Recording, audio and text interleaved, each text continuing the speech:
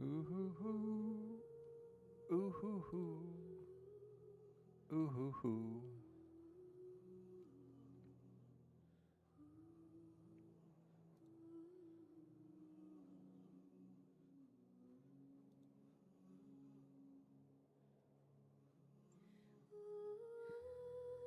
Ooh hoo hoo. Ooh hoo hoo. Ooh hoo hoo. Yeah, no, I can't sing like that whatsoever. But what I can do is throw my voice out onto the internet and hear how it sounds. And it sounds like I have a mic check.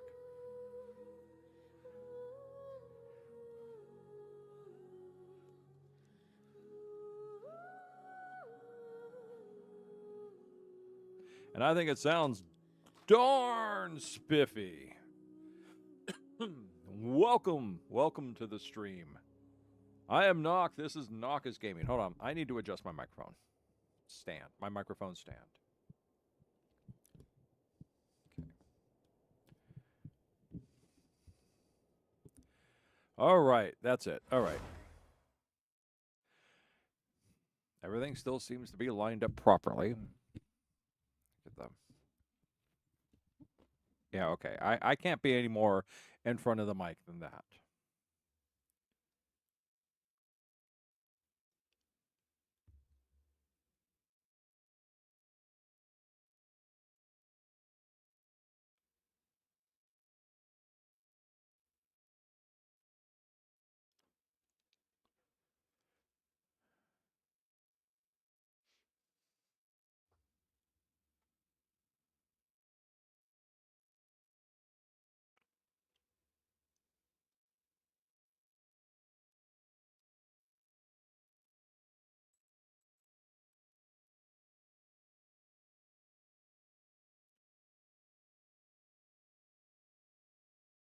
We're just waiting for the darn game to start. So tonight is Trapped in the Room with Rowdy Juvenile Kitties stream. My mom needs the rest of the house to herself without kittens. The kittens have not been able to go outside in a couple days because it's pouring rain. My mom dares not to leave the kittens alone because the last time she turned her back on them, one of them actually managed to scale the fence and get out and vanished for a while. She made her voice hoarse from calling for her. Finally, she came back, kind of freaked out, so obviously she got lost.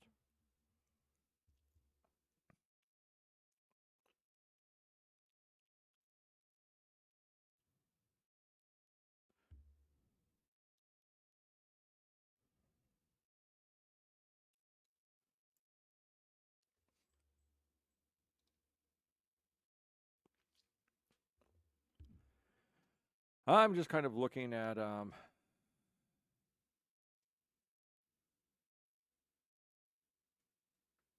just kind of looking at YouTube things until the stream starts up. It's almost there, I think. Almost there. Courtney, hi. How have you been? Haven't seen you in a while. Hope you're doing well. Welcome to the white screen of Genshin Impact. We're currently enjoying the thrilling adventures of emblems slowly manifesting across the midsection of this white plain.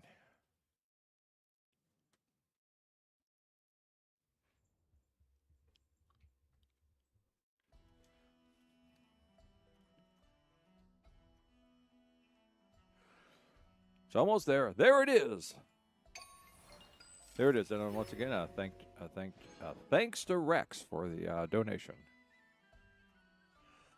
So Courtney, how's Arc Knights going for you?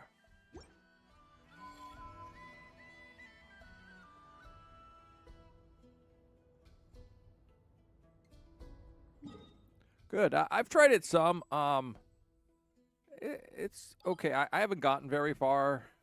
I guess I didn't use some of my free headhunting tickets and they went away or something.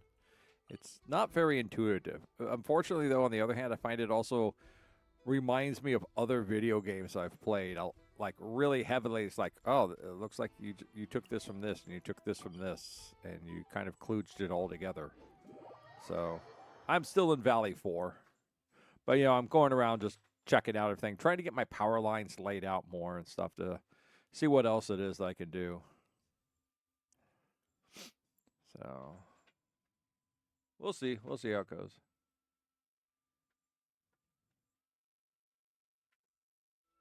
Which, oh, you're trying to play Honkai Star Rail. Oh. That could be fun. I mean, it looks like the one of the main competitors to Genshin Impact, or is Genshin Impact the main competitor to Honkai Star Rail? Who can say? Who can know? Perhaps they're both the same game, and just no one wants to say it. All right. All this standing around. Yeah, you want me to deliver food? You got the labels wrong again. Okay.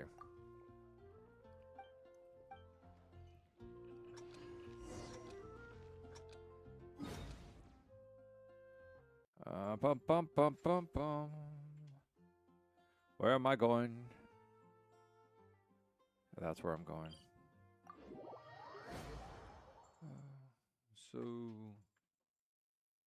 Oh, the kittens. I think they told me who I'm delivering this to in the little thing. I think I need to go. I think I'm skipping both these guys. Oh, no, that's who I'm going for. Oh, I thought it was yours.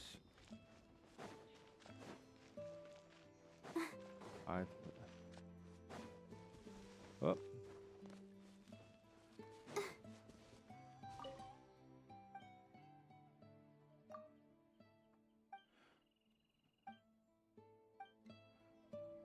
Cool. We skipped one guy saying no. All right. That means we saved some time. What do we have left here? Villagers are building towers. Villagers are building a camp. And villagers are being corrupted by the evils of rock and roll music. Okay. Hey, it sounds like the villagers need some help.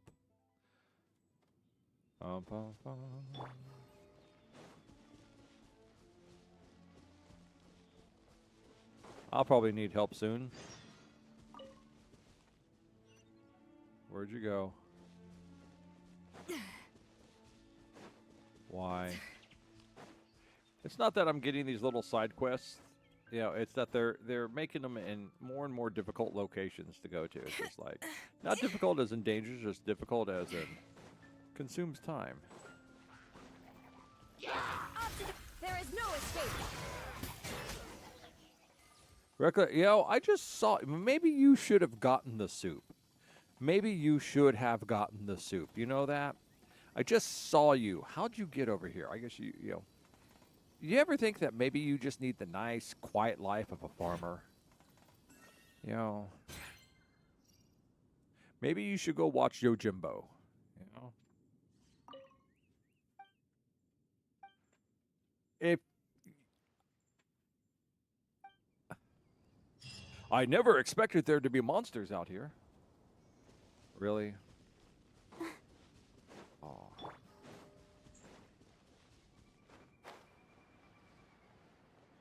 What do you think is out there in the wild? Why do you think you have walled cities? Because there's monsters out there.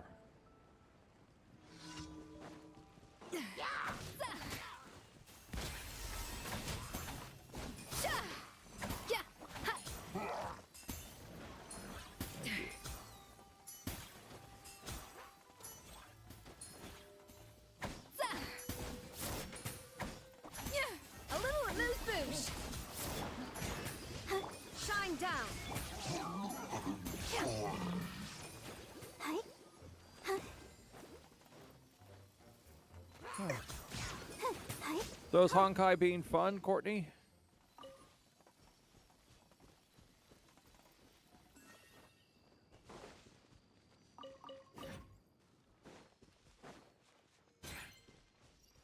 Where are we going from here? All right.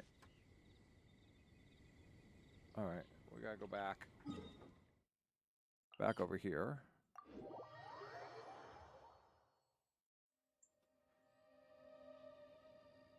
Yeah.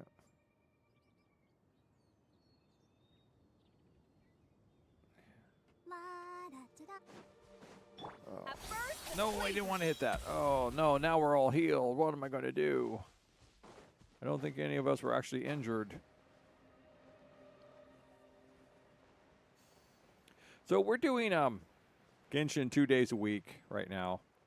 On Tuesdays, I'm exploring Sumeru, working on the Archon quest and things like that. And then on Saturdays... Illusion shattered. On Saturdays, we're doing the new Nod Cry exploration quest.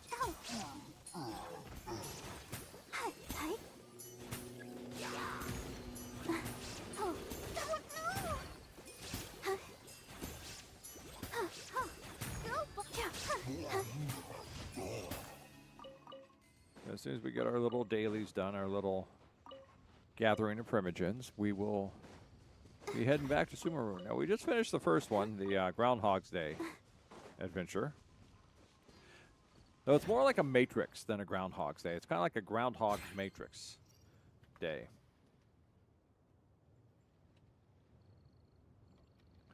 Oh, nice. Congratulations. Congratulations. Let me see that. Get that back. Okay, no, I don't need to hit that. I just need to hit that. Oh, that reminds me. That reminds me. Here, let's get this up. Let's get this up. We got to do our daily things. Are you tired? Nope. Try my new That's spicy it. energy drink. I'm That's sure it. it'll wake you up. There we go. Good. Good. All right. Good. All right.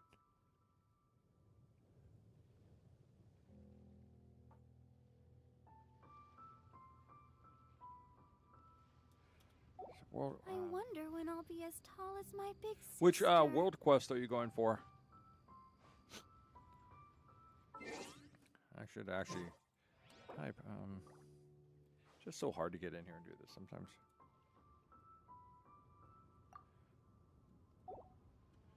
What else is going on up here? Oh, lane line overview. So we're gonna have to do a little bit of that, earn our extra points. I've done that. I have finished up everything there. We're skipping that. We've only got 48 days to finish exploring. We've got a long ways to go. I did that. I did that. This is... No, we're still complete, so... I completed that. Make sure I grabbed all my rewards, yes. I've even encountered this thing and butted heads with it, and it's annoying. It is no annoying. It is. All right. Got one more quest to do. Where did it go? There it is. It's all the way over there.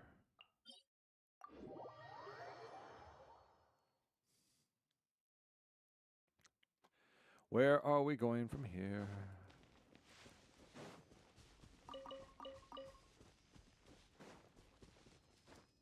I remember when Genshin was just a simple game, and my days were just filled up with going around, exploring, and girls in the dark. Oh, is that a chasm quest?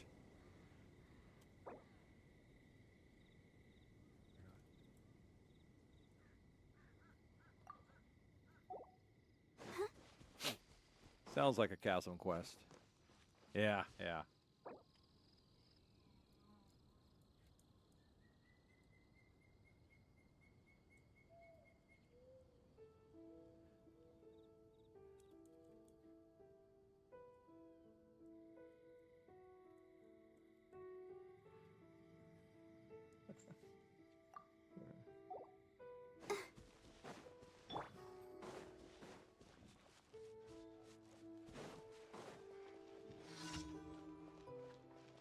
Spreading evil. There is no escape. There we go.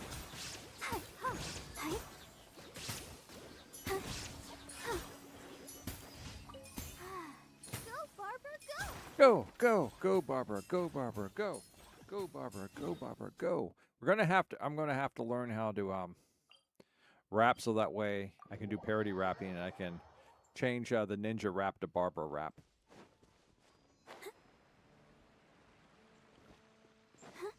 Go, Barbara, go!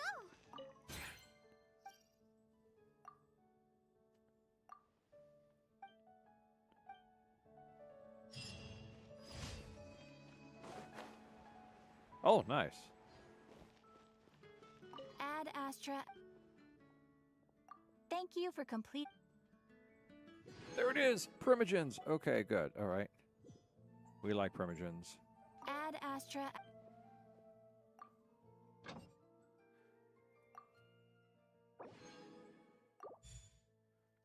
All right, so that takes care of that. Okay, according to the map, we're at 200 primogens. Okay. We're going to go ahead and do our two ley line dailies.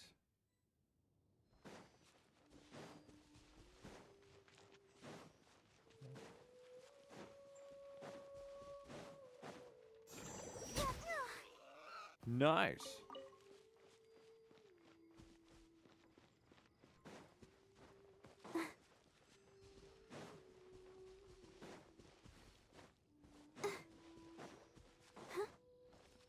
Which one? Oh, it's the one I hate.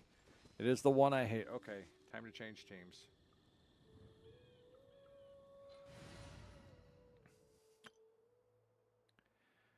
See, now this is my... God, which team is this? I put this team together for something.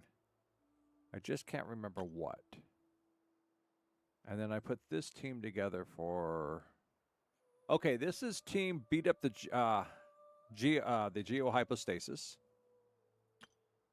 And this is the team which I have not really been doing anything on, which was Team Friendship, but it got changed to this for something else. Raiden, Flynn's, Barbara, and Noel. Excuse me. Excuse me. It definitely wasn't for Team Friendship, that's for sure, because I think I've got everyone but Flynn's up to maximum friendship. And then, of course, Team Mining, because we all know who they are and what they do.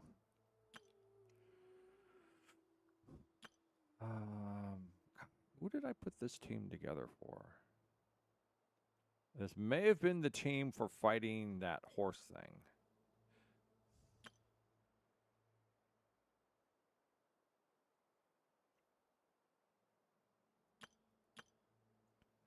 But it is the tradition of Team Scuff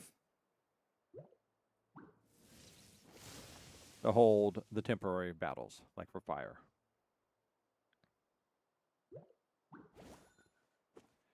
Yanfei. I charge a higher rate to meet outside the office. Benny. Gonna be epic.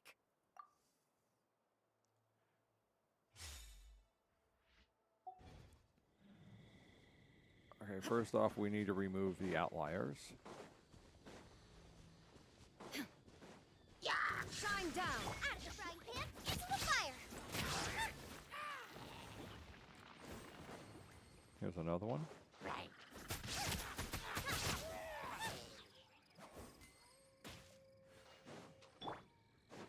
There is no escape. Okay, I'm immediately amused by mass explosions taking out enemy forces. What can I say? I find it funny. Shine down. Oh, now it's got to wait because I hit the wrong key. Bum, bum.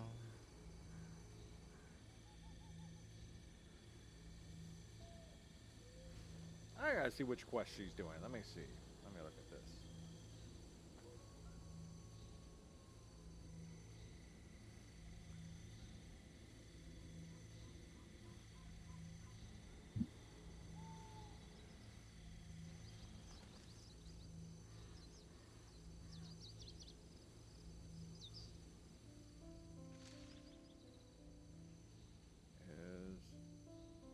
Oh, okay. This one. Oh, okay.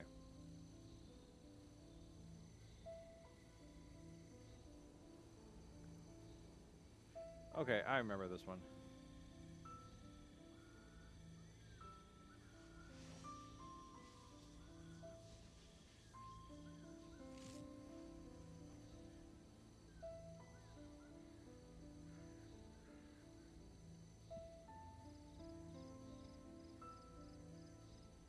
Alright. Yeah, that one wasn't too bad. That quest wasn't too The world bad. remains constant over the centuries. But human life is like the dew at dawn, or a bubble rising through water. Transitory. Illusion nice and spicy. How'd you get Keep wet? within the law. Oh, damn. You got hurt badly.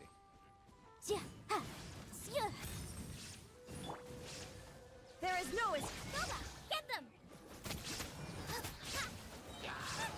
Okay, now. Oh, we already took care of one of them. Okay, good. I'm gonna take care of you now because you're annoying. Alright, there's no one left to freeze. So we're going to. Illusion shattered. Out of the frying pan, into the fire. Hey, yeah! Boom, boom!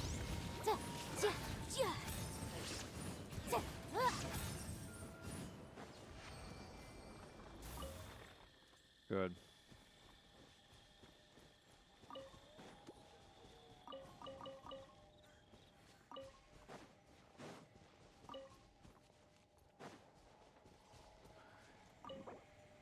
I use the 2-time.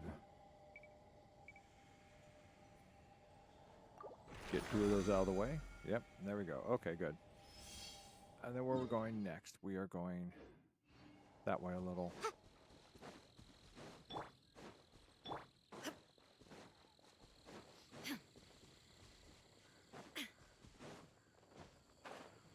You know, let's make things annoying for us, so.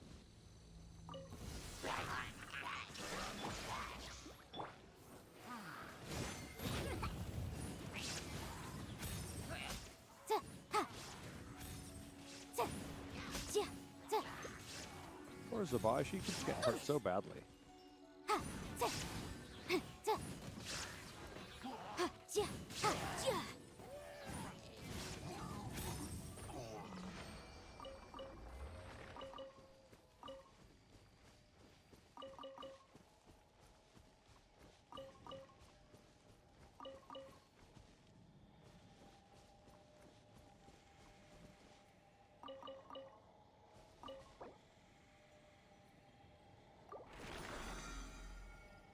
All right.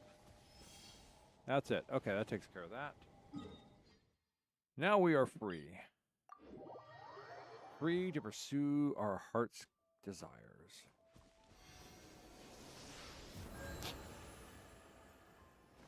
Oh, that's a nice. That's nice. That's a nice little shot. Too bad the moon's moving by too quick for me to get a picture of it.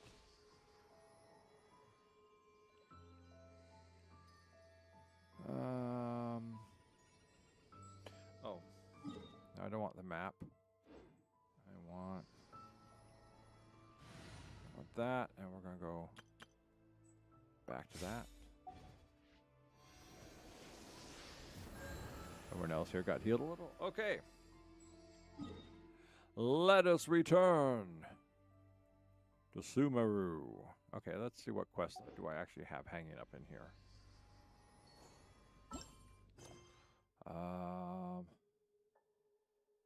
Okay, like a triumphant hero.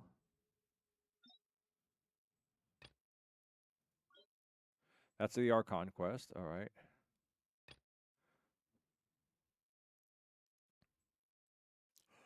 Yes. And then we're into Fontaine. Okay. Like a triumphant hero, but not.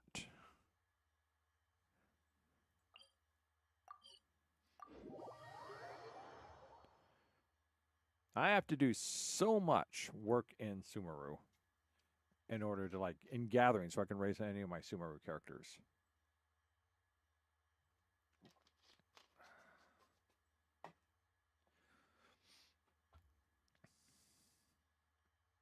Boom, boom, boom, boom, boom, boom, boom.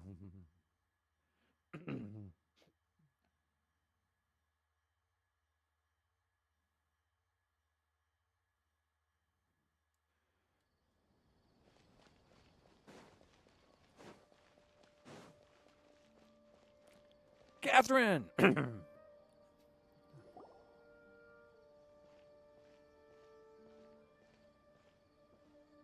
Astra Avisask. We meet again, you two. Yes, notice how they're always showing her the backside now. Never before. Here's her key. Here's her wind-up key. Hi, Catherine. Do you have any commissions for us today? Commissions, huh? Let me think. Somehow that does not sound like the normal Catherine. Oh, how about this? Please attend the Academia's Academic Symposium this afternoon and recite a love poem on stage. I have a love poem. Actually, it's a love song. Wait, say what now? And if possible, please also use your camera to capture the reaction of the audience upon finishing the poem. Huh? What kind of commission is that? I see. It appears that you're not interested in this commission.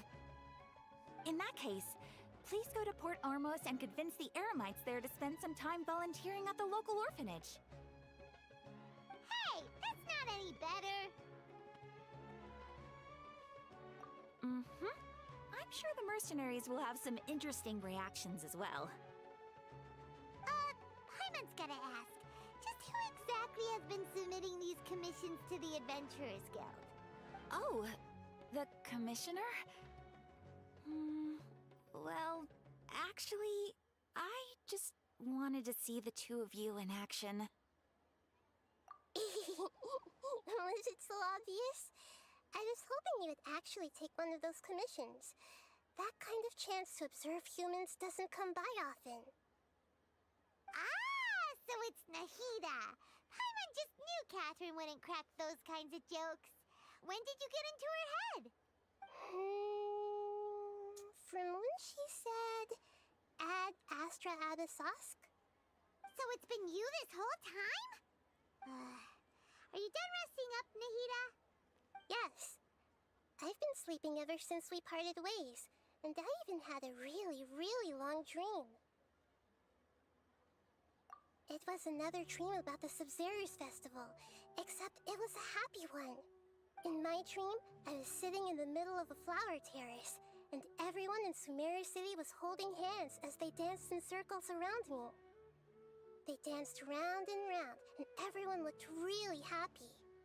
Oh, that'd be a nice birthday party, especially if you're a young godling who's been locked away a lot and kind of ignored. I also got to sit on a gigantic flower carriage. Ferris, the Knight of Flowers, raised me really, really high above the ground, and I was throwing an endless amount of Yalda candies at the children. You know, Nahida, maybe your dream is how the Sumeru's festival really should be. It's meant to be a joyous time where everyone gets together to celebrate your birthday. Huh? Wasn't I describing a really happy dream? Why are you both looking at me like that? Wait, could this be an example of the emotion known as pity? No, we aren't pitying you. That would only make everything worse. We just don't want you to feel too sad. By the way, have you had a chance to visit Dunyarzad? How's she doing? The Homianis haven't allowed any visitors after the festival, so we haven't been able to check on her. Yes, I paid her a visit right after I woke up. She was resting at the time. Her condition is stabilized. However, since Elazar is a manifestation of the withering on the human body, we can only cure it by finding a way to take care of Irminsul's own withering. But for the moment, our top focus should still be figuring out what the sages are up to and what they're planning. Right. Who knows what'll happen if they manage to pull off another scheme like the Samsara of the Sumeru's festival. So our first priority should be investigating and putting a stop to the sages' activities. As for how we should pull that off, let's discuss it somewhere else. There are too many adventurers around here. Oh, good point. Sorry, adventurers. We're we're gonna be borrowing Catherine for a little while.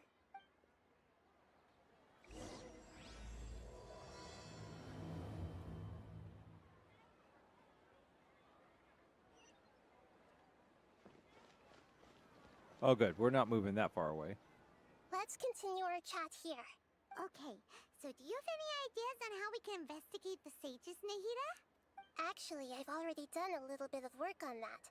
But for now, I want to hear your thoughts.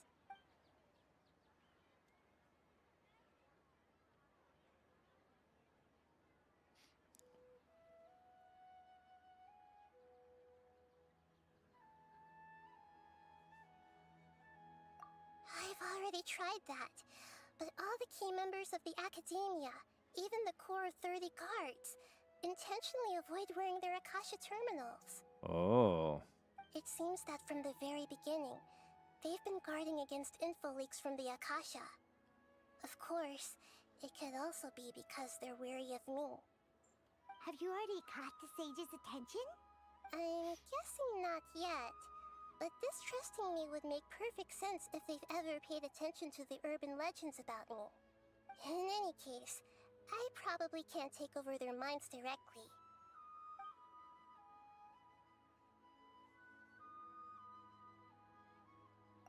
We're in the dark as of now.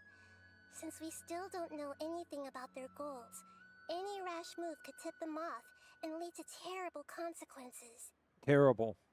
After all, every person in Sumeru City is one of their hostages.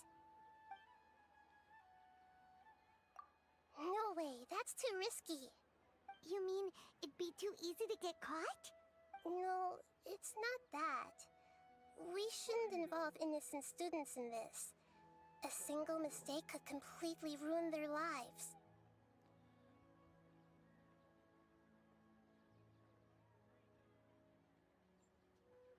Okay, just rambunctious kitties.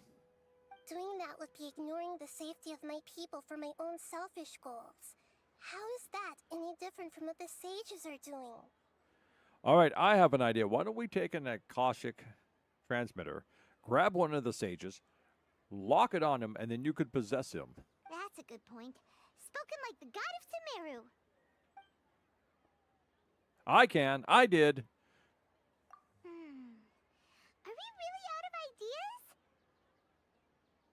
What are you chewing on over there? Excuse me for a moment. Precious, what are you chewing on over there? Yes, you. What are you chewing on over there? Please, it's a computer. It can't be very good.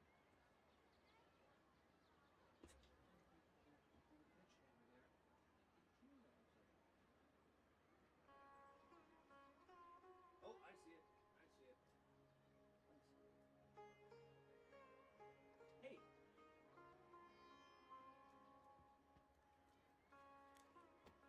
It was a piece of tape, old tape, on the back of the computer.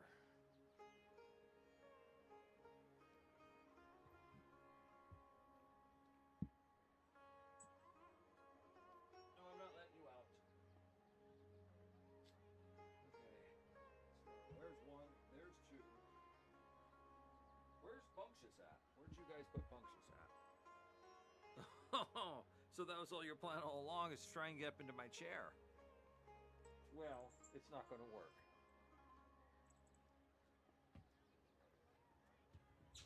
Though you may have a little bit of lap time. Here we go. All right, we're going to give you just a little bit of lap time. Try not to fall off. You can't pin my hand down, though. I need to be able to operate the mouse and keyboard.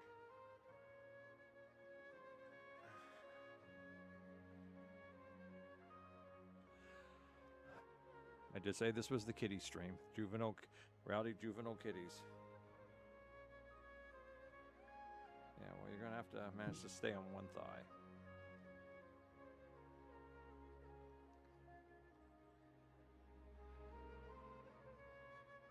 I need my other hand back, though. All right, well, let's see if I can...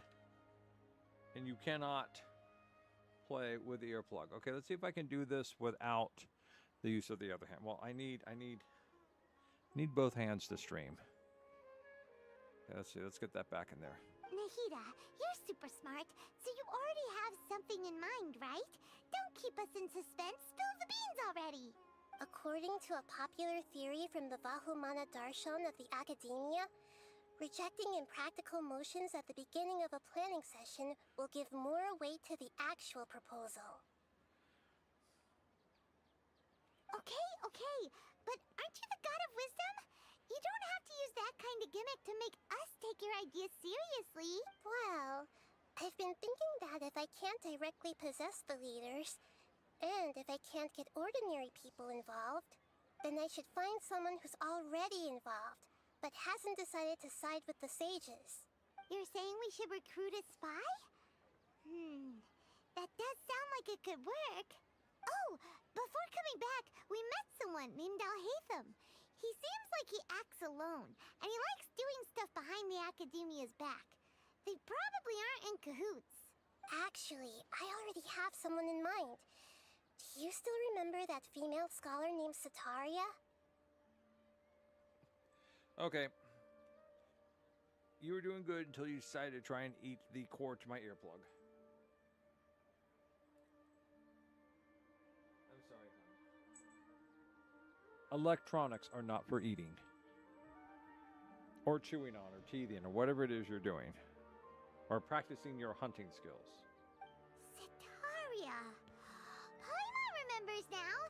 Isn't she the one who's always trailing behind the Grand Sage of the Academia? Hello, Rex. Welcome to the stream. As you can see, we've decided to play Genshin Impact for a change. We ran into her basically every time the Sumeru festival repeated itself. You could even say we're old enemies by now. Paimon still remembers the smug and mean way she always spoke to Nilou. I've always liked observing all kinds of people, and Sataria has always stood out from the crowd. She was born in the desert and was hailed as their greatest genius. Her academic gifts allowed her special admission into the Academia, and also gave her the opportunity to serve as the sage's assistant. Oh, Paimon didn't know she was from the desert. She must be pretty special then. Paimon feels like most of the desert dwellers around the city are working as mercenaries. The name Sataria means star. When she lived in the desert, she shone like the brightest star in the night sky. You mean she was radioactive? Later on, she was chosen by the sun. The star was given a place in the daytime sky to complement the sun's dazzling light. Soon after, the star witnessed the sun scorching the earth, which brought forth many disasters. The star began to waver. Instead of staying beside such a sun, wouldn't it be better to return and light up part of the night sky? But in the end, she couldn't give up the radiance of daytime. To cope with her shame, the star buried her guilt and closed her eyes. From the sound of it, Sataria's just hung up on the research opportunities here. But she doesn't really support the Academia. She still feels guilty about not doing more for the desert, right? She's just running away from her problems.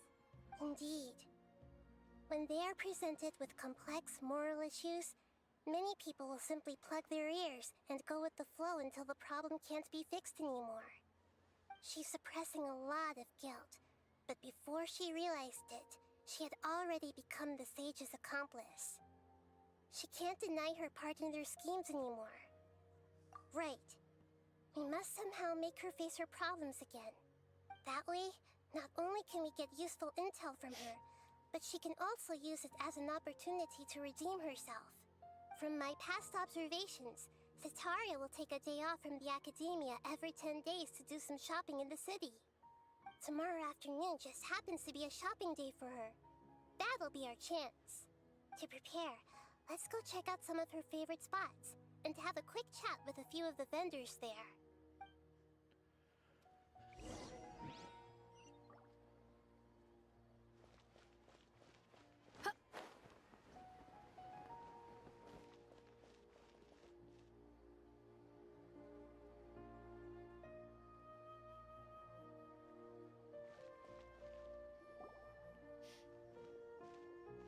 This should be Sataria's favorite fortune-telling spot.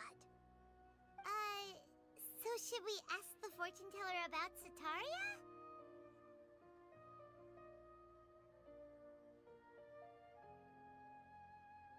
Defeated the serpent monarch.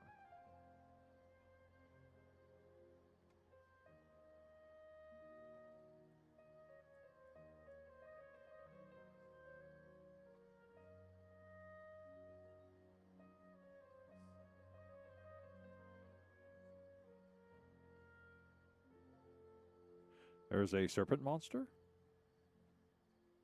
No, I already have enough information on Sataria. The most important thing now is for you to pay attention to the vendor's talking style and key characteristics. Are we going to be impersonating some people? Talking style and key characteristics? My poor lost lambs, have you become troubled over your fates? The divine voice of wisdom often echoes between mine ears. Mine ears. If thou be blessed today by the gods, I may be able to show you the way.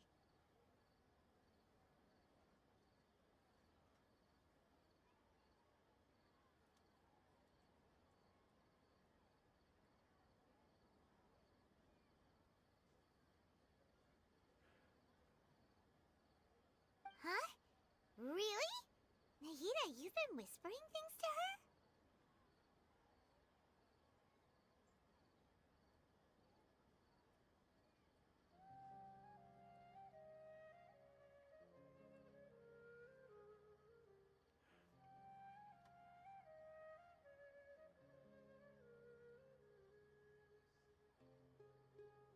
Shh. My friend here has some doubts regarding his future. Can we get a fortune reading for him? Of course, of course. In that case...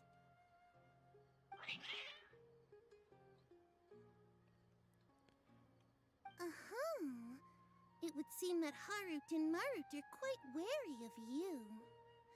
Perhaps, at some time in the past, you have somehow offended the gods. Offended the gods? Myself? Never, never. I don't offend gods. Instead, I summon them up out of my deck. Oh, wait, sorry, that was a past life. No, the gods love me. They bid me, come, come, traveler. Help us with our problems. Only mocking the god of Animo, questioning the lord of Geo's financial savviness, and brawling with the god of Electro. Do those count? Oh, nothing. Go on, pick an aspect for her to divine. Love prospects? No problem at all. You don't have any. The gods have spoken. The truth shall be revealed. One who is fated to cross your path will appear on... Huh? So many people will fall for you. How could that be? Well, that could be because I am the anime protagonist, hero of this story. And people, and I just have that sort of natural charisma, of course. Harut, Marut, did you two spoil my divination? I've never read a fortune so absurd.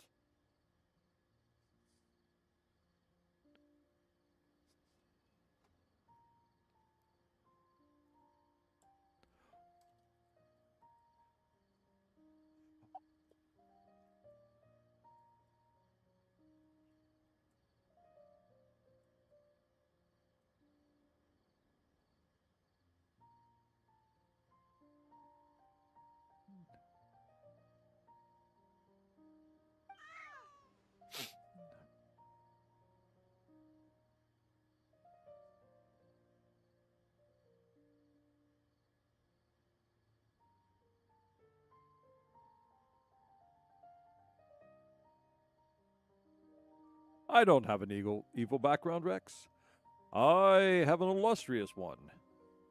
When one is a pharaoh, one does not have evil. One is as radiant as the sun itself. Actually, Paimon thinks this is probably the most accurate fortune-telling you've ever done. I admit that the orientation of today's celestial matrix is, suboptimal. As such, there will be no charge. Is that so? Well, that can't be helped. If you were to bring some food offerings for Heart and Mart on your next visit, perhaps they could help you reverse the wheels of fate. Why would I want to reverse that? Every anime protagonist wants a harem.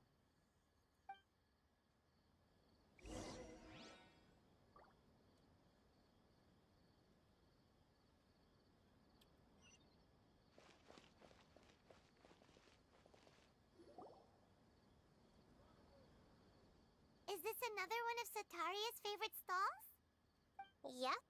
It belongs to a king. His father helped Sataria a lot when she first moved to Sumeru City, so she still comes by whenever she has time. When I start talking with him, listen carefully to the details of our conversation. Ah, dear customers. Would you like to look at some pottery? I'm looking at some pottery already, thank you. We caught wind of your great craftsmanship, so we specifically came to take a look. Oh, I recognize you. Aren't you Miss Catherine from the Adventurers Guild? Sounds like I'm in for some big business. Speaking of, where did you learn this trade? I suppose you could say it all started with my dad. He's a mason by trade, but I picked up an interest in clay while apprenticing for him. After that, I began making pottery by myself in secret, and I simply changed trades when my works turned out well. Although it's a pity that I'm no longer making much use of the knowledge provided to me by the Akasha. That's nice. You're making a living doing something you love. So is your father still working as a mason? Oh no, not anymore. A few years back, he fell from a roof and broke his leg. Since he had already saved enough mora over all these years, he's just enjoying the retired life in Port Ormos nowadays. I see. We wish him peace and happiness in his retirement. I'll have someone in charge of logistics at the guild come by another day for some goods. We'll leave you to it. Take care now. No problem. Rest easy, all our goods are sure to meet your every need.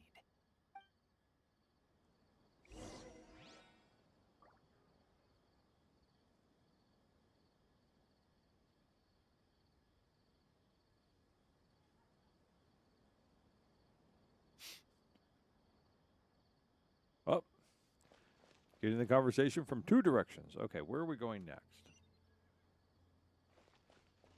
Follow, follow, follow, follow the yellow sparkly road. Oh, that was bad. That was very, very This should be ear-screeching our bad. final stop. Sataria's always thinking of this restaurant when she's working at the academia, so she always comes by whenever she's out in the city. Nahida, you've really thought of everything. It's my duty to protect Sumeru's citizens, after all. Hi there. I feel like I've seen you down by the docks before. Huh? Sorry, I don't quite remember. If I recall, you were having a discussion with someone about shipbuilding at the time. Ah, that's right! I've always been really interested in feats of marine engineering. After all, I grew up in Liyue Harbor and spent my entire childhood staring at the ships going in and out of the port. I came to Sumeru to study, but failed to make it into the academia due to my lack of talent. But I'm still discussing all kinds of problems with different scholars, and I'm continuing to study and perform research from the restaurant's basement. I'm sure I'll get into the academia after their next round of exams. What an admirable spirit for learning. Amazing. Sure, but you'll find hardworking people wherever you go. So this restaurant has a basement as well? Huh. First I've heard of it. That's right. It's not usually open to patrons. Most of the time, employees use it for breaks or to hold private events. I see. Yes, that makes sense. Well, good luck with your studies, Miss Chishan.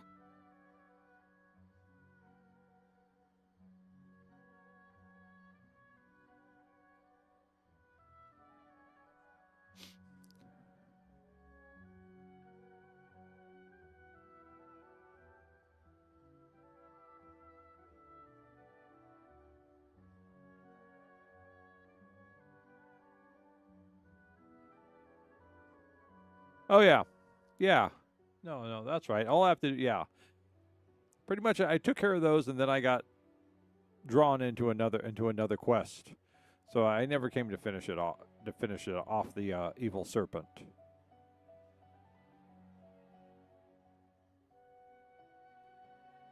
Yes, it looks quite evil. All right. Yeah, I have to practice that thing right there. So like a lot of eyeballs or oh okay, so okay. All right. Yeah, so just run around and use a lot of that. Okay.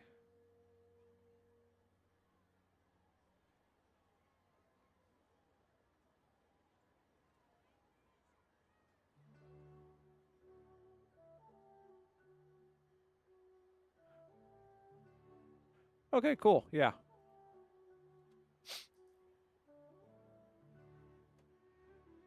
We're looking at the Serpent of Evil quest, Rex.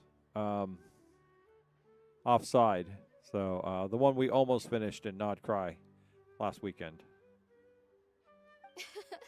Thank you so much. As long as I can make it into the academia as an official student, I'll be happy.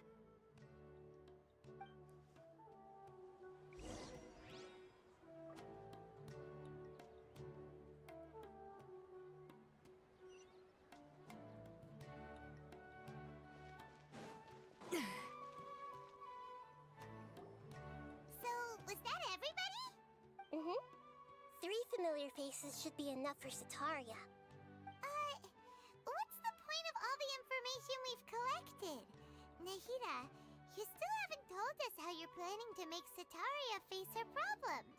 Sataria is already used to avoiding her problems, so we must find a way to break through her usual sensibilities. I remember you mentioned that the Eremites in Port Ormuz are all making a fuss about the upcoming resurrection of King Deshret.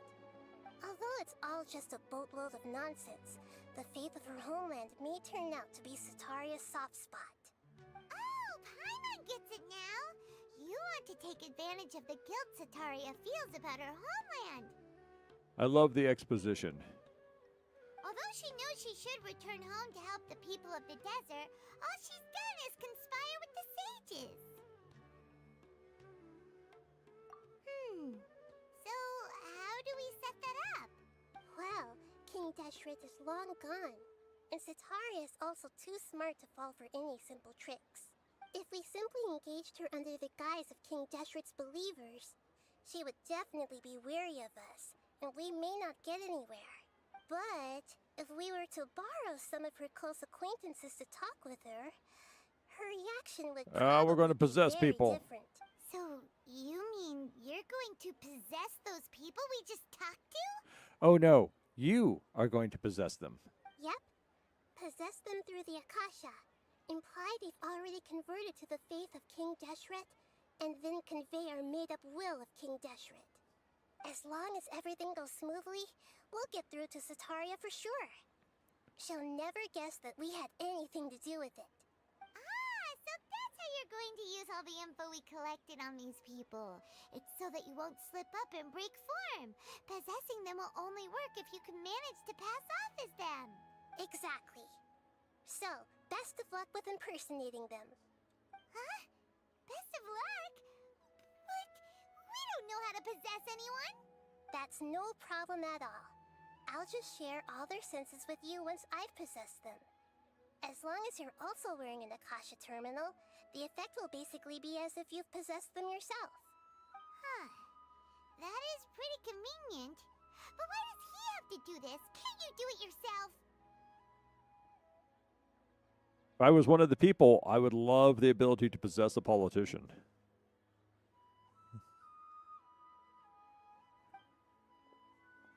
Although I've been observing humans for a while. I've never been good at imitating them. You're not wrong. It's always been painfully obvious whenever you try to pass as Catherine. I shall try my best. If it was at all possible, I would have preferred to leave these people alone. But seeing how things are now, I probably should just accept it and push on. Yeah, don't beat yourself up over it.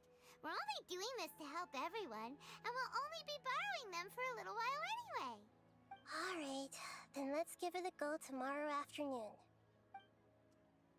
This sounds like I'm going to, like a triumphant hero. Yes, we're going to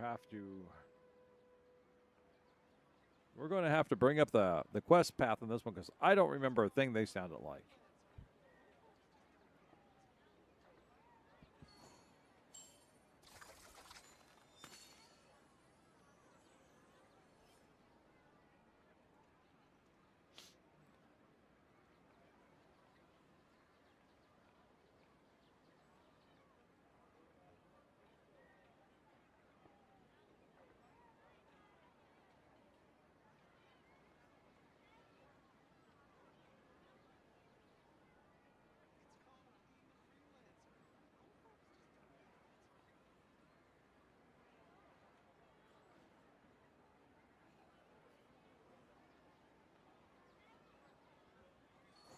Okay, those are actually pretty easy questions and answers. I may actually just not need to do anything. All right. I'm all congested too, and that's annoying. I don't know why I have a stopped up nose. Well, I do. It's been raining pretty hard, so that means all the pollen's up.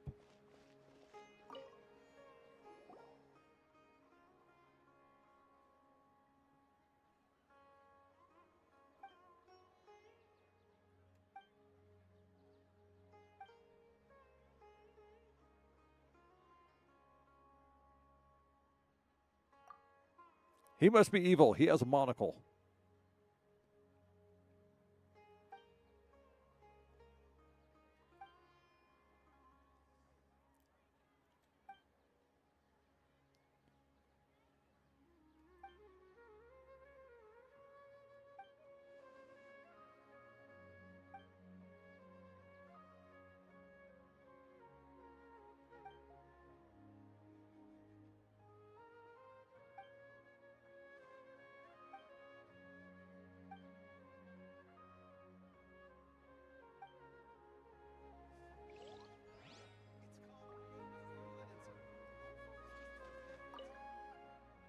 The light of alternating day cycles. One can see the homeward figure of the lighthouse on the bridge.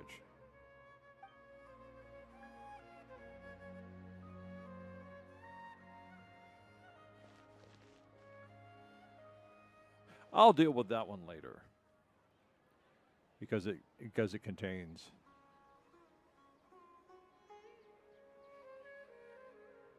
He's a barnacle? Who's a barnacle? Even the most unassuming ingredients can produce.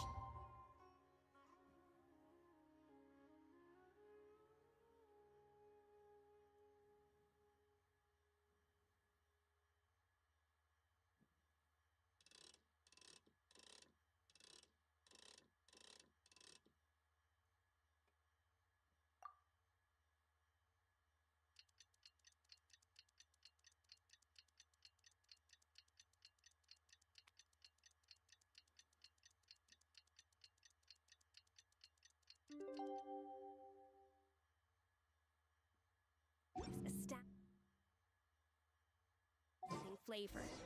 But unlocking that potential takes a keen sense of smell, a refined palate, and an open mind. Dun dun dun.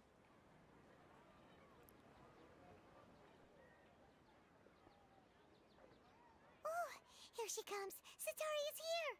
Let's quietly follow her. Once she starts talking to her acquaintances, we'll find a safe spot to begin possessing them. As for how we'll sway her to our side, I'll leave that to you. I trust you'll know what to say. Paimon's starting to feel kinda nervous. Looks like they've already started talking. Let's find a hiding spot and get started. How about right where we're at?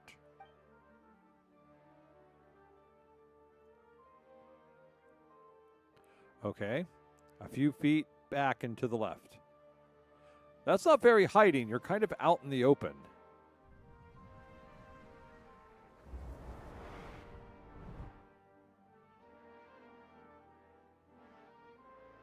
That's right. You really can't force anything when it comes to love. And besides, everyone around me has a very different background and outlook. Are you still listening to me, Nabia? Oh, of course I'm listening. You were talking about troubles with your love life, right? I heard everything you said. Okay then.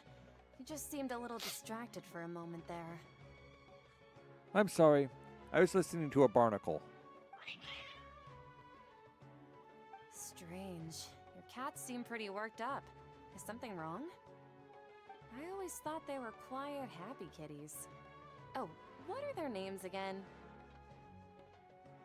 Ah, that's right. They are just little darlings, aren't they? Harut and Marut.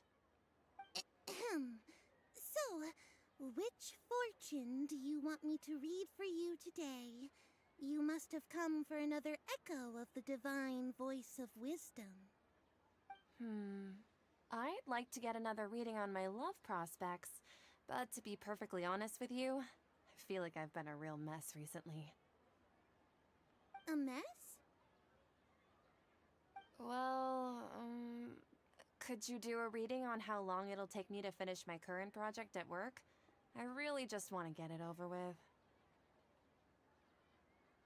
I hear you. No problem at all. The gods will reveal the truth.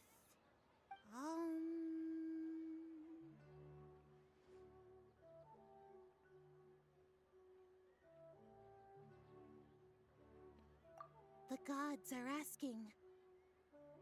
Sitaria, why haven't you gone home? Why haven't I gone home? Do the gods really know everything I've been thinking about? Well, the Akasha does, and the gods read the Akasha, so... Sitaria, why don't you just go home? It's a demand now instead of a question. The gods seem to be truly upset. I'm sorry. I know I failed the gods. Please pass on my most sincere apologies and ask for their divine forgiveness. And if I may ask, Nabia, is there a specific god who's speaking to you right now?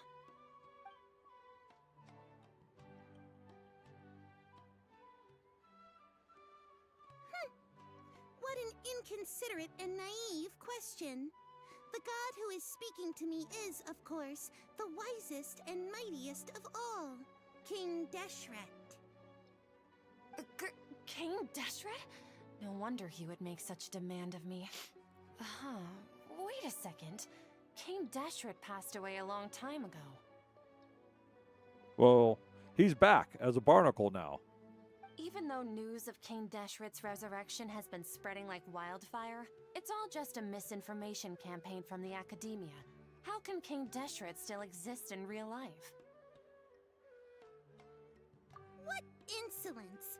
I am King Deshret's most loyal believer. Do you wish to refute his voice of wisdom? Oh, no. As a child of the desert, I am only reveling in his power upon learning that his divine glory has touched even this city. I think she's being sarcastic. I will think very carefully about his demand of me. I'm sorry. I must go now. Wait!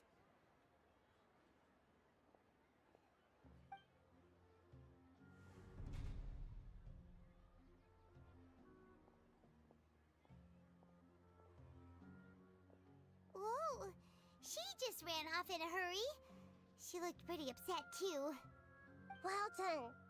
Sitaria didn't seem to suspect anything amiss. Oh, yes, she did. To have something she's been trying desperately to avoid show up out of nowhere and berate her, that must have shaken her to the core. I doubt it. Aw, Nahida, it seems like you understand human emotions really well after all. All I know are some abstract Harava-taught theories. And in any case, my time with you has shown a lot of them to be utterly useless. I'm still trying to make sense of everything. Anyway, enough of that. Let's hurry and catch up to Sataria. She's out of Keem's now, right on cue. Let's get ready to possess him right away. Yes, let's get ready to possess him. What's in the pot, though? Oh, the gods are kind upon me.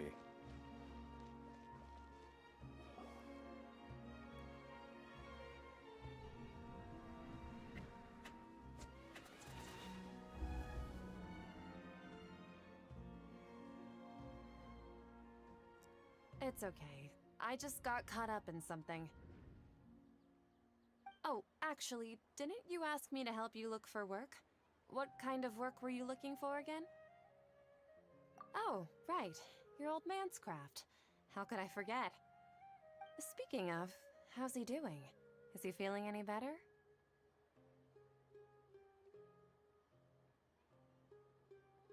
Oh, that's good to hear. I have been thinking a lot about him. If I could get some more time off, I'd love to pay him a visit.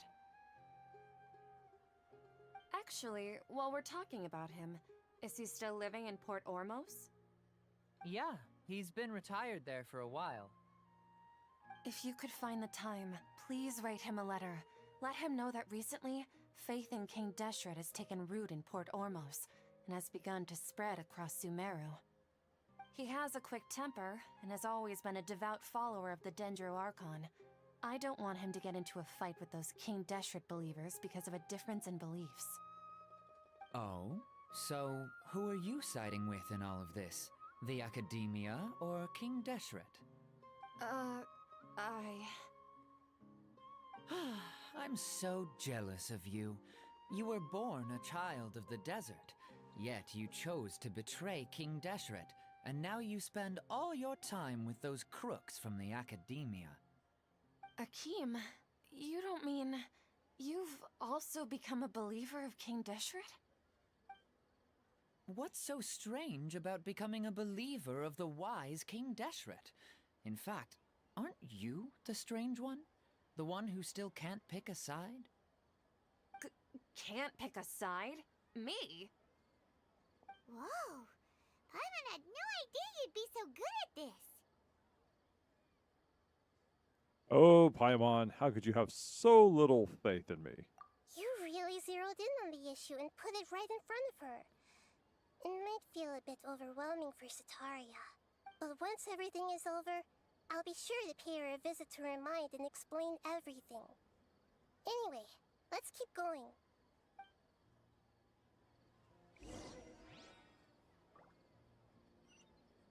Come on! Sataria's already started talking with Shishan!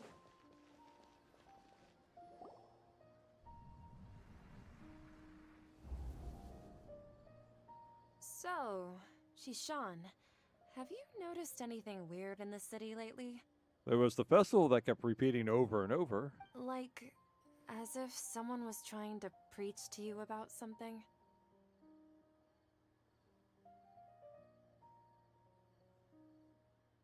Oh, right. Speaking of strange things, I celebrated the Sub-Zerus festival so many times that I lost count. That was really weird. Wait, how could you be aware of that? That should be impossible. Nothing in the report indicated anything like that. Are you still failing to realize that the Academia's lowly tricks could never deceive all of Sumeru's citizens? Shishan, don't tell me that you've converted to King Deshret as well! What an absurd question. You make it sound like I should be ashamed for becoming a believer of King Deshret. In reality, shouldn't you be the one who is ashamed? You, who worked side by side with the Academia and treated people as nothing more than experimental subjects? Please, please stop!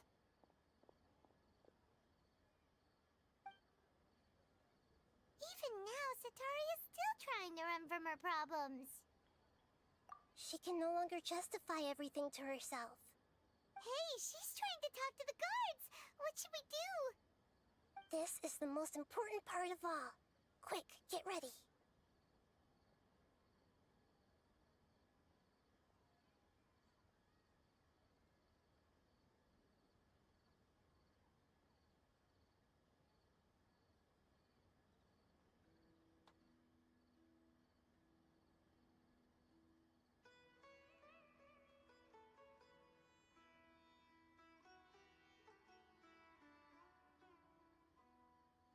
Oh, okay. Mercenary, you're a member of the Corps of 30, correct? Please help me pass a message to the Matcha right away. The situation in the city is getting out of control. Please, try to remain calm, miss. Tell me what's happening in the city. Heretics are infiltrating the city, and they've already converted many residents to their side. Heretics? What kind of heresy are you talking about? King Deshret! Many people I know have suddenly started believing in him, but he's long dead. It's impossible. Miss Sataria, nothing is impossible. You know my name? King Deshret is immortal, and all who defy him will one day pay the price.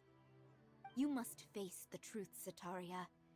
You tread a treacherous path, and the longer you ignore it, the tighter the Academia's grasp on you will become, and the deeper you will be ensnared. Child of King Deshret, never forget that the desert that belongs to you lies elsewhere. What's so strange about becoming a believer of the wise King Deshret? In fact, aren't you the strange one? The one who still can't pick a side? What an absurd question. You make it sound like I should be ashamed for becoming a believer of King Deshret. Sataria, why haven't you gone home? This is where her head explodes, right?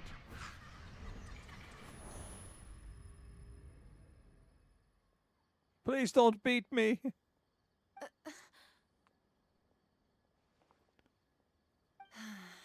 seems that no matter where I run, I only keep finding more believers of King Deshret. I have to say, this is a familiar feeling. I've also been running from my guilt this whole time. Guilt over my part in the sage's plans, and from ignoring the letters from the children of my homeland. Oh! Oh!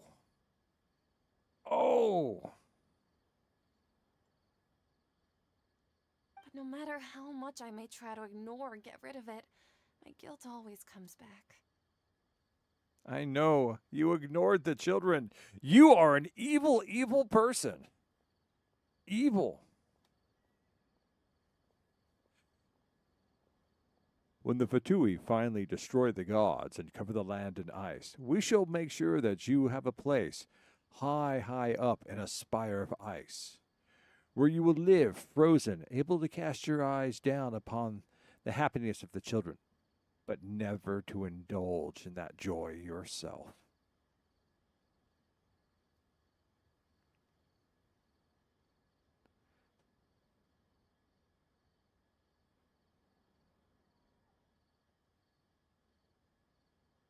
You won't necessarily lose your research opportunities by facing the truth. Besides, did you really want to conduct your research while carrying such heavy feelings of guilt? How do you know me so well? Are you truly just a believer of King Deshret? Or are you the god himself? That's not important. The important thing is to pass judgment on the Academia and its sages, and to correct their mistakes. If you could provide some assistance in this matter, perhaps it could serve as a form of atonement. Yes, I am. I am quite familiar. Well, not exactly, but mostly. Had to read a lot of it in college.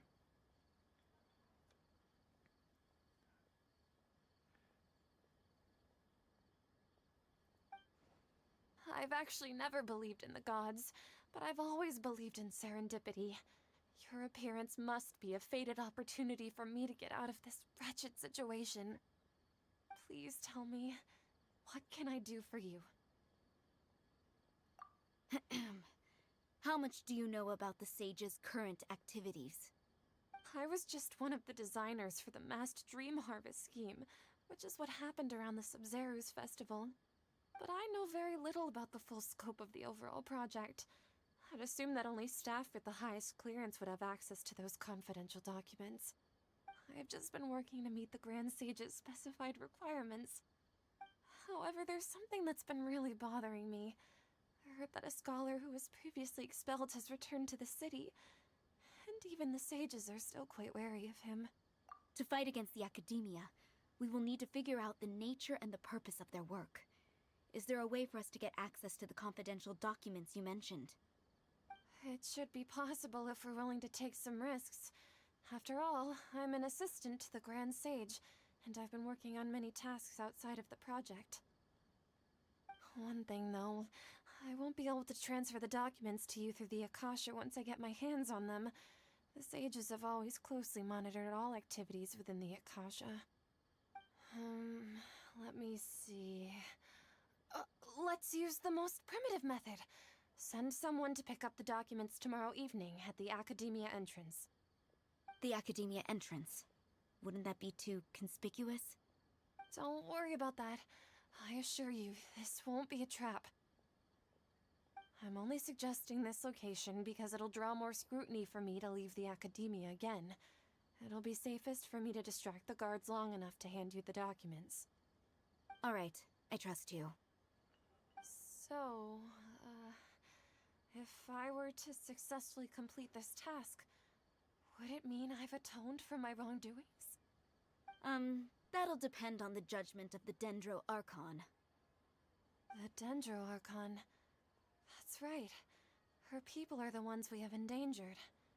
As the God of Wisdom, she's also the one responsible for judging and guiding the scholars. Maybe it's time for me to find a god to believe in. Well, I happen to be right over here. I am the god of sexy abs.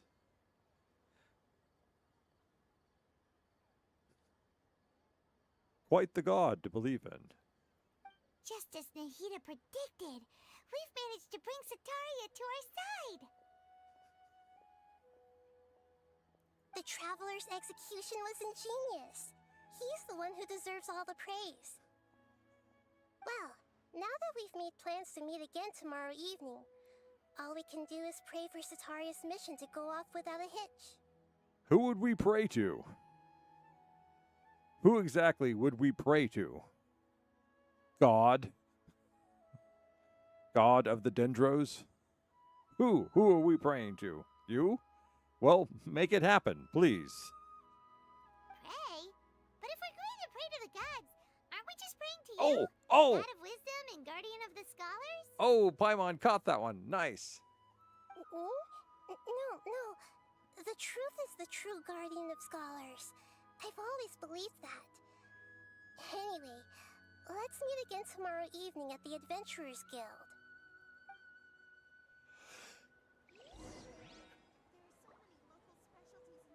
Oh.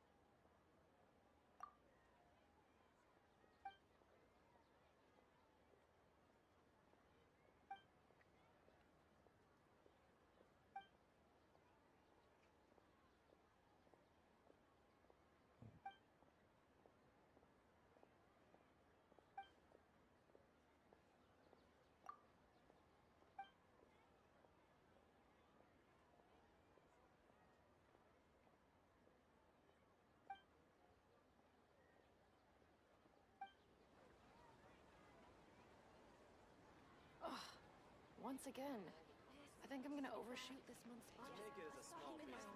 Say something like that about Watch out for pickpockets.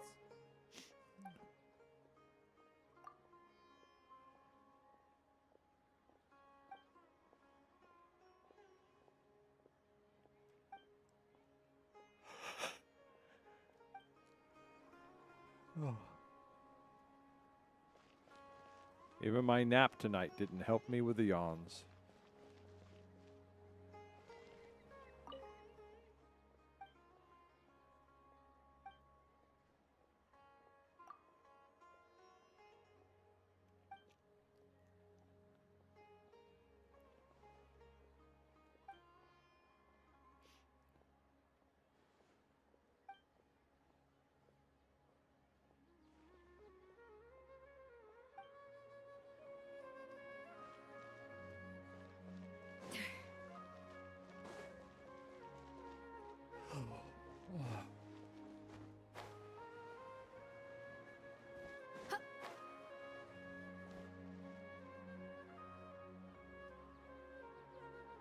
Well, that worked out pretty well. That's a nice posing stance right there. Where's my camera?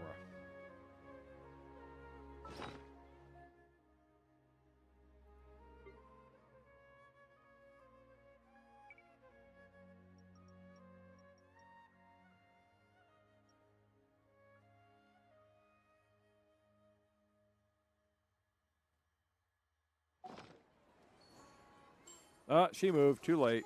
We lost it.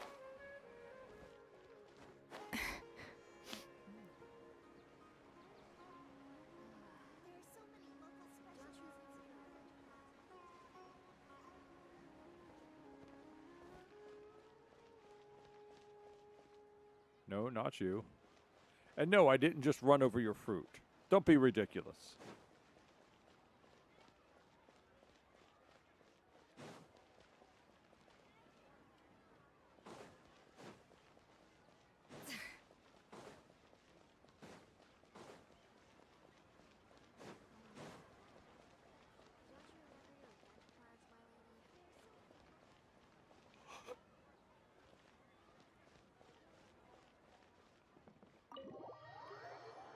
Can't remember if I already bought all this stuff. I think I did.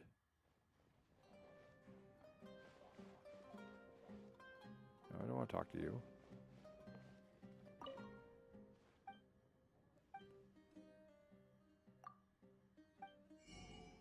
Oh, there it is. Oh, look at all this new stuff. Look at all this.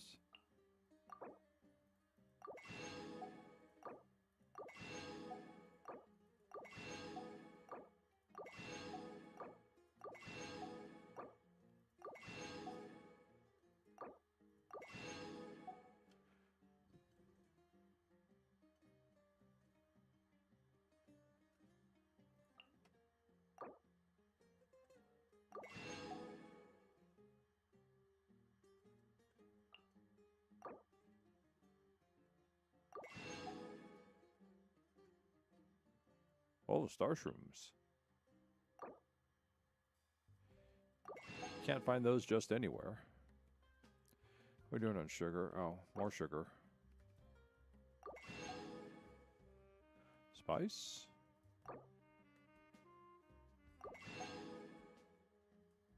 Bacon. Sausage. Flour. And the food. Okay. What does this do? Percent maximum hit points. Looks so pretty, but does so little.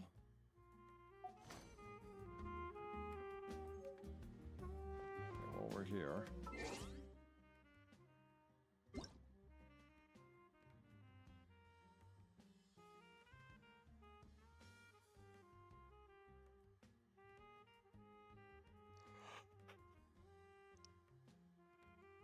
Oh.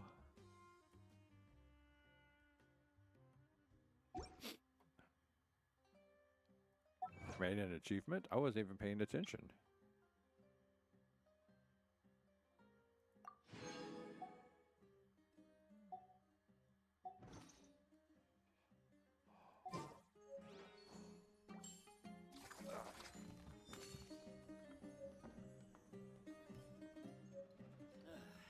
You just can't beat the Excuse me a moment.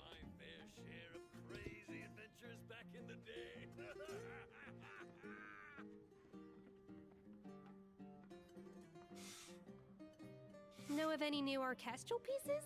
I like to swap out the background music in the kitchen once in a while. It's a great way to find new inspiration.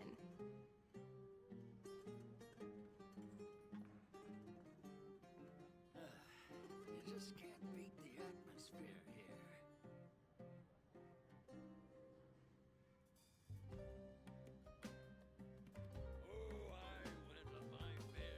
An important part of cooking is making sure the ingredients absorb the flavors in the dish. To that end, a chef must be able to wield a knife with the same level of precision as a surgeon. Practice makes perfect.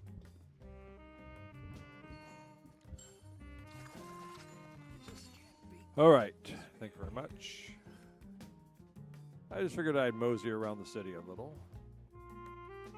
I've got a little time to kill. How did I get in here? Oh, there it is.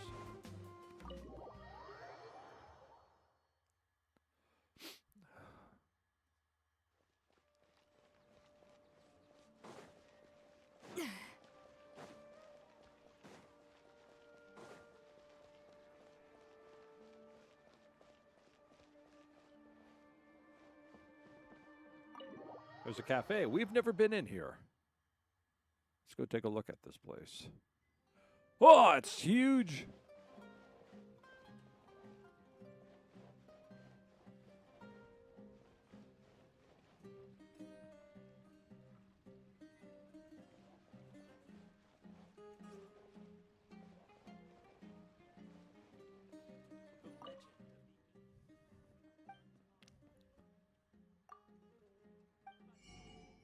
Oh, recipes. Rose custard. Oh, tasty. Baklavas. Oh, nice. Candied. Okay. Pudding. Tulumba. I don't know what tulumba is. All right, so the baklava crit rate 15%. That's totally wrong. Baklavas, baklavas, they have a much higher crit rate enhancement. I know from eating them.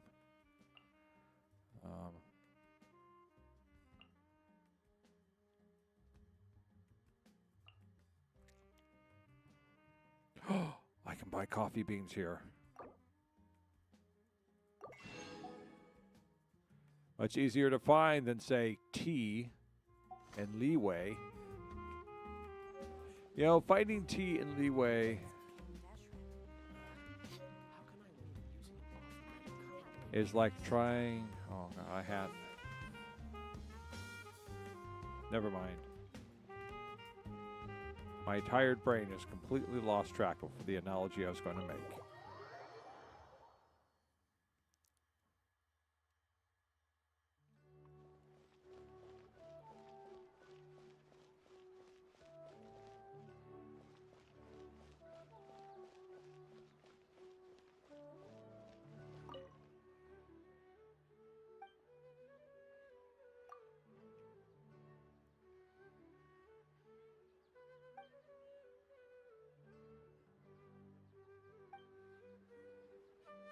I mean, we can go in?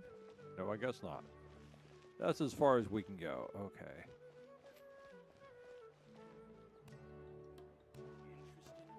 Hey, who's this guy? Society?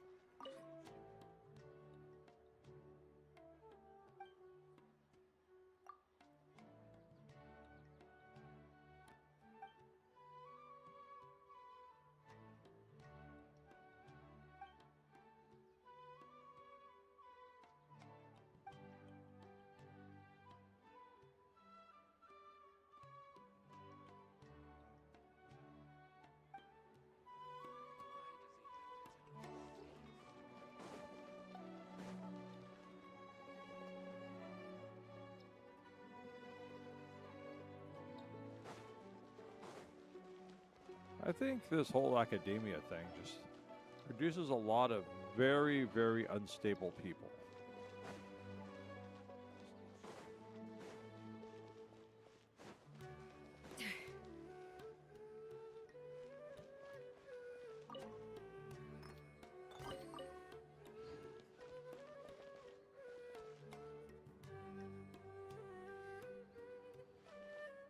What is that anyhow?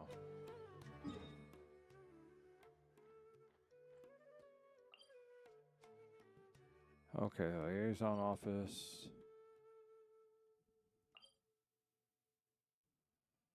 A library. Sanctuary. Oh, there's a sanctuary. Okay.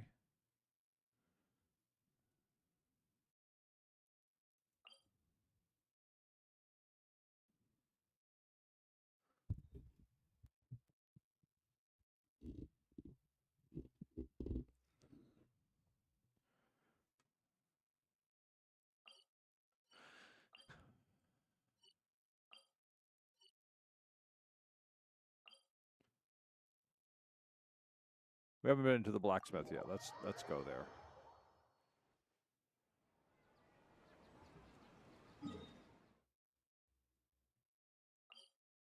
I don't want to teleport. I want to.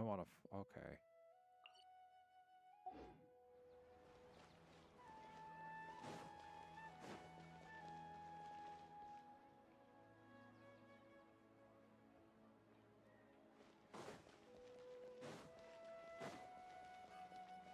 Ah, there he is. All right.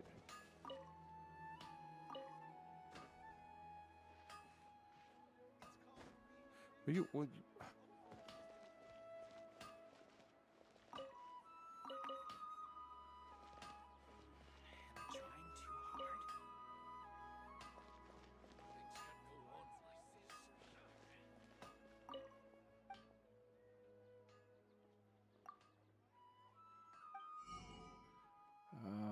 Okay, I don't need any of that.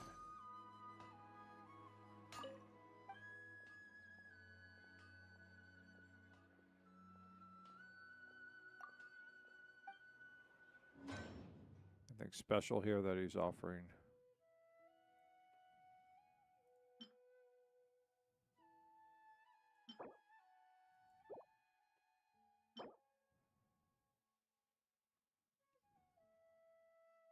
Okay.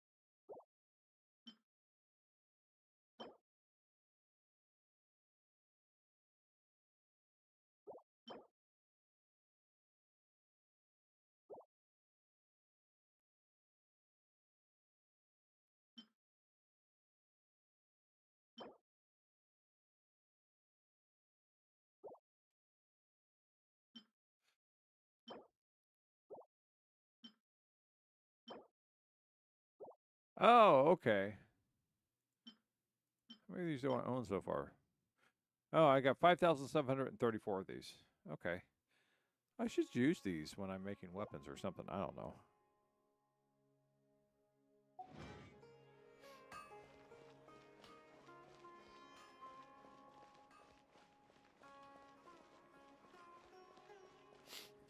It's called being a freelancer.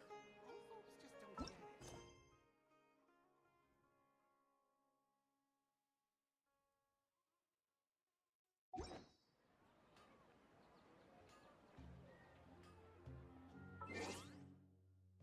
Even the most Tomorrow night. So I can't wait until tonight.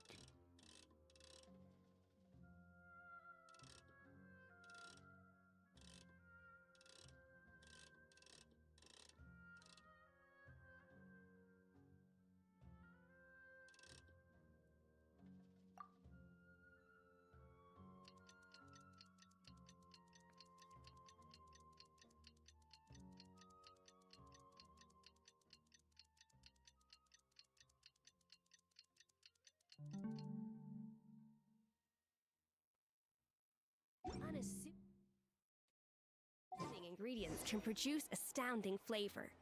But unlocking that potential takes a keen sense of smell. a refined palate, and an open mind. Catherine, we're here! Oh, you are the other Catherine, right? That's right. I suppose I'm the other Catherine in your mind.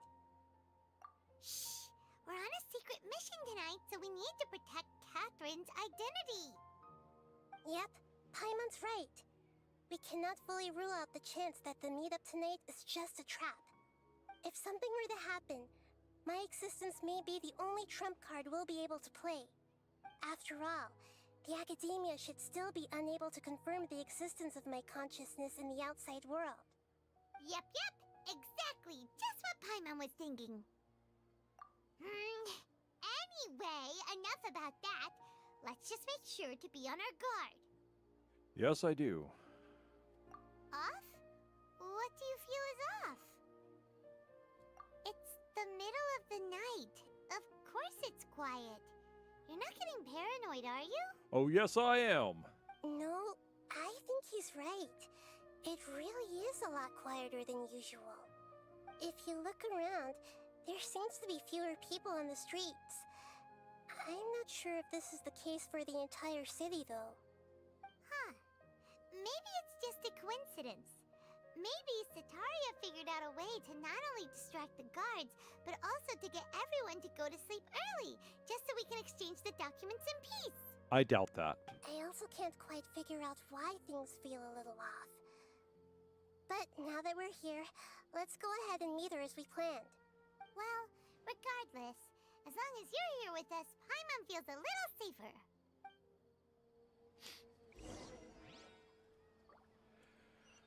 Now we're going to walk into a trap. Or worse. Huh. There really aren't many people out right now. Let's hope it'll be this quiet in front of the academia, and that Sataria managed to distract all the guards.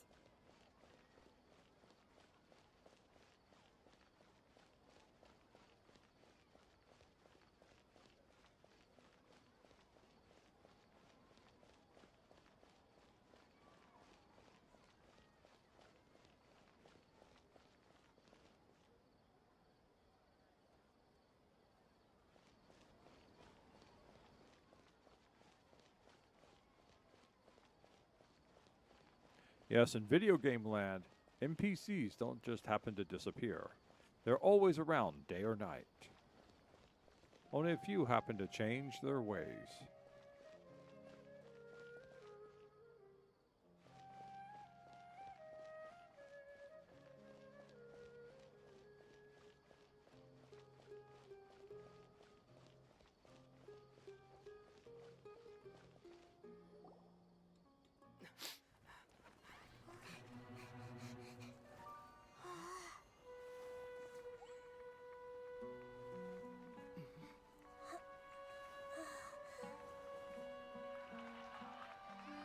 Oh. What are all these people doing here at this hour of the night?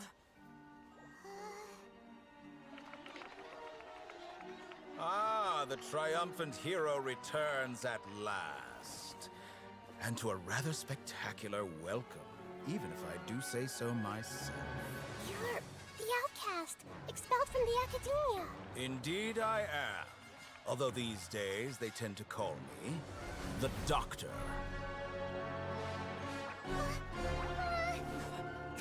If you're looking for your researcher friend, she has already been taken into confinement. With some basic caution, she could have discovered the listening device on her person. Clearly, she lacks the degree of rigor expected of a true scholar.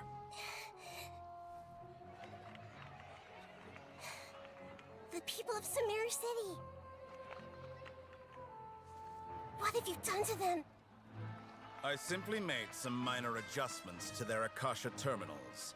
Now they can deposit information directly into the subconscious. As you can see, all these lovely people now believe this traveler is a hero who has just saved the world. My experiment is a success. And now it seems they can no longer hold back their sheer adoration. No, what should we do? These are all just regular people. I will have to use a regular sword. You need to get out of here. What? can I abandon the people of Sumeru?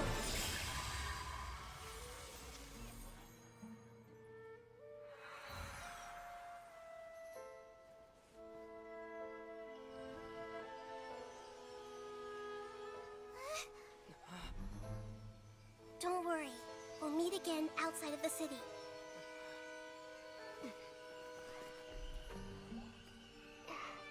I see. You appear to have overridden their mental faculties with your own consciousness. To possess such a powerful mind, you must be the God of Wisdom.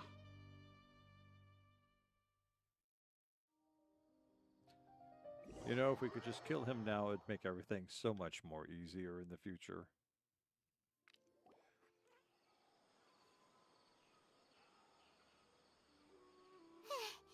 This should be far enough. Paimon needs to catch her breath first. Is Nahida going to be okay? We only made it out because of her. Yes, mind-possessing people are very scary. Paimon wasn't counting on running into a new Harbinger here, let alone such a high-ranking one. That guy was number 2. So scary. He called himself the Doctor. Remember, Tainari told us about him. Sataria did say that someone who once got expelled from the Academia came back recently, and that even the sages are wary of him. Yep, sounds like she must have been talking about the Doctor. Yeah, now that the Doctor's in the picture, we're no longer just dealing with the Academia. They're in cahoots with the Fatui. Evil Fatui! But what are the Fatui after this time? Another Gnosis? Well, of course. Yeah, things would be a lot easier with Nahida's help. Nahida said we'll meet again outside of the city. But we can't just keep waiting around, right? You mean... Oh, right! Wasn't he invited by the sages to work on some project when we were staying with him in the Vidia Forest? That has to be the same project! Even though he turned it down at the time, he might still know something. There's no time to lose. Let's go to Gandharvaville.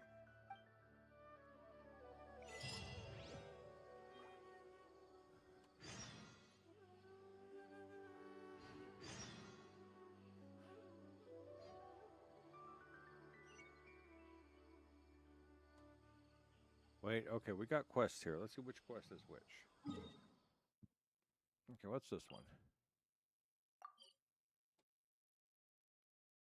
Well, that would require us to go back into the city, which I think is supposed to be bad, is it not? Okay, let's take a look at the quests. Know of any new That's it. And then that's where's the other one at?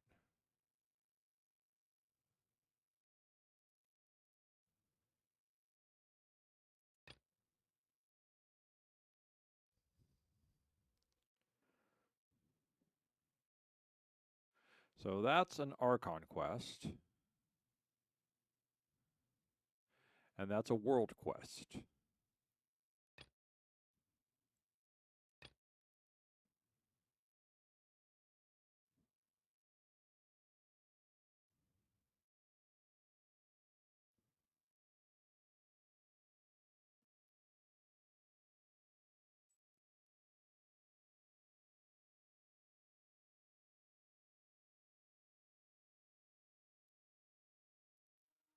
I kind of need to do this one so I can unlock the commissions for Sumeru. But I guess we should continue on with the Archon quest. But I do need some time to explore Sumeru and start building things up. Okay, we'll navigate to that one.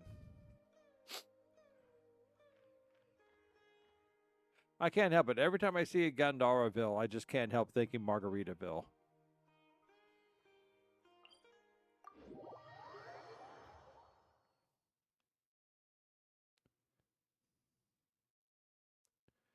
I think while I'm here also...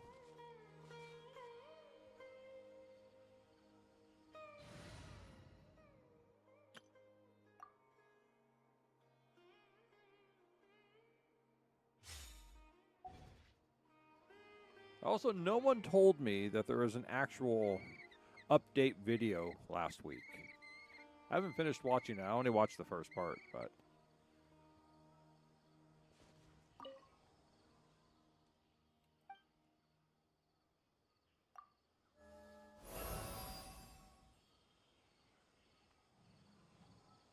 Alright.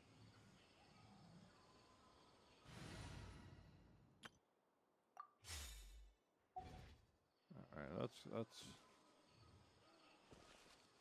I think it's... There it is. Okay, so we're going that way, yes.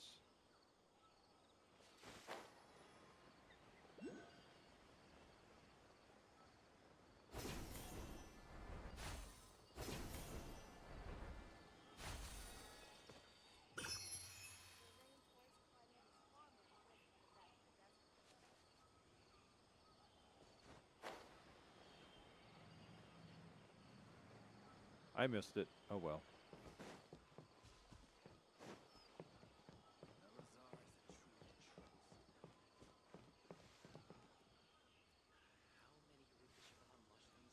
Yesterday, a total of 5 dusk birds flew by. Our recent catch was great. Definitely have enough for a grand feast this time.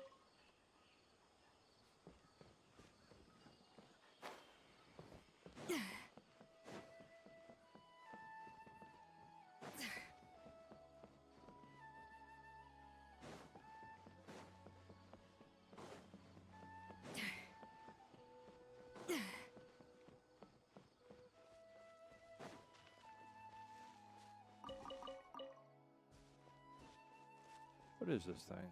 Summon... Oh, the Dendrochroma. Okay.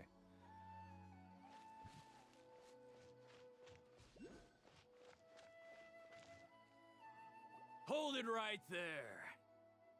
A blonde-haired traveler and a floating fairy. We've got you, all right. Take a look around. You've fallen right into our trap. No, no, no. You're a trap. My good man, you have not understand. You have fallen currently into my experience point harvesting.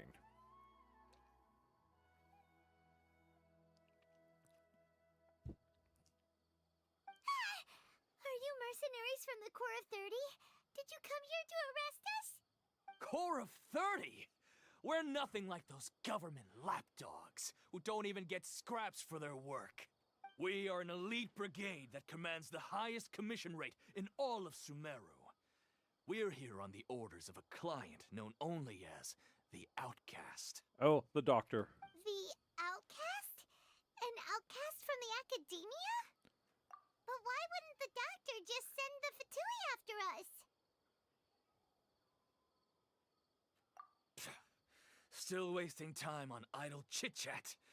We'll shut you up soon enough. Get them! You're up, traveler! Following order. New country.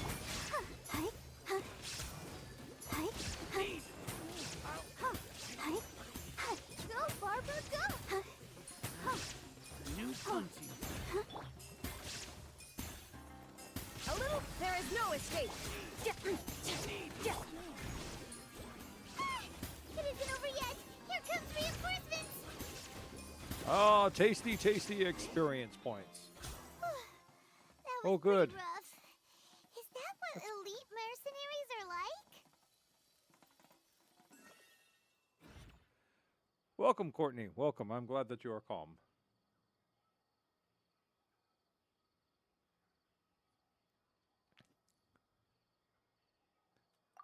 Yeah, looks like we'll have to keep our guards up. And our mercenaries up too. Haha, get it? Haha. But this doctor guy seems like a pretty tough opponent. He knew exactly where to set up an ambush. Did he predict that we would try to find Kainari? Going up against smart people is tough. Anyway, let's keep going.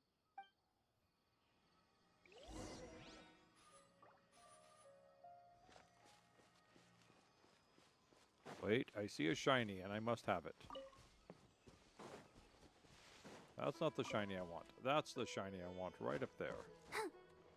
Am I my guess is we got to go through here to get to it.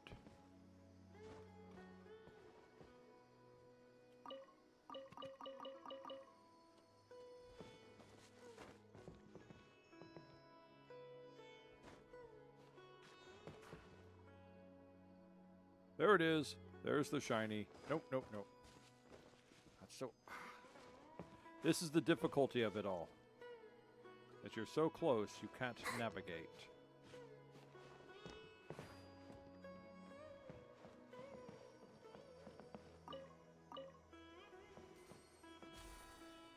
Good. Alright, I feel much better now. Where are we supposed to be going?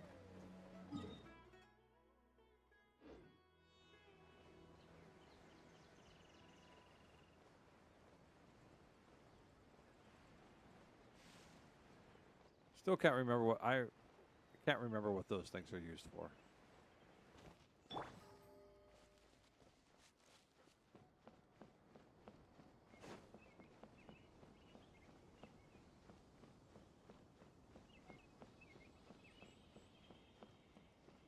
rainforest is the best place to live. Wait a minute, didn't we just come this way? Our recent catch was great. Definitely have enough for a grand feast this time. Oh, it's the Traveler and Paimon. What are you two doing back here? Kale! It's nice to see you again. Are you doing all right? To be honest, I'm not doing too well. My Elazar has been progressing at a faster rate lately. I'm finding it harder to complete more intricate tasks. As a result, Master Tainari is taking me off the patrol schedule. He will only allow me to stay here and coordinate other people's tasks. Oh, Kale! Speaking of Tainari, did he go off on patrol? We're here to talk to him. Oh, Master Tainari? He just left the Avidia Forest a little while ago. He was headed to Party's DI. Huh? He left? But isn't Tainari always saying that he never wants to leave the Avidia Forest? He even turned down the Sage's invitation. I thought it was weird too. Master Tainari always prioritizes his work as a forest watcher above everything. He almost never leaves his post. He left in a... No, I only found out that he left through a message he left behind. He also made sure to delegate all his tasks using a schedule. To leave in such a hurry? I'd guess he had something urgent to take care of. Master Tainari originally studied in the Amorta Darshan of the Academia, and Partis DI is something like the Amorta's research base. Many rare shrubs and grasses have been planted there for research. I know that before he became a forest watcher, Master Tainari once spent a long time conducting research at Partis DI. A research base, huh? Gotta wonder what kind of research Tainari just decided to work on all of a sudden. Oh, we don't have a lot of time, so let's go look for him at Party's DI.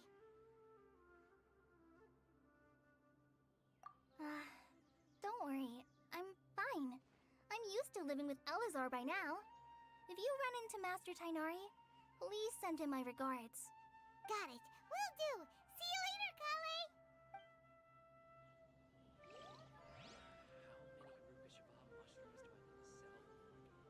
Uh-oh.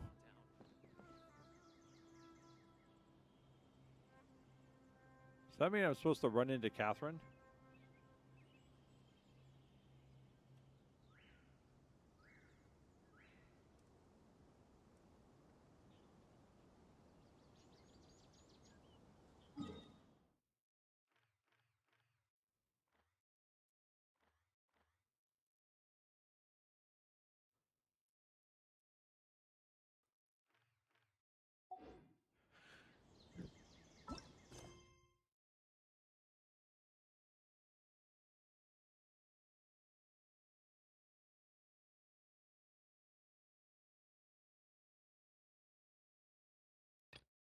Does this mean we have to go do this one?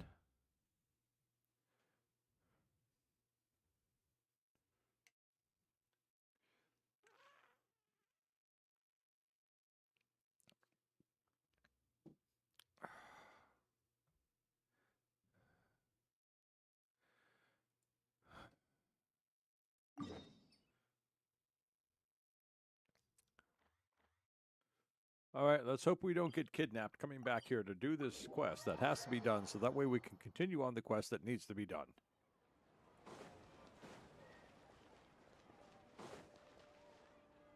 Oops, wrong ramp.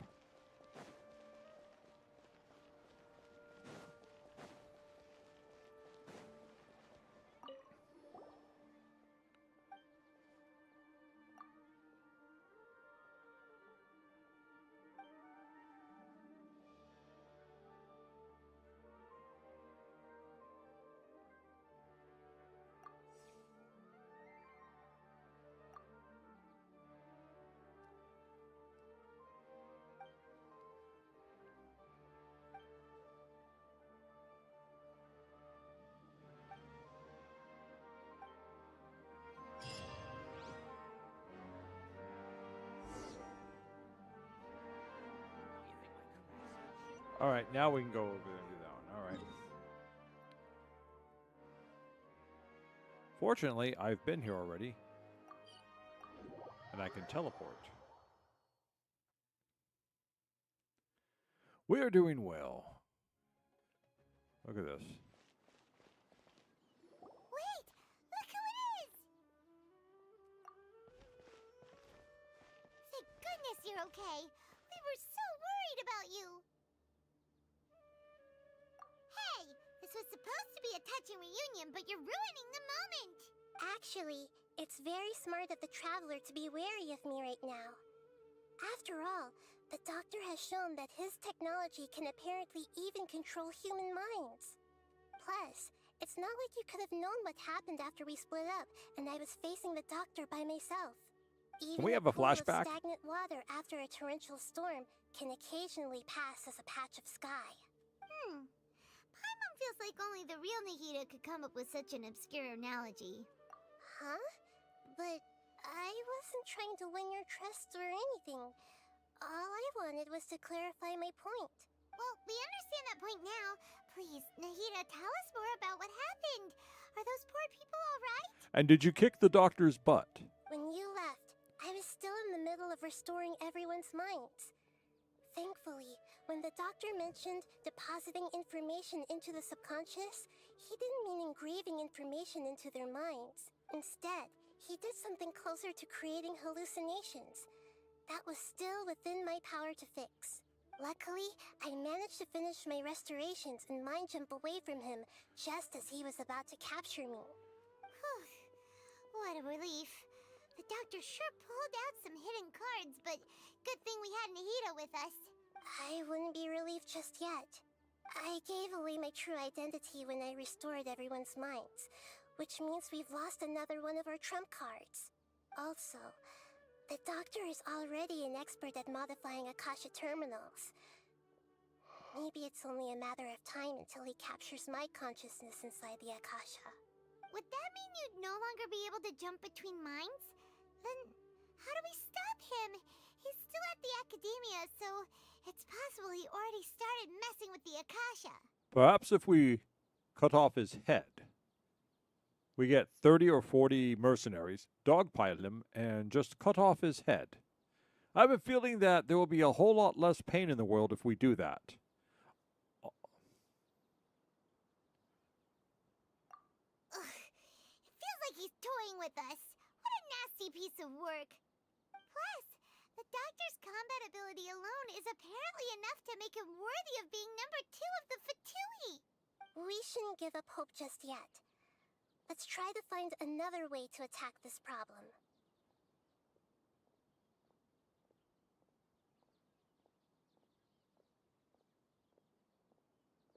Actually, Nahida, how did you know we were trying to get to Party's DI?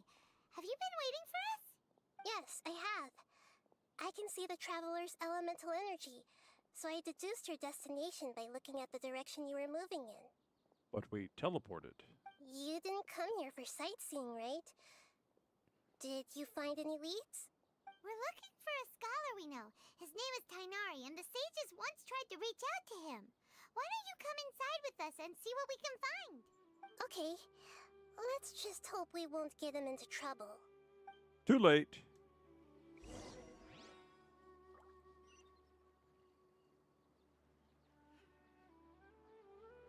Oh, you got Chi-Chi.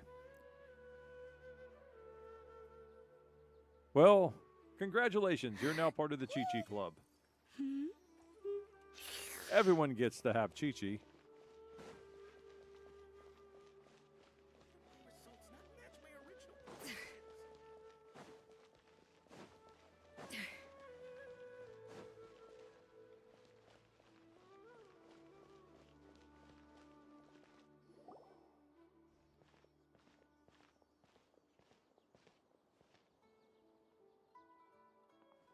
Traveler? It is you!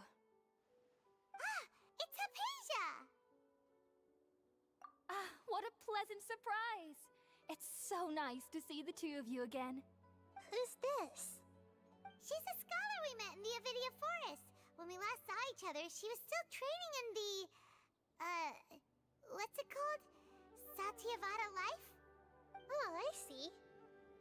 That's right, we're old friends. You've come at just the right time. Ever since I've come here, hardly anyone has even talked to me. Wow. A C6 Chi-Chi? That's a lot of bad banner pulls, my friend. Hypatia, you're way too excited about this.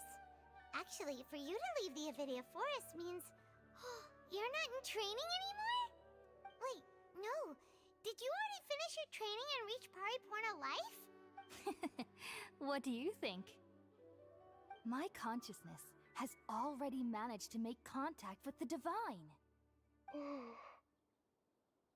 did it! Congratulations! It's so exhilarating to share this sublime joy with others at long last. She's been touched by the doctor. And yes, it's a bad touch. When my consciousness made contact with the gods. Ah, what a supreme and unparalleled experience that was!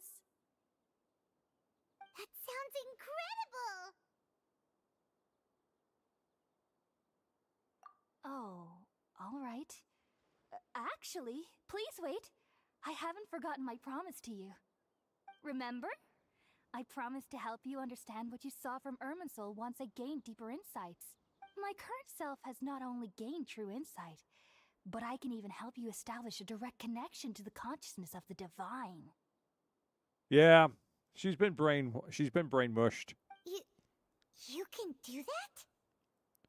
I've never heard of anything like that, but if you want to give it a try, I'll do my best to protect your consciousness during the process. Hold on. I brought some spirit borneal with me. This is still a crucial part of the ceremony. We're using that incense again? All right now. Where'd you get that from? I'll help you establish Was that there before? Your consciousness. Was that there before? Where did she pull that out from? Where? Obviously, she's evil. Okay. Ready? Hello, traveler.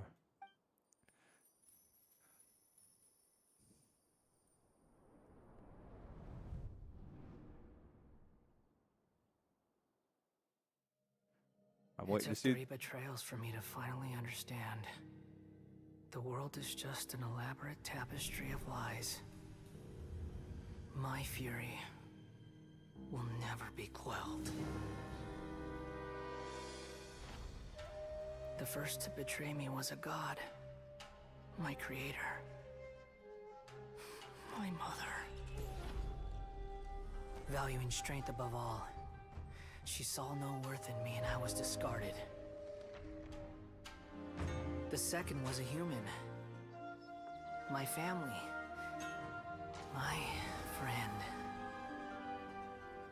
Consumed by fear, he saw me as an abomination.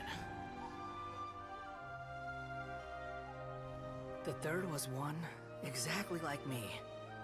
A hope for the future. A fledgling barely out of the nest. Powerless before his mortality, he broke his promise to me. What, and died of old age? Humans, They can't be trusted. And the gods fill me with pure loathing. So I said good riddance. I denounced the world and laugh in its face. My chest will never again be defiled by worldly filth. I will scrub away every last trace of human emotion. Then it will be empty, a blank slate, and ready to receive a supreme gnosis, brimming with pure divinity.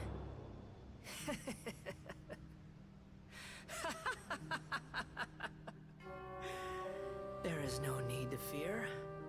The pain will be brief. Your era is coming to an end.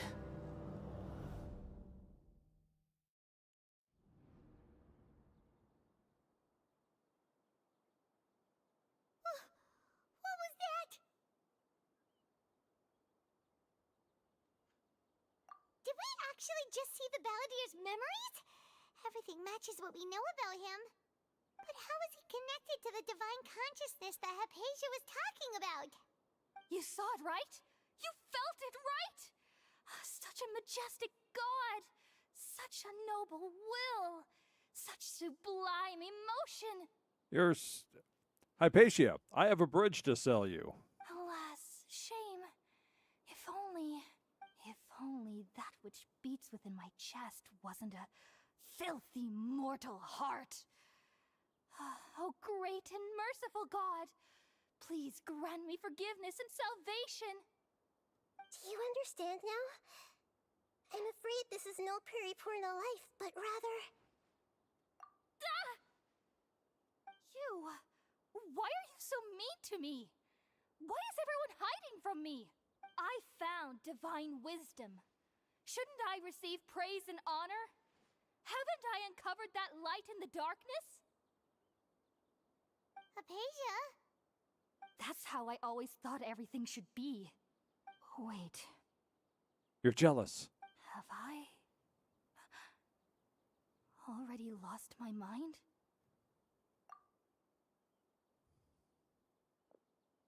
What? Catch up to her, explain to her what's going on. Don't just stand there looking stupid. Wait, something isn't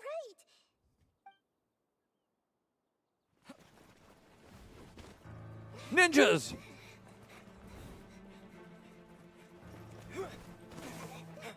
Time to kick mercenary butt again.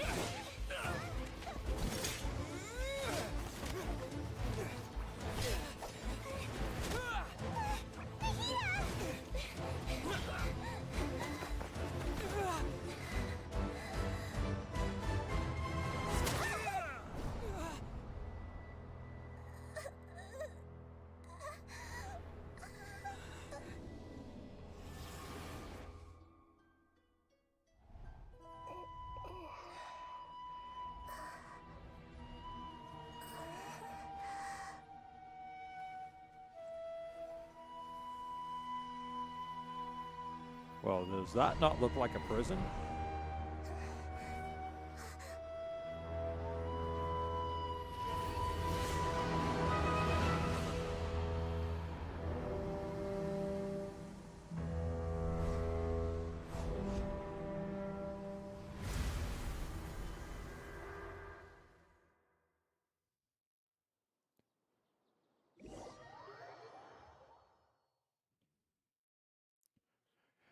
He gets a mecha. He gets a mecha.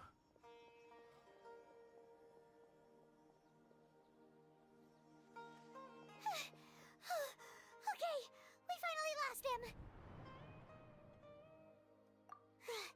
Are you okay, Nahida?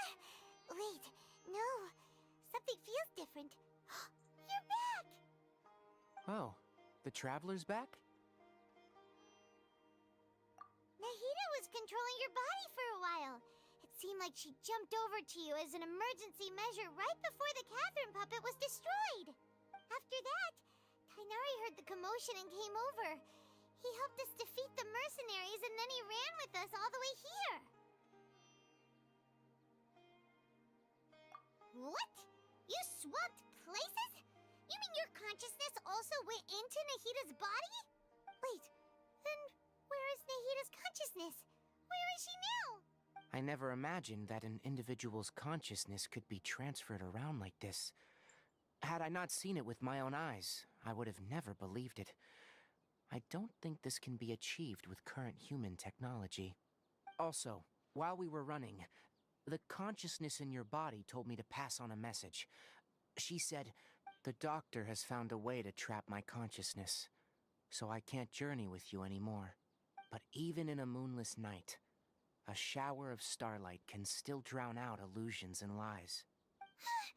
Oh no! Nahida's trapped in the sanctuary of Surasthana for good this time!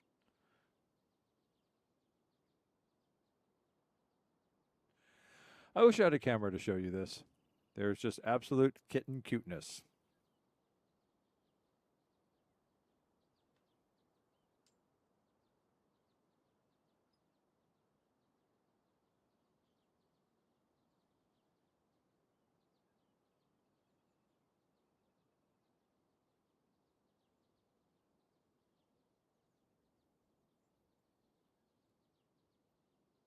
Oh, you two should have just stayed down.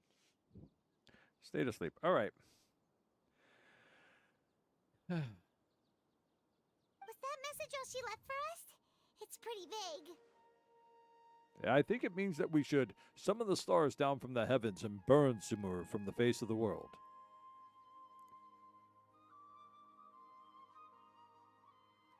Oh, that makes sense. Since the doctor captured her, she won't be able to say anything without him knowing. She's being extra careful. Even in a moonless night, a shower of starlight can still drown out illusions and lies. Huh. Paimon knows the moon illusions and lies are from that alchemical divination at the Sub-Zero's festival. Didn't Nahida use a starlight analogy before? It had something to do with Sataria.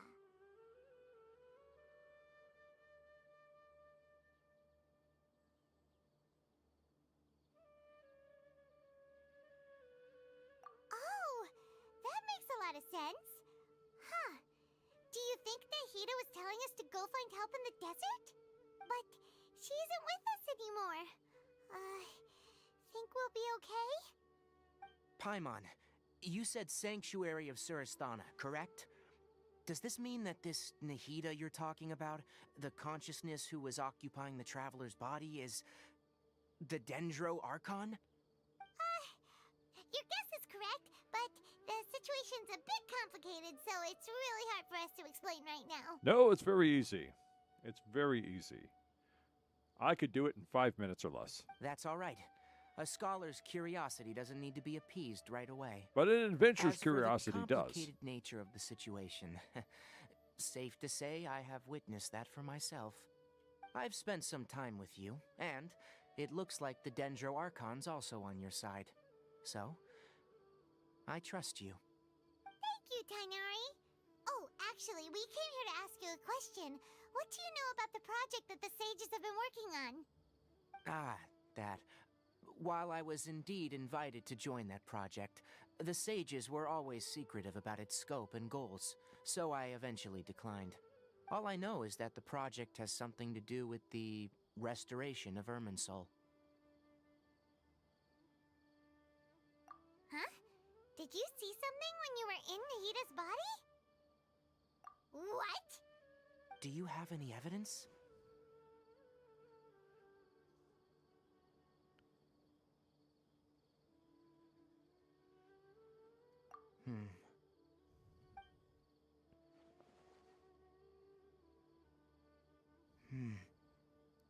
So that's what happened. That explains why Hypatia's symptoms were different from those of the other scholars who went mad. It's because she made contact with the consciousness of a new god who is still in the process of being born. Tainari, did you leave the Avidia Forest because of Hypatia? I did. I noticed Hypatia's mental anomalies, but since her symptoms were rather atypical, I secretly took her to Pardis Di and began searching for a way to return her to her normal self. If I didn't take action, Hypatia would have already been taken by the Matra to the desert, doomed to a life of exile at Aru Village. Now that you mention it, I knew the Academia has never thought particularly highly of Lesser Lord Kusanali, but I still didn't expect them to do something as arrogant as creating a new god. Looks like I made the right decision by not accepting their invitation. We'll say the first one. The Doctor and the Balladeer. We have 2 Fatui Harbingers in Sumeru. Sounds like we're in for a bad time. From your description, I don't think they've completed their project. There may still be room for us to intervene. But then, what is the connection between creating a new god and restoring Irminsul? Well, if you create a new god, and that god then consumes Irminsul, you've technically restored it within the new god. Yeah, it feels like we're still nowhere close to figuring out the Sage's goals. Right, we've pretty much gone over everything we need to know, so we should head out. How about you, Tighnari? What are you going to do? I'll stay here for now. I still want to try a few more things to help Hypatia.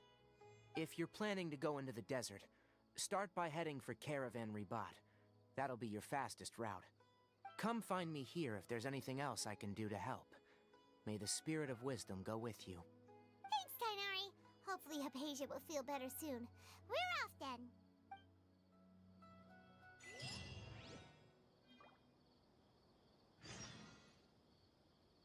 Ah, that's why you're upset. I see. Doesn't pop the messages up while cutscenes are going. So, next time. You'll get Kid Queen next time. I'm still mad that I burned all my primogens in order to get Zabai. That was frustrating. Burned everything. And it's only slowly building back up. It'll take me months and months to get back to where I was.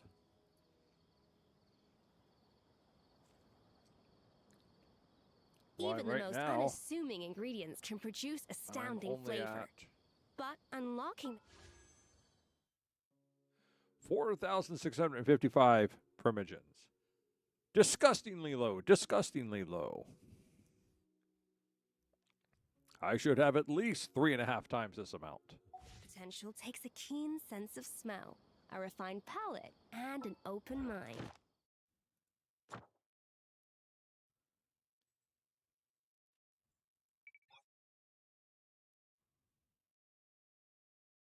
Huh?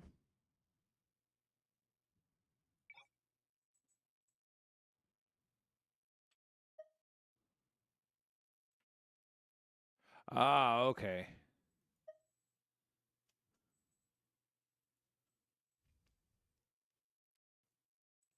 I guess that's just saying we can get quests from Sumeru now. Okay.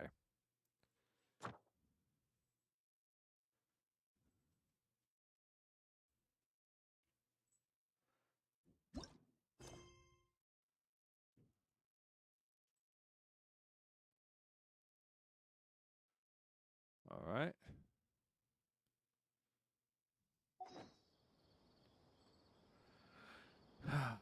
I have a problem. Yes, NOC, tell us something that isn't new. Thank you very much. Oh, what's this?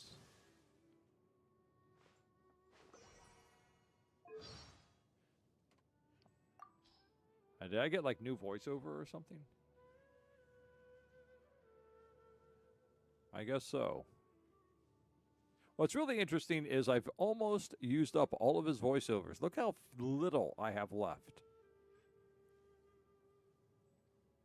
In comparison to everything that I have here that's new. What's this?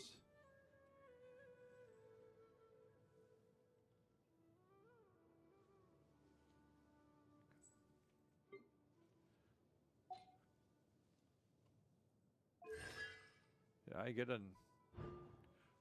Oh, I got another constellation. I guess I should activate it. Should I? Or should I save this for a different constellation? Okay. Because he gets a different constellation. Okay. So he get yeah, okay.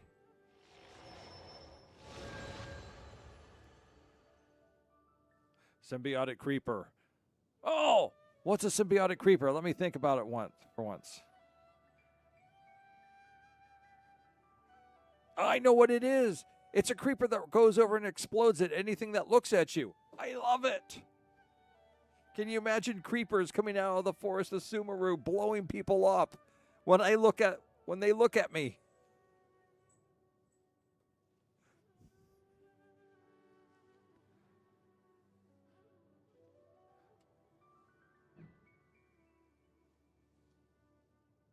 Even the most unassuming ingredients can All right. produce astounding But as flavor. I was saying, I have a problem.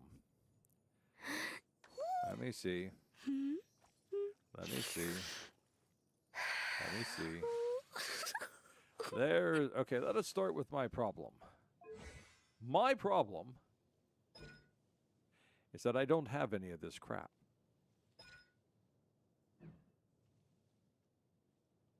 I mean, and I don't have any of this crap either.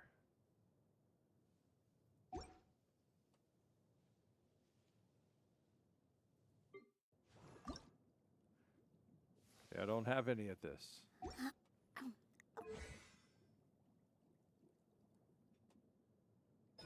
I don't have any of that. Well, I could, but I can't.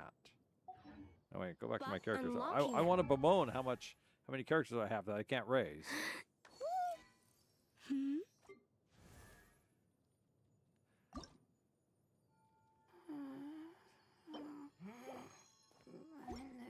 What else do I need? How am I doing on her console? Oh, I have a C6 Layla. I have a C6 Layla. Look at that. That's how many times I've gotten her. No, I have not. I have not. But I do have a Layla. I have a C6 Layla.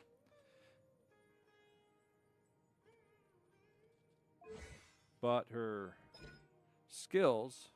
Well, I can raise her skills, but only once, because I've only got one more of these.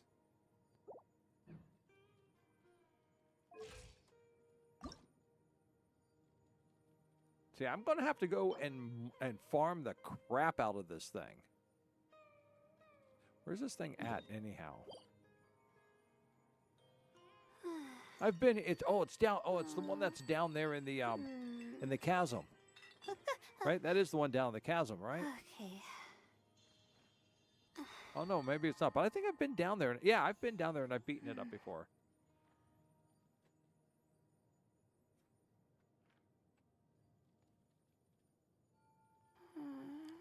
But I'm pretty sure I've beaten it up before because I've got a lot of those things.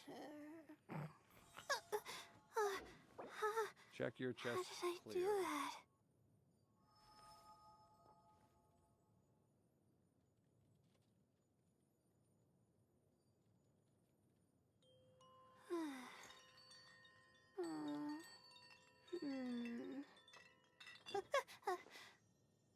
Okay.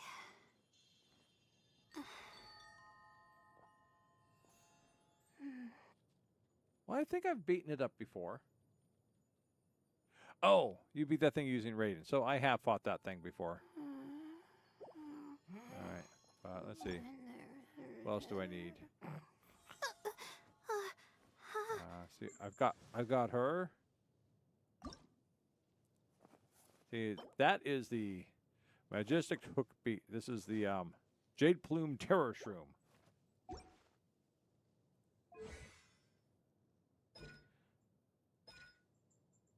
So, is there anyone else? Yes, I need to raise her up.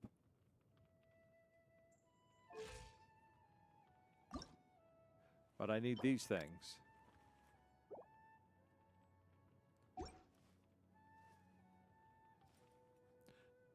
Not to mention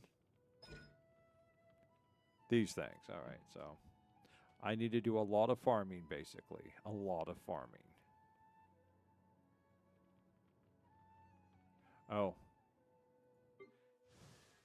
What does she need? Well, I've got a lot of this. What are those? Spectral husks. Yeah, I went around and I farmed the crap out of those back when I was in Inazuma.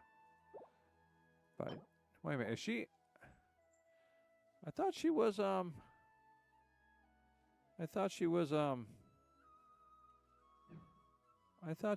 Sumeru.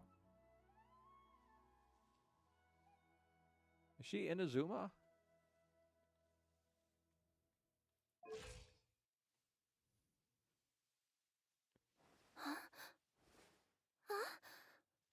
Oh, okay.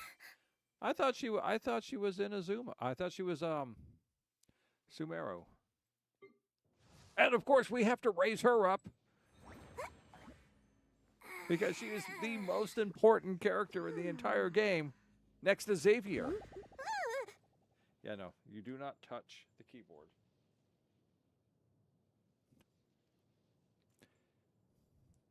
Yeah, I'm not in a rush to raise her up.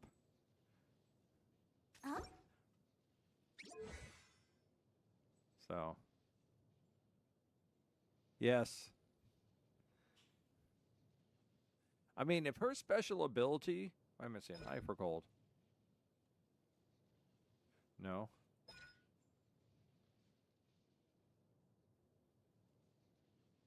No. Yes, this is good. This is good, but I think it's already opened, right? Yeah, it's already open, so that's good.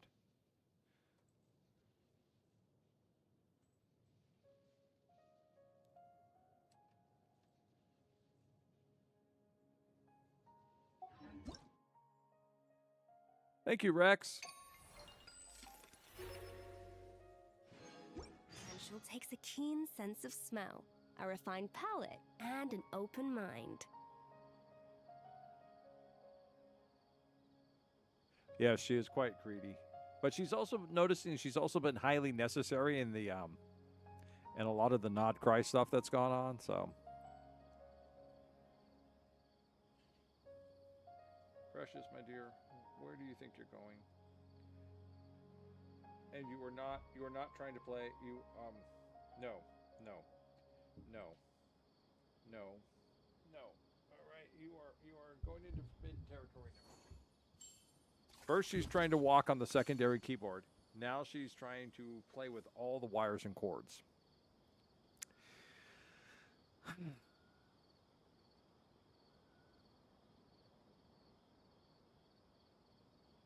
Kittens.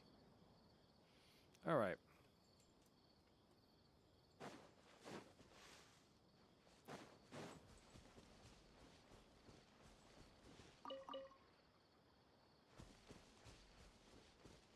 Can they come out? Can they come out and play? Actually, mostly quiet. They're mostly quiet. But Precious is starting to get rather well, they were kind of hanging out, sleeping up here. Then they all kind of woke up at once. Talking with my mother at the moment. Know of any new orchestral pieces? I like to swap out the background music in the kitchen once. So, and then Precious was back up here trying to play with all my chords. So.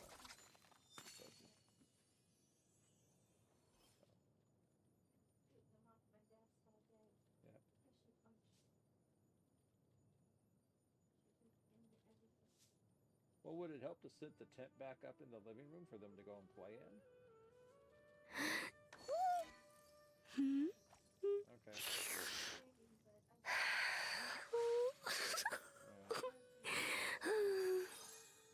Yeah. Shame we didn't save the giant cardboard boxes. We could have built them a fort to play in.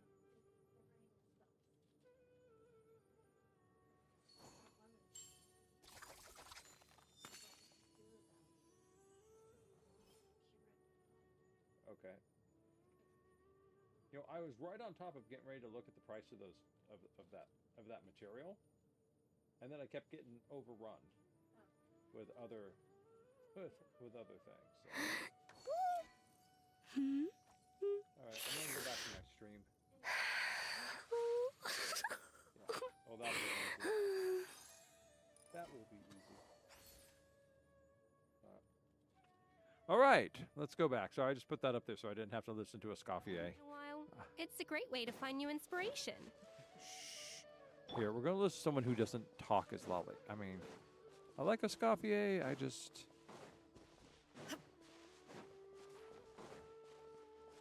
Oh, can I fight these things? Will they give me materials I need? They look very important.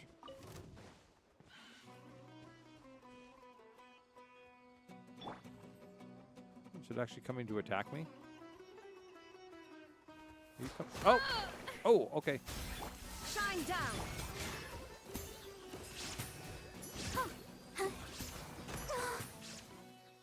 What'd you drop for me?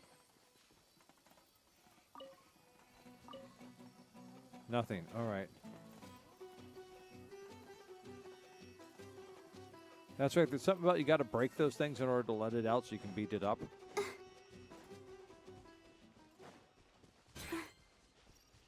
What's that?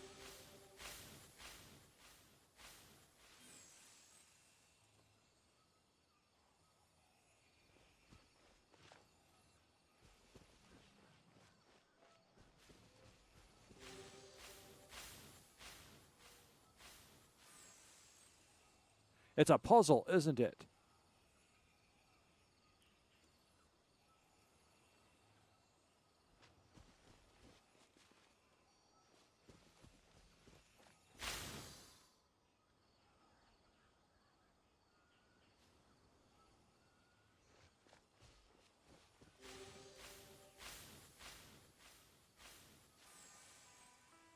I just don't understand what I'm supposed to do.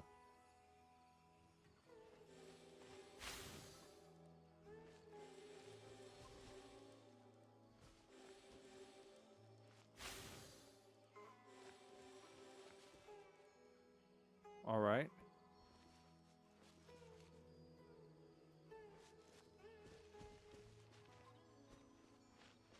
Is that it? Did I do everything I was supposed to do?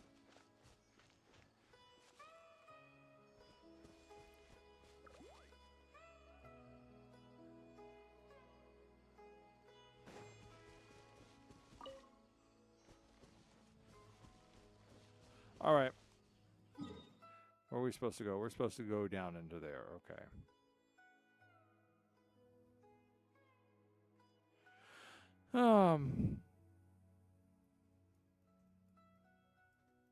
I see I haven't really done much in Northern.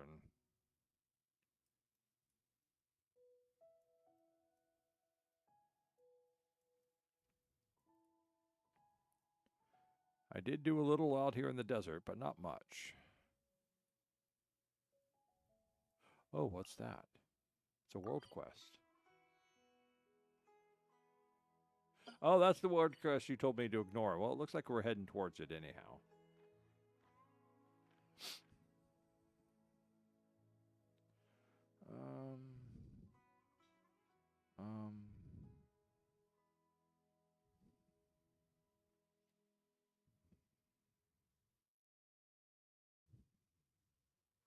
All right, I want to do a couple things first. Or at least try and do a couple things.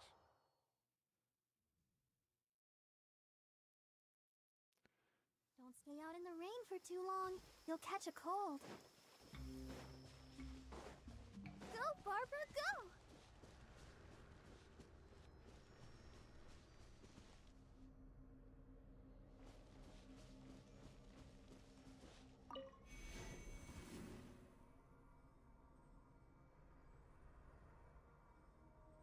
What is that thing? Is that thing evil? Oh, isn't that one of those nasty, nasty life-killing things? I'm fine. Up to the... There is no escape. That doesn't seem to be doing anything. Oh, I see. I'm supposed to go up here. Damn it.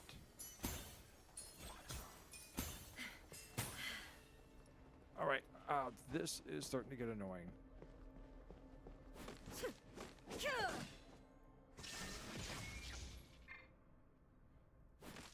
How am I supposed to kill these things again?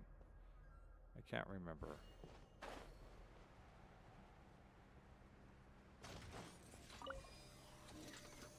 while you...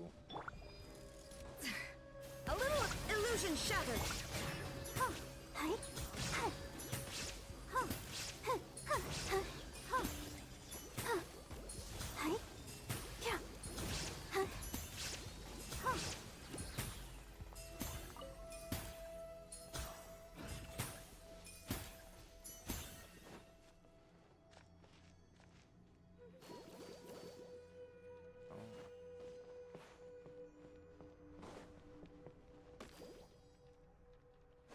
I can't remember how to do this stuff. I mean, we did it so long ago.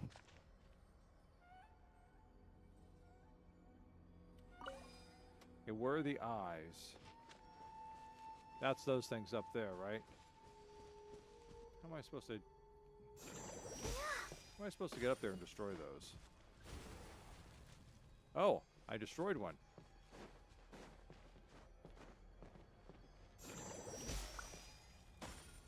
That's two. Oh, it fought back. And then...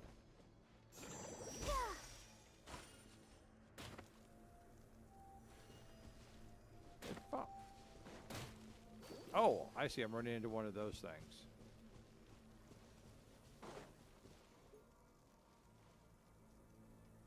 All right.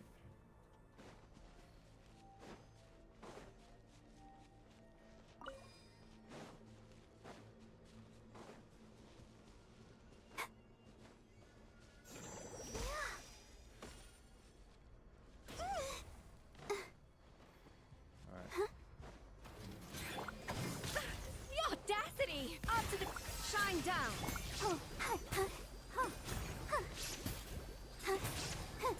Skirk, destroy.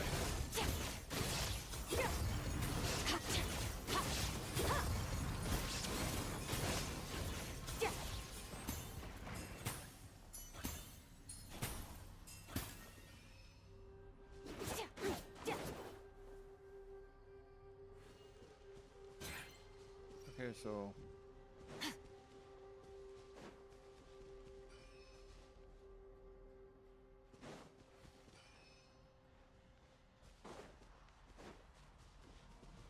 I think I'm ready to destroy this thing now.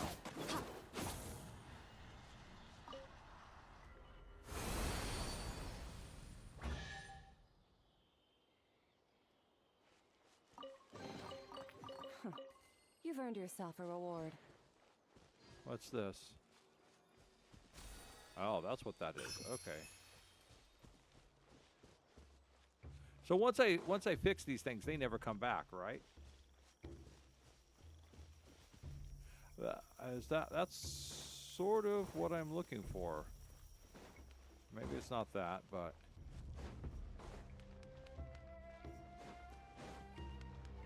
figure it seems I'm going to be in general area, I should activate these things. But it's not offering me things I'm interested in. Okay. So that was my whole reason for coming up here, was to activate that. And I don't think I'm going to be able to activate that one. And that one's too far away to activate.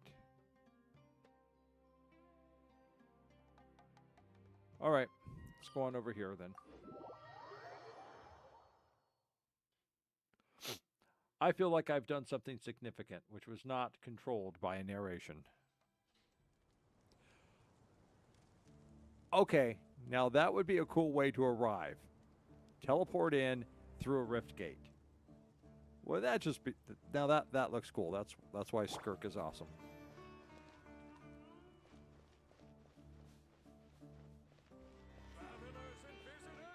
Everyone else teleports in. She just rips her way out of the abyss.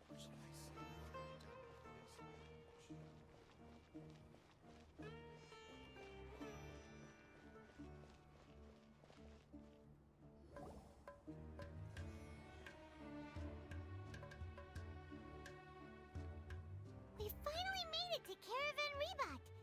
It's pretty lively here. Readjusting the microphone. Here,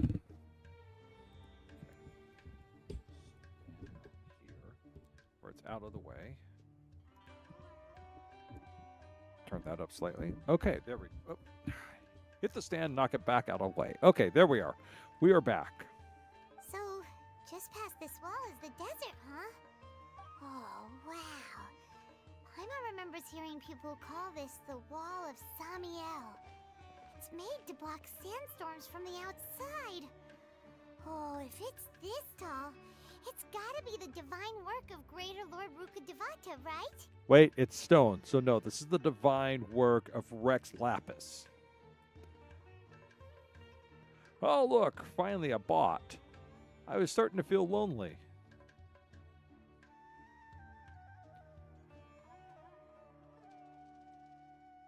Unless it's made out of wood, then yeah, it's the Dendro Orco.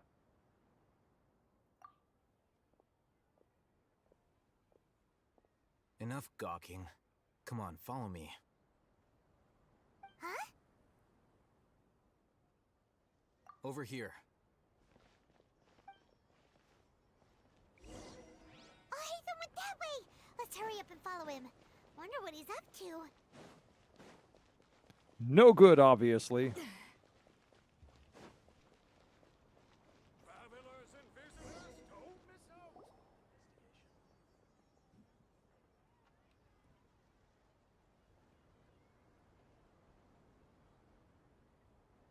What the? Where did he go?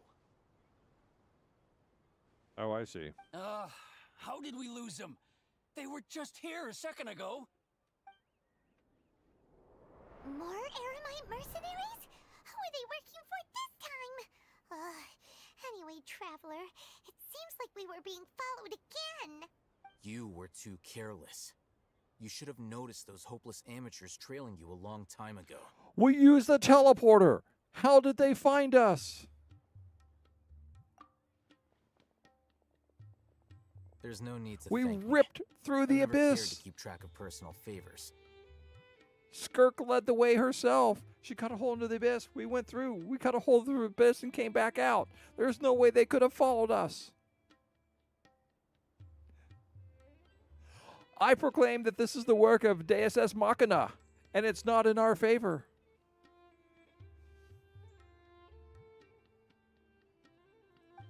All I did was correct a mistake I happened to come across. It's a habit I developed at the academia. You really gave Paimon a scare, Alhaitham. We never thought we'd run into you here. Last time we met at Port Ormos, didn't you say you were going back to the academia? Wait, don't tell Paimon that you're here to take us back on their orders. Oh, so you've already landed yourselves on the academia's hit list. I can't say that I didn't expect it. However, had I wished to turn you over to the academia, don't you think you'd already be the Eremites' honored guests by now? Actually, no, because we have a Skirk. Oh, right. You do have a point. And a Zabai. And a Raiden. What else is powerful on our list? Oh. And if all else fails, we'll give them Benny. Benny will join them and offer them food. He'll help them out.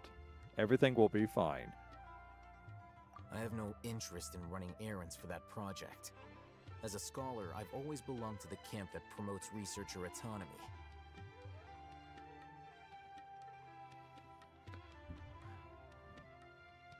And these days, you're more fascinating than anything the sages can offer. Not quite.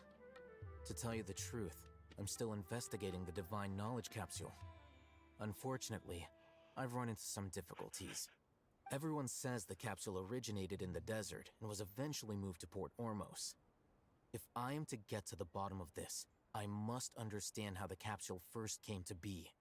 Which brings me back to you, and why you're so interesting. Is it my sexy abs? The leader of Ainul Ahmar used the Divine Knowledge Capsule right in front of you, and upon seeing him, your expression became perplexed, and you were lost in thought for quite some time. To have that kind of reaction, I think you must have realized something. Are you interested at all in sharing what you've been hiding from me? Well, I suppose I could take my top off, too. And you can see my sexy chest.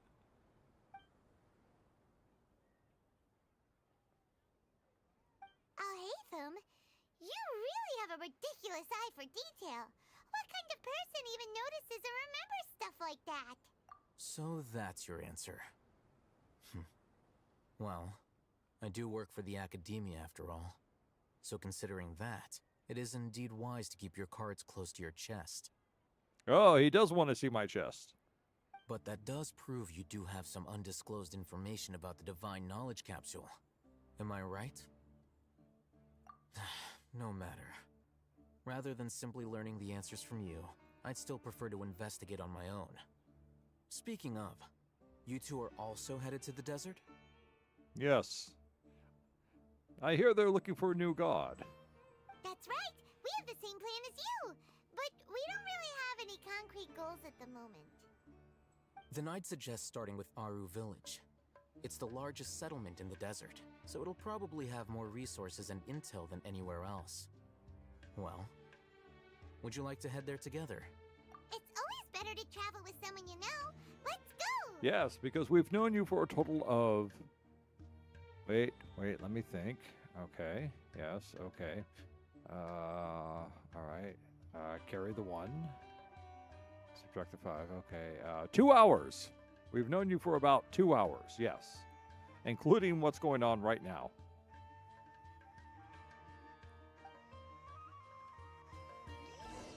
Alright. I'm gonna throw some dinner in. I'll be right back. The cats have been let out of the room, so that means I can go out too.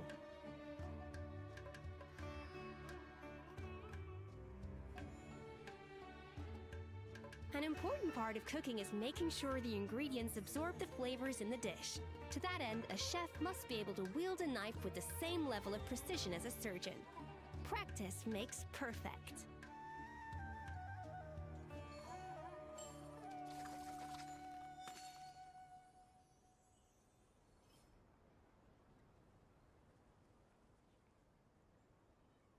Welcome, weary travelers. All who seek rest will find it here.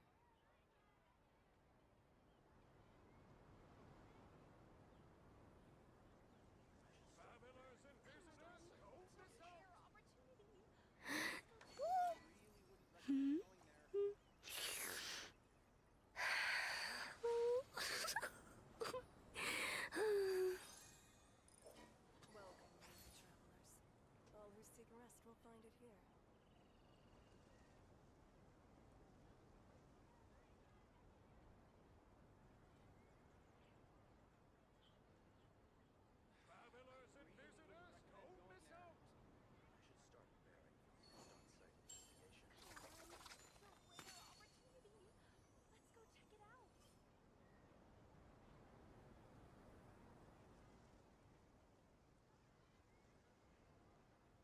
Welcome, weary travelers. All who seek rest will find it here.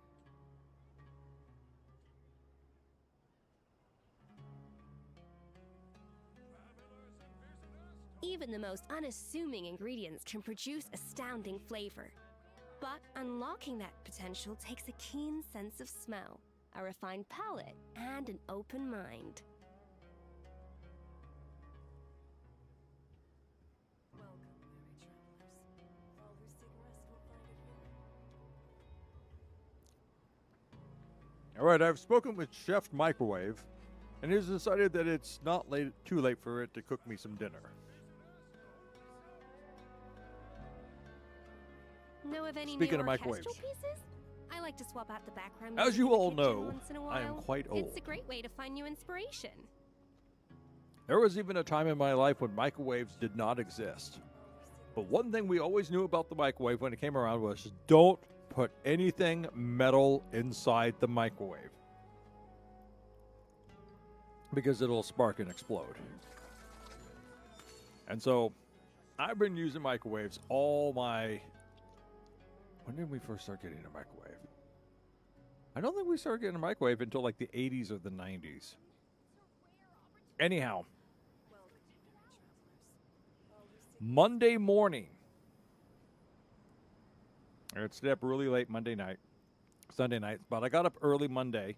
Well, technically I Even got the up around most work time, but I was still unassuming really ingredients tired. can produce astounding But flavor. the cats needed to be unlocking fed, that some other stuff potential needed to be takes a done. So keen sleepily I sense of went through and smell, a refined palate, It's getting and things an together, open getting cat mind. food out of the refrigerator, put it on the plate, chopping it up and stuff, and then, put it in the microwave. Well, one of the cat bowls has a thin gilded edge, and that's metal, it's gold or something. And for the first time in my life, I got to see microwave arcing. I stopped it immediately because I was like, spark, spark, I know what that is, and I stopped it. But it's the first time in my life, and that's a very long life, technically speaking, of actually seeing microwave metal arcing. It's a first. I can check that one off my bucket list. An important part of cooking is making There's sure a few the other ingredients microwave absorb bucket the list things, flavors but I in the don't care to dish. do them. To that end, Usually a they chef involve must be able to wield a gerbils knife with the and, same level of precision as a and surgeon. duct tape, so no. Practice makes perfect.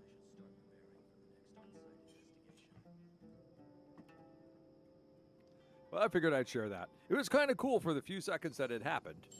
I was just like looking at it, you could hear it. It's like crackle, pop, pop, because you're actually getting electrical arcing. So it's a snapping of the microwave, of the stimulated, I guess they're electrons, conducting to the metal and arcing. So you get both like micro arcs and like little so it looks like little pop flashes all around it. So it's like little micro fireworks going off around it. It was kind of interesting. If it wasn't for the fact that it would like destroy the dish and possibly the microwave, I might have watched it just to see what, just to enjoy the show.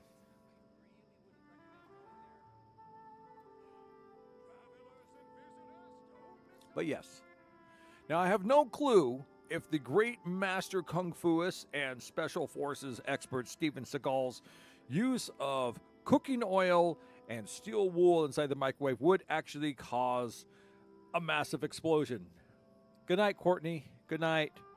Sorry you didn't get your pool. Know of Sleep any new well. orchestral pieces? Hope to see you I like around. to swap out the background music in the kitchen Maybe we'll once in arc a night while. together or It's a something. great way to find new inspiration.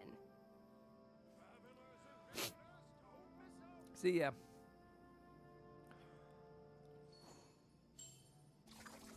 Spar? Can you spar an Arc Knight? As you can see, I've not done much well. Maybe. You'll probably wipe the floor with me. I'm using the 3 original characters. An important part of cooking is making sure the ingredients absorb the flavors At in level the dish. 20. To that end, a chef must be able to wield a knife with the same level of precision as a surgeon. Yeah. Practice Well, makes we'll see. perfect. I'll just watch, see if you're on and around next time I play Arc Knight. I kind of played it some on Monday. I was playing Monday afternoon. Like I said, mostly just kind of working things, figuring out, trying to open up other things by leading electrical lines to them and stuff. So, and then I took then they had the survey for the final question. I wrote like giant paragraphs. I used like 2,000 to 3,000 characters on my impression of Arc Knight out of that 10,000 character limitation.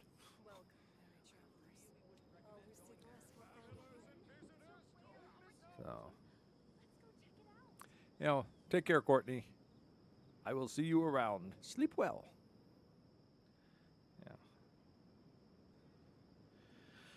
Yeah. What were we talking about? Exploding microwaves. Well, I think we've talked enough about the exploding microwaves.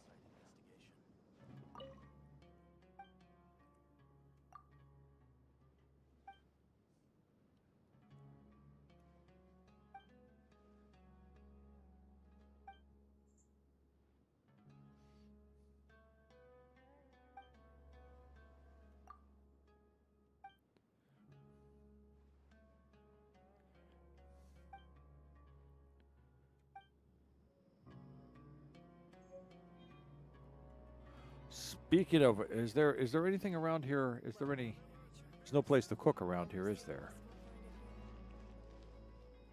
Oh, what's this? Oh, nurseries in the wild.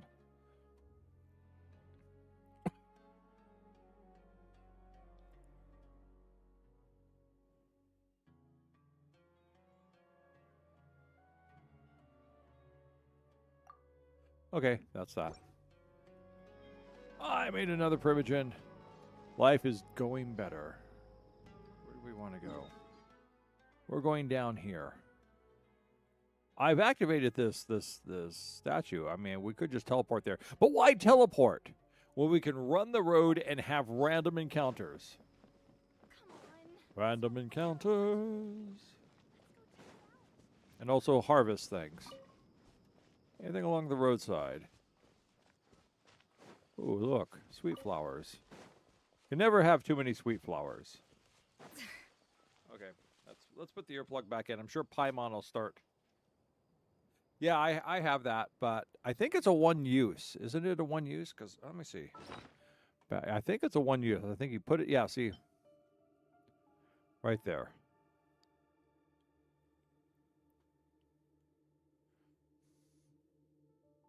Yeah, it's consumable, so it's a one-use portable stove.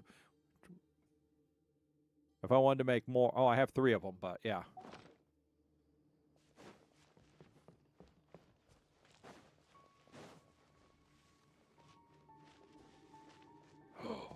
Is that a Sealy?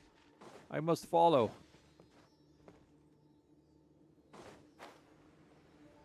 Lead me. Lead me into danger.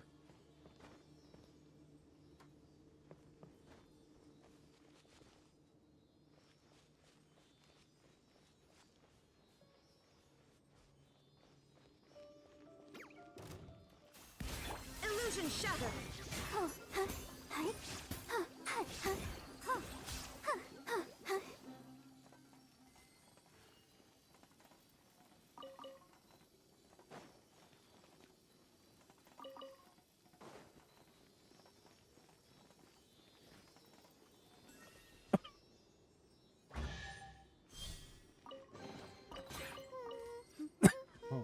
Things are going so smooth Hey, today. who are these guys up here?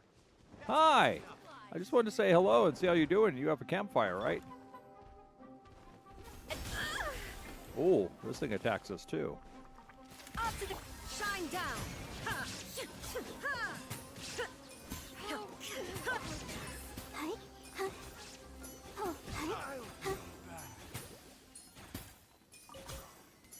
Oh, did we... Oh, we killed the big thing. I want to adopt it. Damn it, we also put out the fire.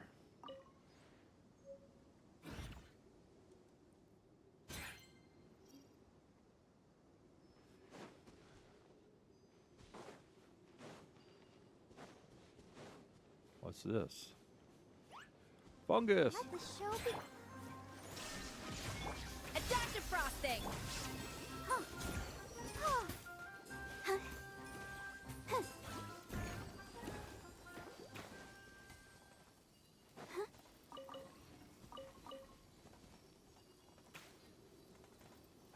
Wait, can that be? Are those truly treasure hunters down there?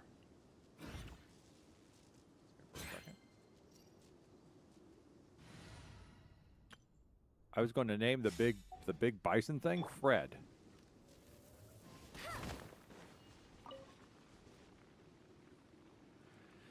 You know, treasure hunters were put on this world to give us XP.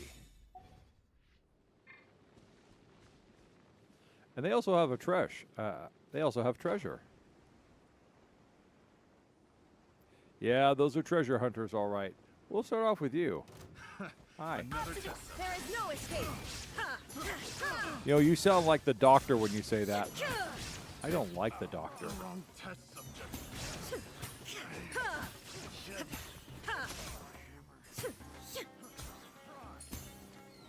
We're missing somebody. Where's he at? Oh. Picked the wrong test subject.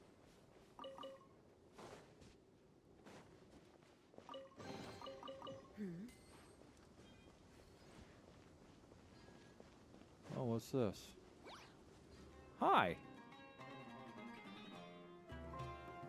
Well, you...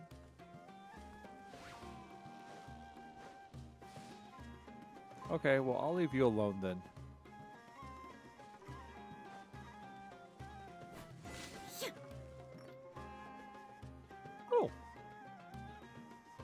Oh, you're coming to attack me. Not good. A little.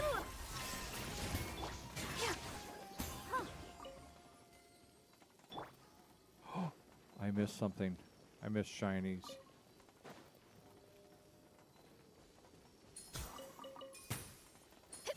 that everything? Nope.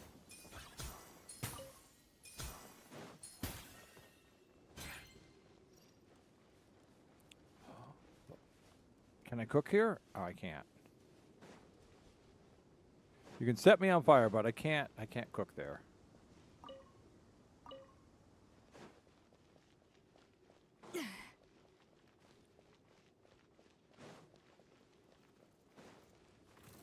Good night. Hi. A dash of frosting. Shine down.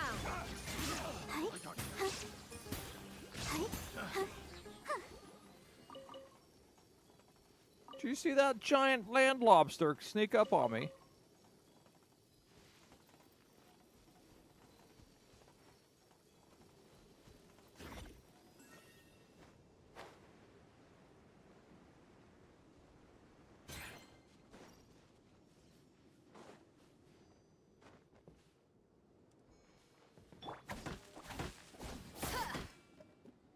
Again, I got wood.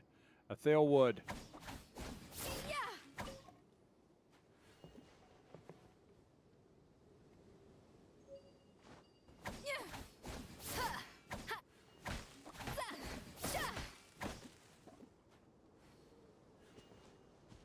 Getting new wood.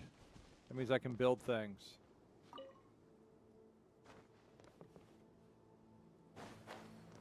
And there's a thing. A time challenge. The desert truly does provide. What's the challenge?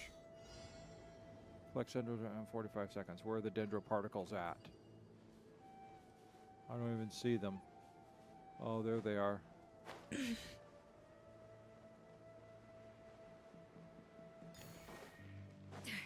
2, 3, 4, 5, 6, 7. All right. Are we sure this stuff isn't expired? Before us lies Aru Village, the safe haven of the desert folk. Whoa, this landscape is really something else. What a cool place! Let's go check it out! Oh, damn it.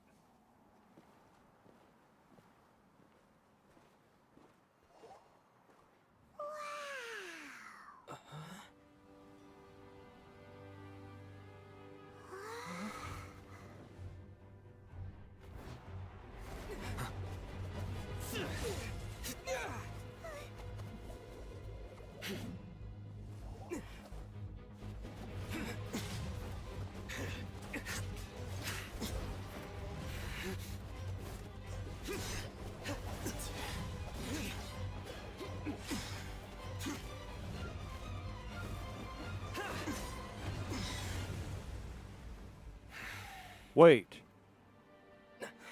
Sino. I recognize you. You have a bare chest. Unless my memory fails me, we have barely spoken 2 words to each other before now at the Academia. Would you care to enlighten me as to when and how I invited the General Mahamatra's wrath?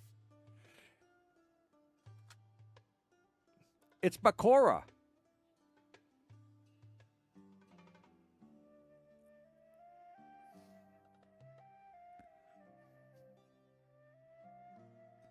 Oh, Hatham, do not think you can escape my judgment just because you managed to escape my attack. Well, it's definitely not the evil Merrick Ishtar.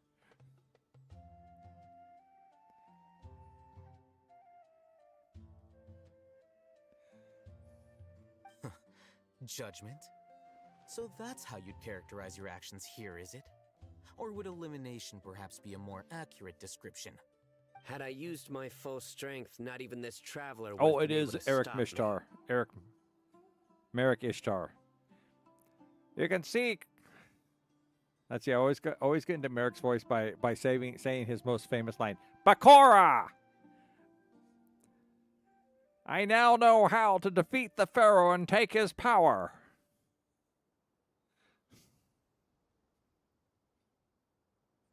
Though styled like an assassination, I sought only to ensure that my target would be unable to flee or resist.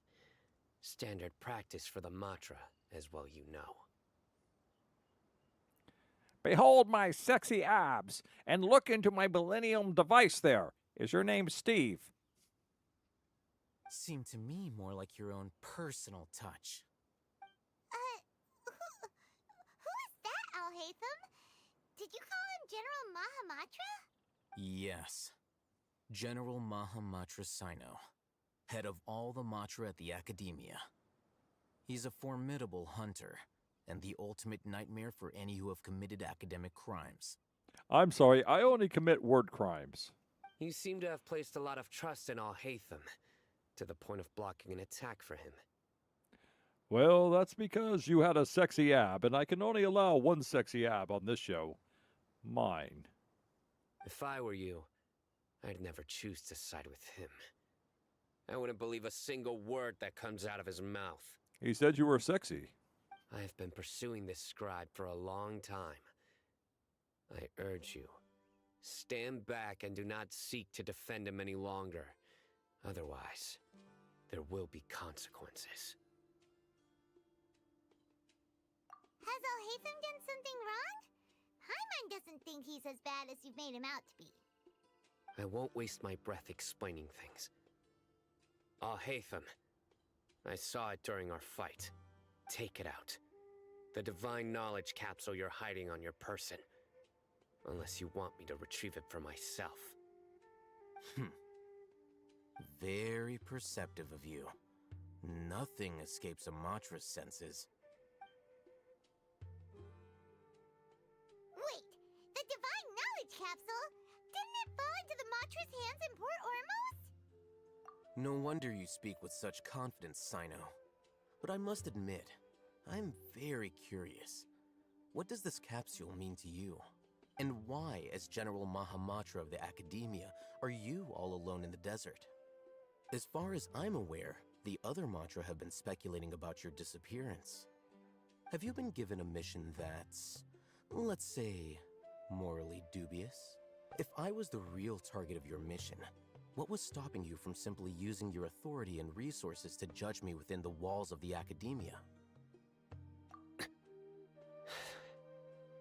I should have known you'd be difficult to deal with. Well, he is a scholar after all, and we all know what scholars are like. You two? Ugh. What you would do, Traveler? Paimon feels like we can't trust either of them. Well, it is 4 of us against 2 of them.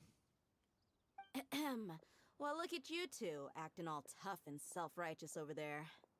5 of us. Wait, Dia?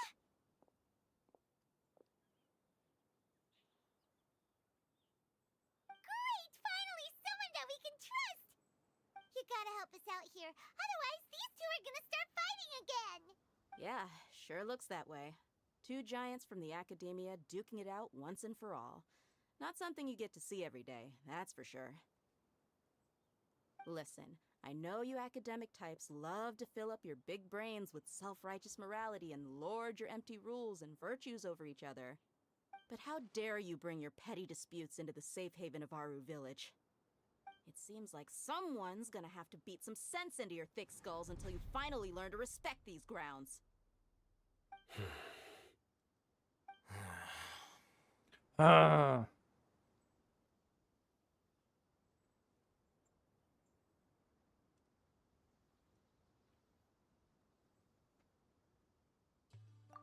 Hey, did either of you hear a word I just said?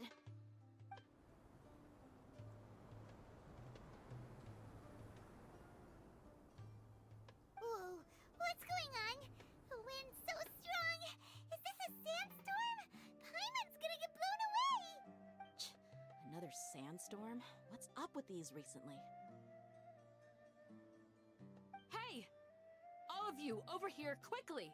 We have to take cover! Oh, I have her. Someone's calling for us! Oh, this wind is too strong! Let's get over there! That sounded like Candace. Come on, you two. Jeez, are all of you academia folks such hard work? Move it! All right, stop yelling.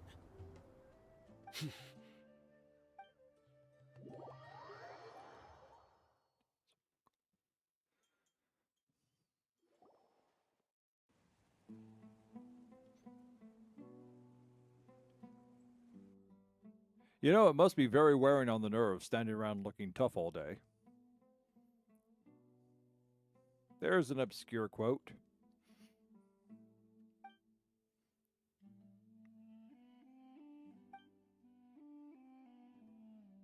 Well, this is pretty awkward. Let's start a food fight. Hey, wanna play sardines with 3 people who wanna tear each other limb from limb? Sure, why not? Sounds fun.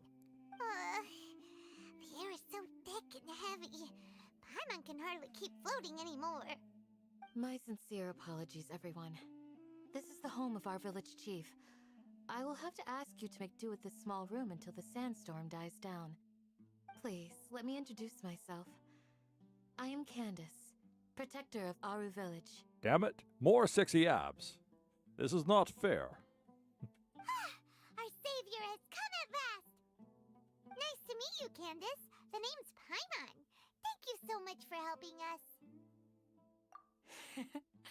There's no need to thank me. It's only right to help each other when the weather gets rough. Wow, she's so gentle and caring, like a nice older sister. Unlike those guys over there.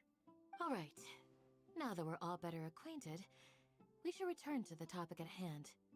As a guardian charged with the responsibility to protect my fellow villagers from harm, I was observing your conflict from afar, even before the sandstorm started. Oh, she's got heterochromia.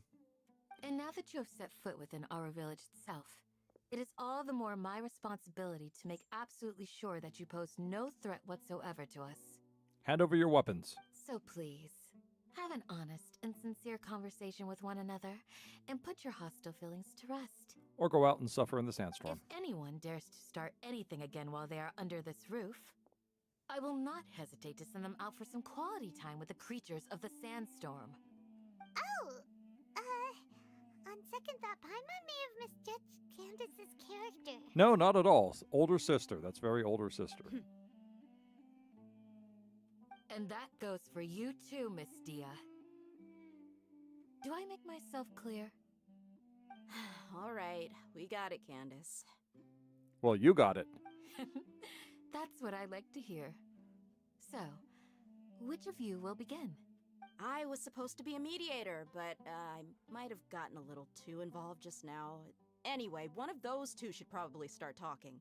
Wait, that was you trying to be a mediator? I have nothing to hide, so there's no shame in explaining myself. While Al-Haytham wasn't wrong about the other Matra not knowing my whereabouts, it's not because I've been assigned a morally dubious mission. Rather, I've chosen to exile myself.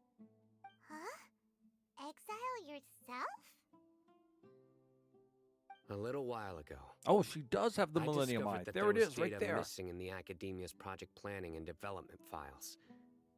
What little they did report clearly did not match the project's actual progress. As General Mahamatra, I had the responsibility and authority to request an audit.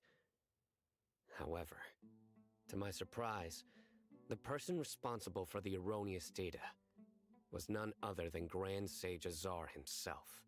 I tried to investigate the issue myself before submitting a formal audit request, but I soon found that all leads and potential pieces of incriminating evidence were carefully concealed from me.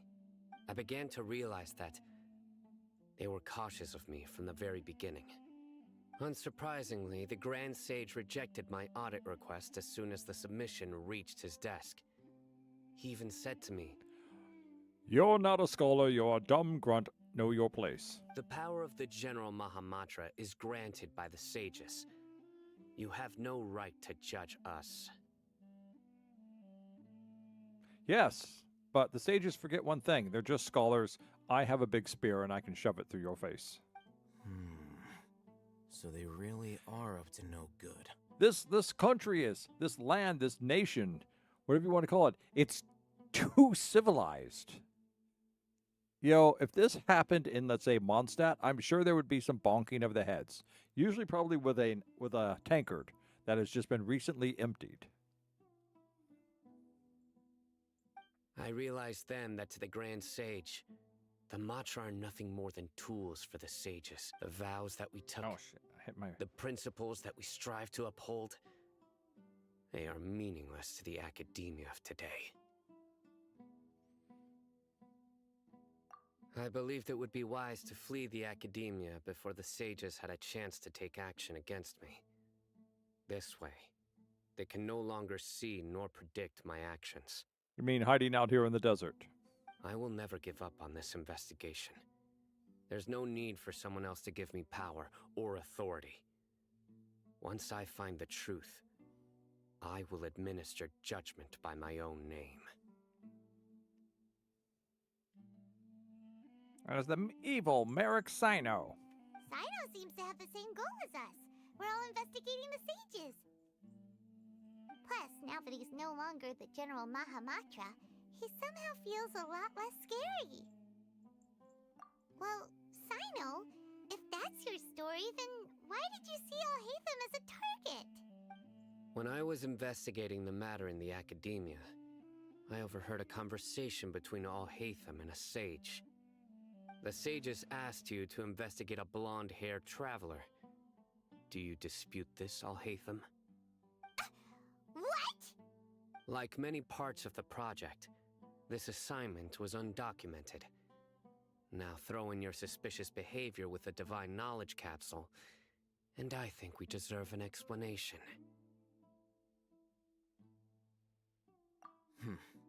Yes. I was indeed tasked with investigating the traveler. Alhaitham! After all, the promised reward was so great that hardly any scholar could have refused.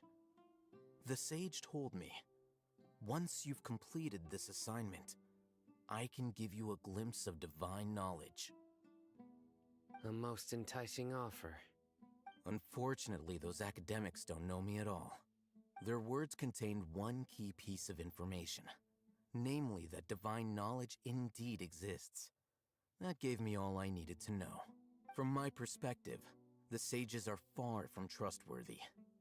Think about it. Isn't it a little strange they're so willing to share divine knowledge with anyone, even as a reward? So, I began my own investigation following the lead of the Divine Knowledge Capsule. In the end, I realized my wisdom in committing to this rather than collaborating with the sages. Had I been less guarded, I probably would have ended up like that Ain al-Ahmar mercenary, incapable of remaining sane for long enough to hold a conversation. You mean that the sages originally planned to dispose of you, using one of those capsules that drive people insane? I'd already given up on the assignment by then. I only told the academia I was waiting in Port Ormos for you to appear so they wouldn't suspect anything.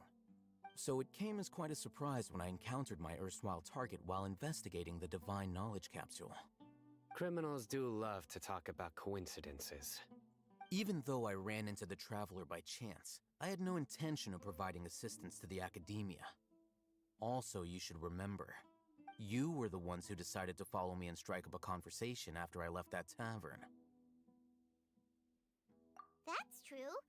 Alhaitham helped us out at Caravan Rebat as well. Maybe he's telling the truth. I'm willing to apologize, if that's worth anything to you. I took the Divine Knowledge Capsule behind your back because I judged its existence to be a significant risk. I felt that it would be best for no one to interact with it before it had been properly studied. After all, curiosity often proves to be the most dangerous thing in this land. Shizu. Trying to remember Merrick's sister's name, the one with the millennial eye. You know, the one that can see the future but always shows up late.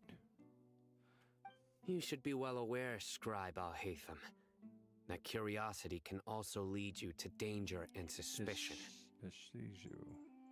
Answer me this. Did the sages share any information about their project with you? Have I not made myself clear? You and I are both distrusted by the academia. Do you really think they would tell me anything? Fine. Although you haven't completely proven your innocence, I won't regard you as an enemy, for now. As you wish. I have information.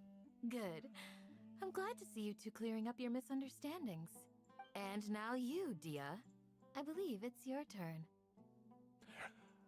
I think I have her answer. She just wanted to watch two sexy men battle it out.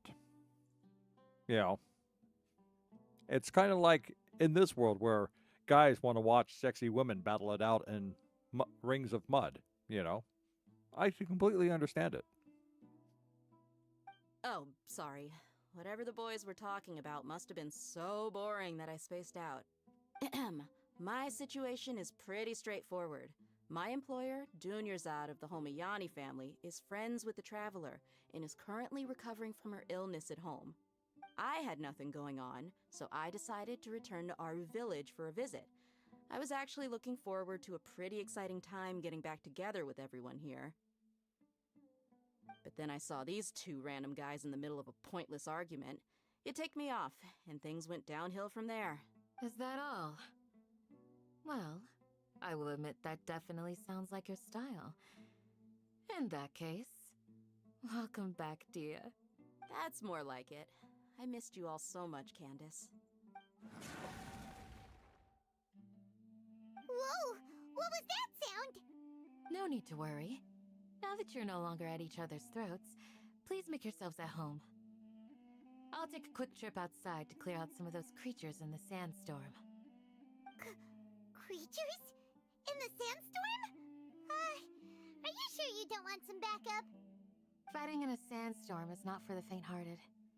Anyone without extensive training in these conditions is at a disadvantage. You needn't worry. Yeah, just leave him to Candace. Don't worry, she's as tough as they come.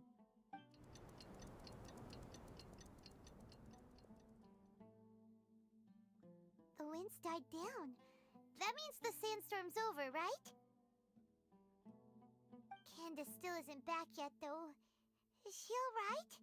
Maybe we should go out and check on her. When you put it that way, even I'm starting to feel a little worried. Alright, let's go. We've been here long enough, and the boys are as chatty as the floor.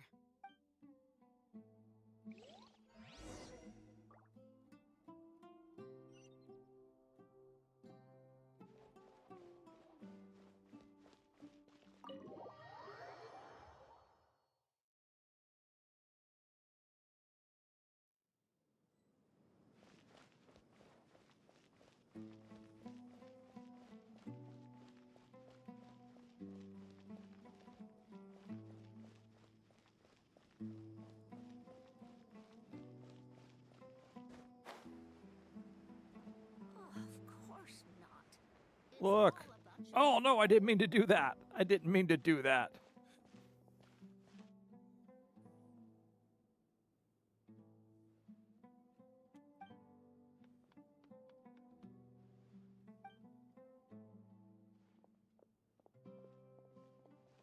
I'm sorry, I didn't mean to do that.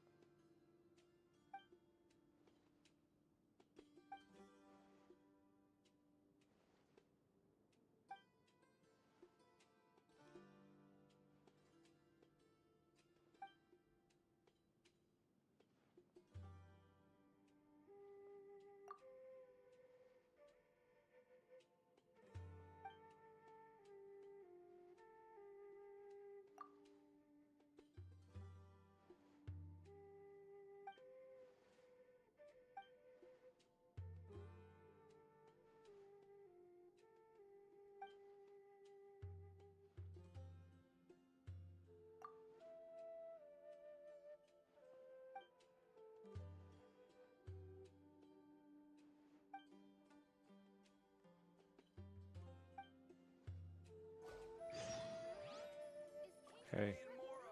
Use the power dendril to fertilize seed. Okay. She could be bi. Rex, she could be bi. You never know. Okay. Scatter!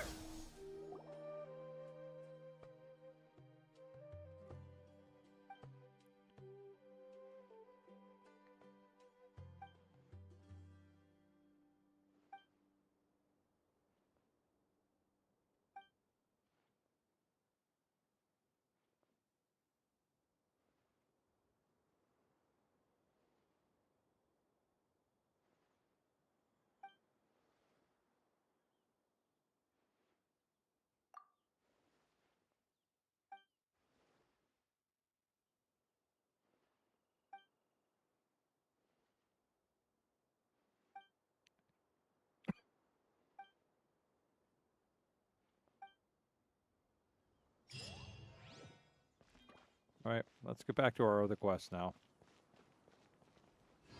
Looking to buy some handmade goods?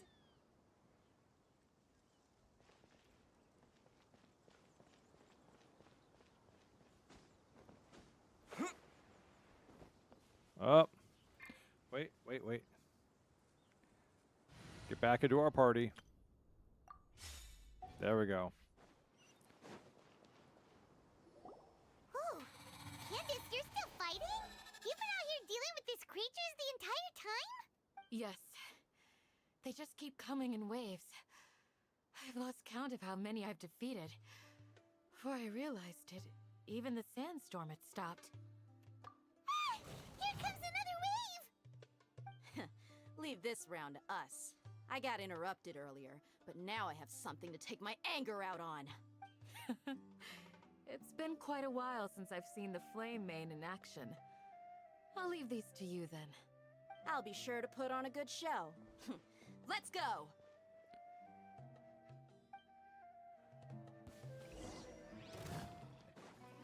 Obstacle! There is no escape! Here comes another wave! When are they ever gonna let up?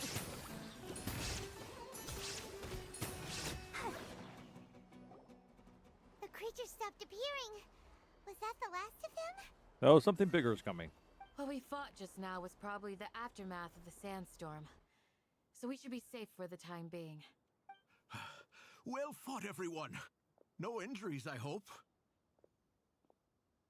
Oh, you know what? My food.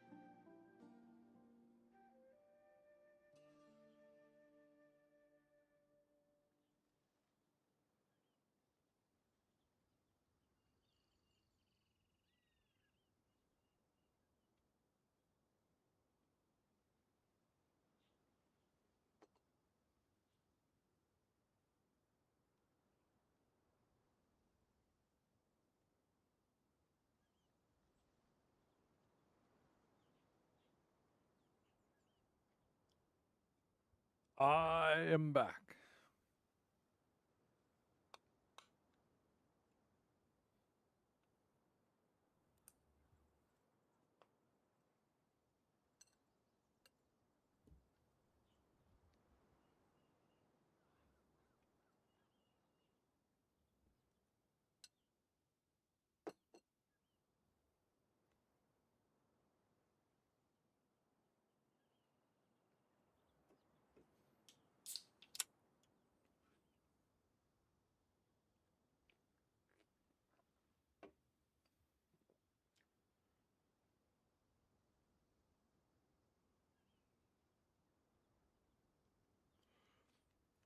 Huh?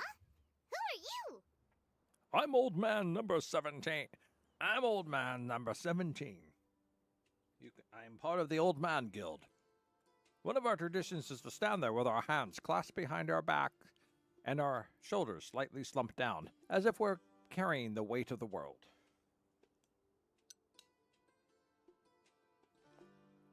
Ah, my apologies.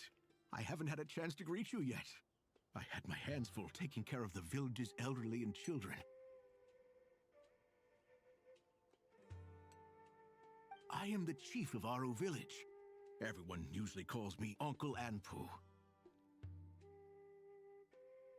Sir, I am also originally from the desert, but I have not been back for some time now. May I ask if such sandstorms are common?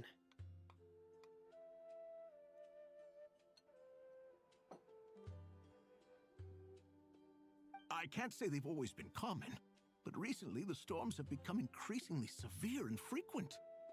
Besides sandstorms, we also occasionally get earthquakes. According to an investigator who stayed in the village a while ago, these unusual natural phenomena are related to the withering of Irminsul. Another effect of Irminsul's withering. So, Irminsul's withering causes withering zones in the forest, and sandstorms and earthquakes here in the desert? Everything in the natural world is inextricably connected to Irminsul. These regional symptoms can indeed be a reflection of Irminsul's present state. Everyone in Aru village needs to take good care of themselves. That's an okay mustache. He has an okay mustache. Speaking of which, why haven't I seen a single village keeper since I got here? Village keeper? Who are they? Village guards like Candace? Does your curiosity know no bounds? Village Keeper is how Aru village refers to mad scholars exiled here by the academia. Wait. Okay, this is an insult right here. Does your curiosity know no bounds? That means you're sticking your nose in. That means you're sticking your nose in where it doesn't belong. So him saying this and then answering isn't really grammatically correct. It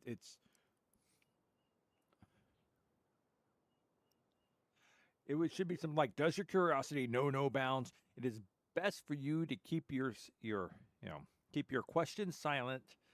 Keep your questions silent and your eyes averted.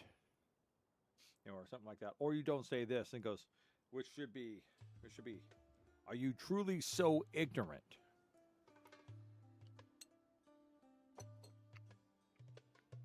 Most of them are scholars who lost their sanity after a period of training in the Avidia forest. The academia believes that their crazed mutterings may have a negative effect on the psyches of other scholars. So, they're forcibly exiled to the desert. Though if you ask me, it's all a boatload of nonsense.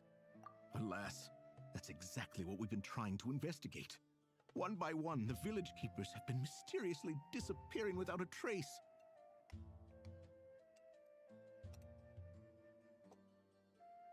But no one in the village has ever seen them leave. If you're planning to stay around the village for the next few days, I'd appreciate it if you could keep an eye out for them. I've had encounters with those people in the past. I'll see what I can do to help. Yes, beat them up if they insult you. The Matra are the ones responsible for their exile. Now that you're no longer with them, Are you trying to alleviate your guilt and atone for your past sins? I'm fascinated by how you think. Mock me if you will, but if you are guilty, I will eliminate you, regardless of my position or identity. But what if you're guilty, huh? Oh, you're the former General Mahamatra. You must be an expert in these kind of investigations. Thank you for your help. Is it because you're reminded of Hypatia? Oh, these poor scholars. First they lose their sanity, now this! We need to help get them back home, safe and sound. But, is it really a good idea to tag along with Sino?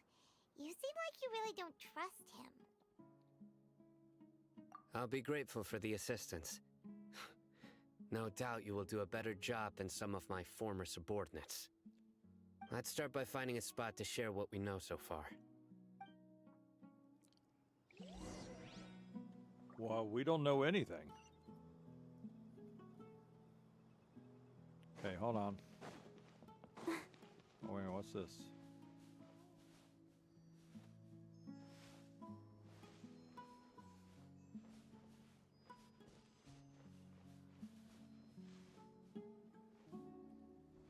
Shines, but you can't do anything with it.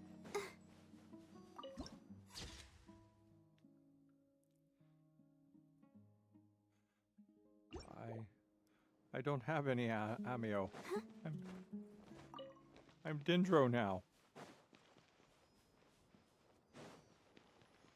All right, let's see if I have any amios on hand. Who could it be? Who? Sucrose. I want to help.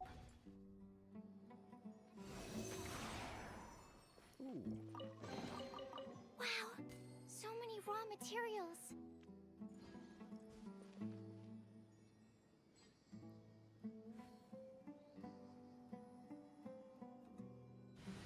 Thank you, Rex. Thank you.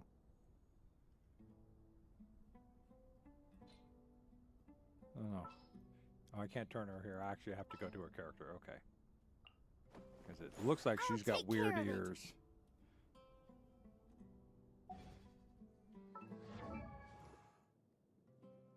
Okay, that's just Barbara's hair. Yeah. She's got weird ears.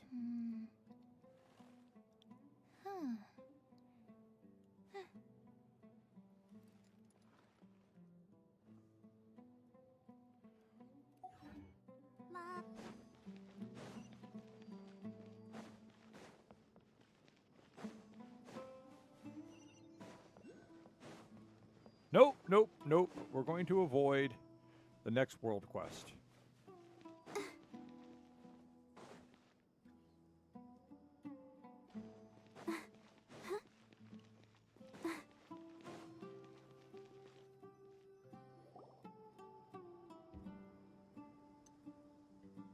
Although I've sent myself into exile, I'm still doing essentially the same things as before. Do you still have any questions for me before we start our investigation? One of my former subordinates told me that this title has its origins in a strange incident.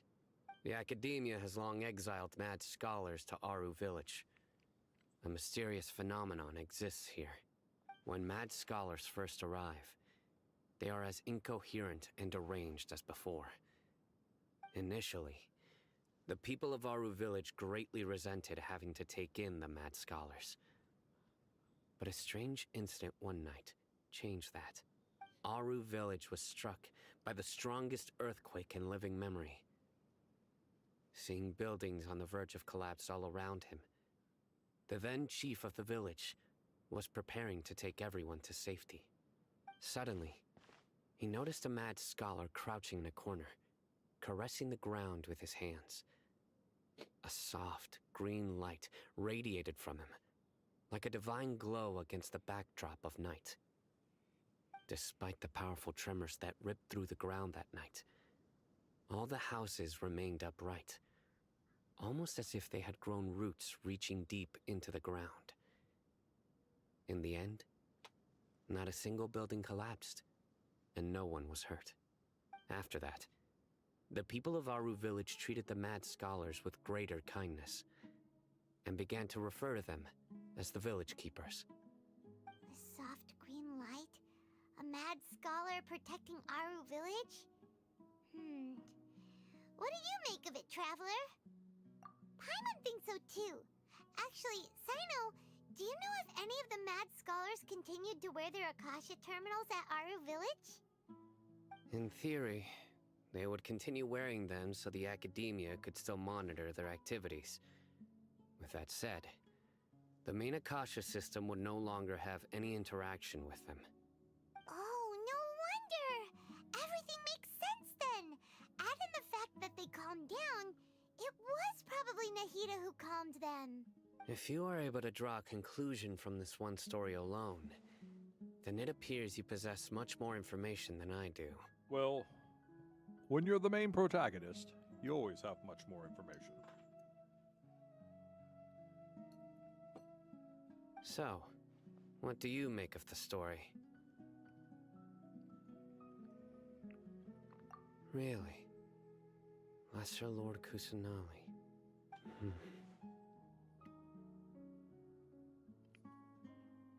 What?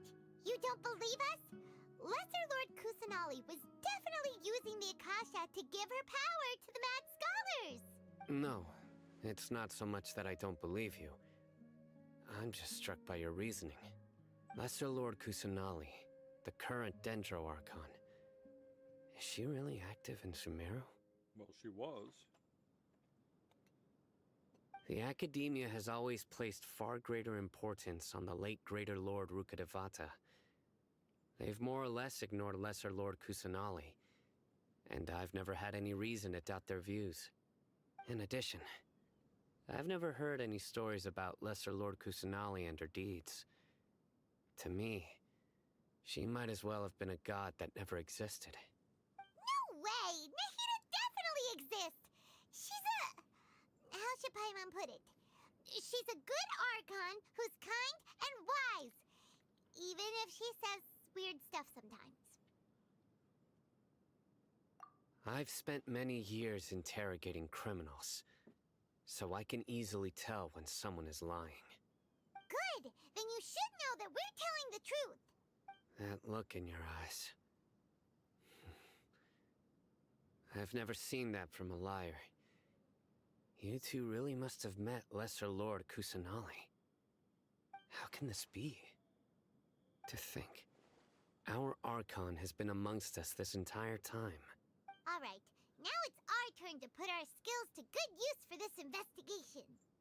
But easier said than done, especially since we don't have any leads. Maybe we can start by knocking on some doors. Excuse me, are you here to help me find my grandpa? Huh? Who are you? By the sounds of it, a resident of this village. Well, yes, but we like to have names instead of calling you child resident number 1 of this village. My name is Isak.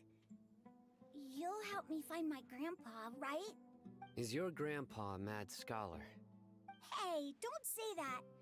Grandpa is just Grandpa. Why do you have to call him that? It's not like he's a bad person or anything. It's all right. He just likes to use his spear instead of his brain.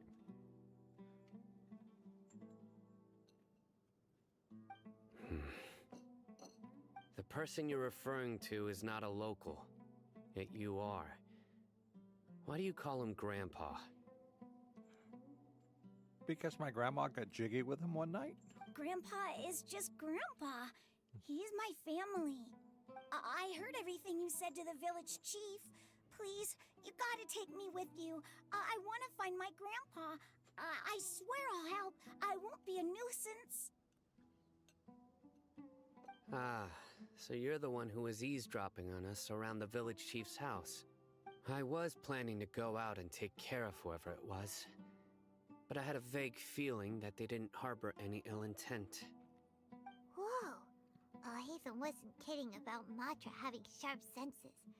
Sino, he's just a kid. All he wants is to find his grandpa. Let's find a way to help him. Sorry. I was only listening in because I wanted to know where Grandpa went. honest. If you don't believe me, you can ask Miss Candace. All right. But first, let's confirm the facts with Candace.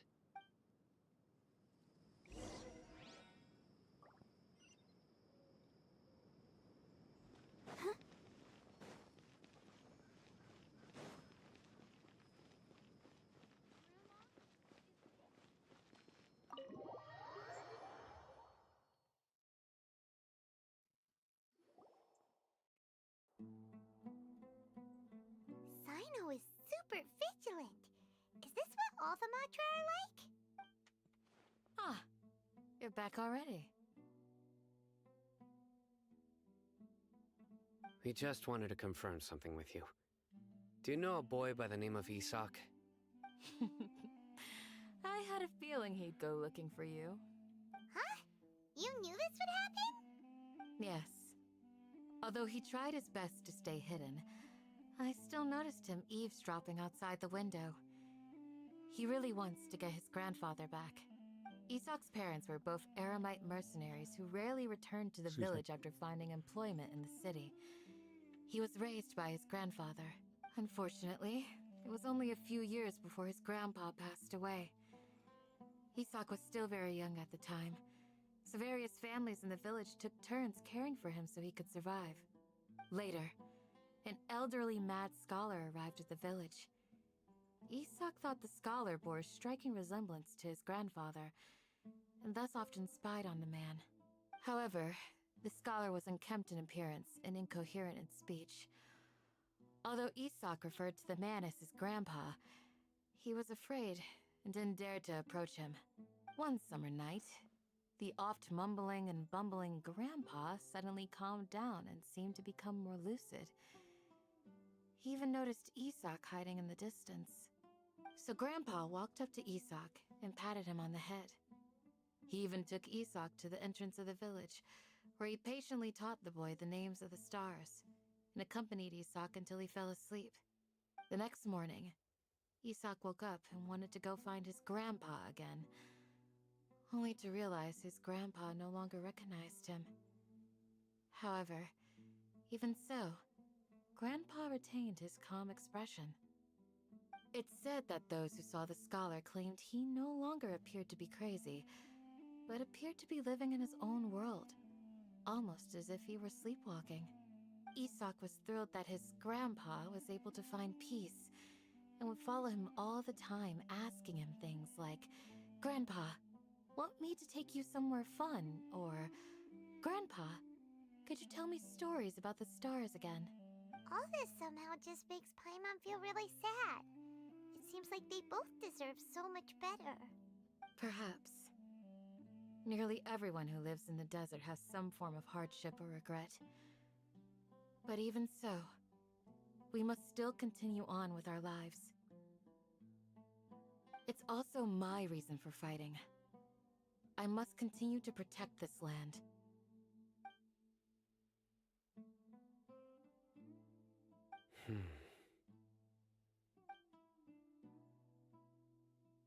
Maybe the people have always had a considerate god watching over them. Huh? What did you say, Sino? No, nothing. As long as Isak keeps his word and doesn't get in our way, we can take him along. Perhaps you are more compassionate than I gave you credit for. Please accept my thanks on Isak's behalf, Sino.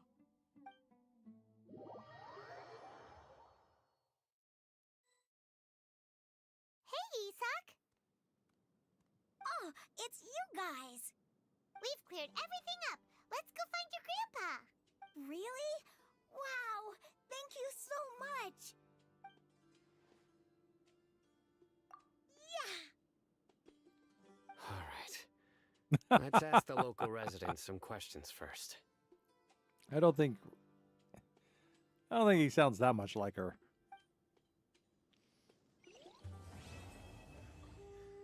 All right.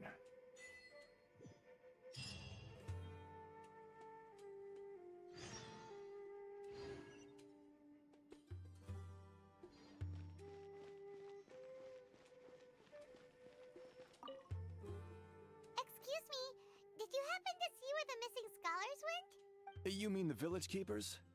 Oh, let me think. When I was eating dinner the other day, I saw one of them by the side of the road, muttering away and eating mushrooms and tree roots. They shouldn't go around eating that kind of stuff. Okay. Did you notice anything else? Anything else? No, I think that's all I have to tell you. Sorry.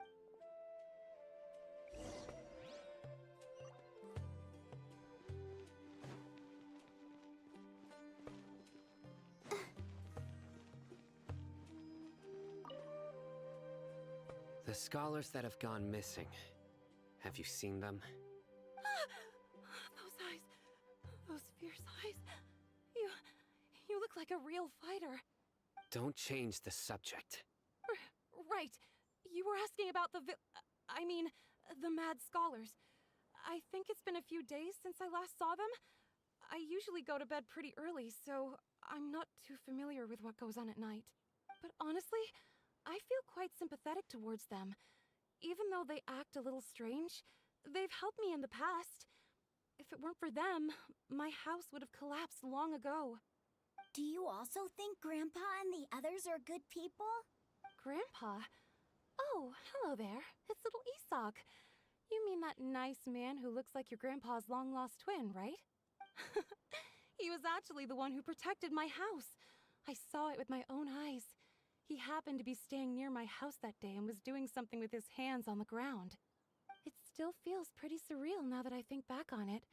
Did someone teach them how to do that? Well, whatever the case, I'll always be thankful to him and whoever taught him to look out for others. I'm pretty sure that if I ever went mad, I wouldn't be able to do anything like that. Gotcha. Thank you.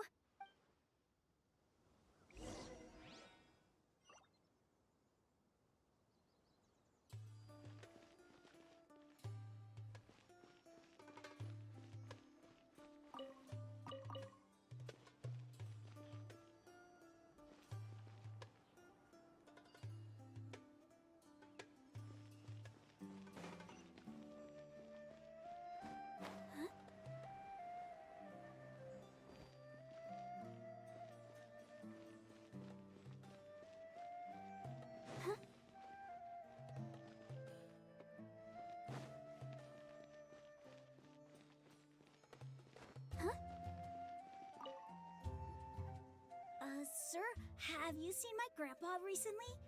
You know, the one who likes to sit and space out near the village entrance. Oh, well, if it isn't Isak. Oh, your grandpa, huh? It's been a while. The last time I saw him, he was spacing out by the road as usual. I went and asked him if he'd like any of the food I had prepared, despite my wife's protests. Like many people, she's really quite terrified of them. And speaking of my wife, she's still always complaining about how I don't make enough mora. That might explain why she's always mad at me. Oh, thank you. Thank you for taking care of him. It was nothing. You're looking for him, right? Did he go for a walk and get lost? Yeah. That's no good. Well, once you found him, come by my place again and I'll cook a little something for the both of you.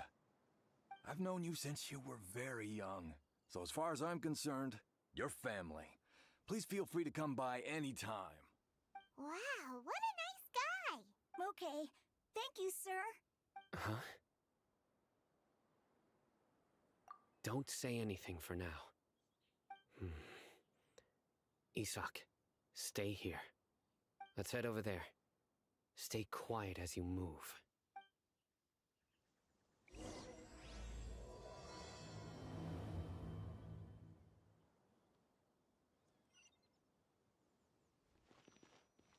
Join the Eremites and embrace a wonderful new life. Candace one day. I want to be like this Dia when I grow up. Of course not. It's all a bunch of nonsense. Listen, see if you can make out what they're saying. Have you heard? The mighty King Deshret, the sovereign of our faith, will soon return to this world. Yes, of course I have. King Deshret is the one and only true ruler of this land. I've never believed in any other gods. Still, you say he's coming back, but it sure doesn't feel like life's about to change around here anytime soon. What's your proof? Haven't you noticed? The village has been getting more deranged scholars than ever. Delavar was saying that many people also went insane just before the fall of King Deshret's civilization in ancient times. We don't quite know why, but it seems like there's some sort of connection between insanity and King Deshret. I know what the connection is. It's insane to believe that he's coming back. Isn't it a sign of King Deshret's power that all the mad scholars have disappeared? If you ask me, they must have been chosen as the final sacrifice for King Deshret's resurrection. Huh. Now that you say it, that does make some sense. Does this mean our lives are finally going to take a turn for the better? No, it usually means that instead of your king, a giant monster is going to rise up and eat you all. Exactly. Those city folks will get what's coming to them. Oh yes, what's coming to them? Everyone gets what's coming to them, young man. Everyone. Now, repeat everything you've just said from the very beginning. Huh? Who are you? Where did you come from? My patience is running thin. You heard what I asked.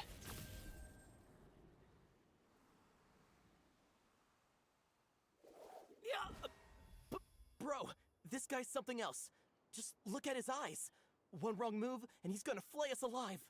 Let's not get on his bad side, okay? I am no match for this guy. Okay, good sir. What is it you would like to know? Tell me about King Deshret's resurrection. Well, I only know a few things from hearsay. I went for a drink the other day and heard others talking about a rumor that the madmen will disappear and that King Deshret will return to this land. I'm not making this up, I swear! Hey, go on. Keep talking. It's true. It's all true, sir. We desert folk have had more than enough of those people at the academia. They keep sending us all their mad scholars and won't let us have a good life. Would you want to live like this if you were in our place? The radicals were even more thrilled than me when they heard the news. We're all praying for King Deshret's speedy return.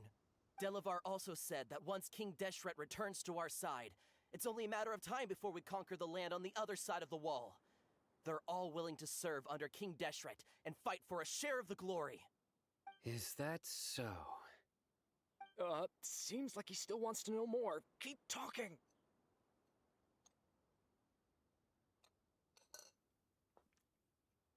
This is mine. This is not yours.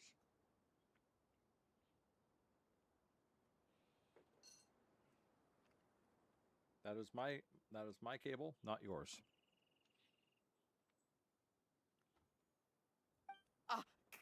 Got it! At first, I told myself it was just the drink talking, but then all the mad scholars vanished without a trace, just as the rumors said.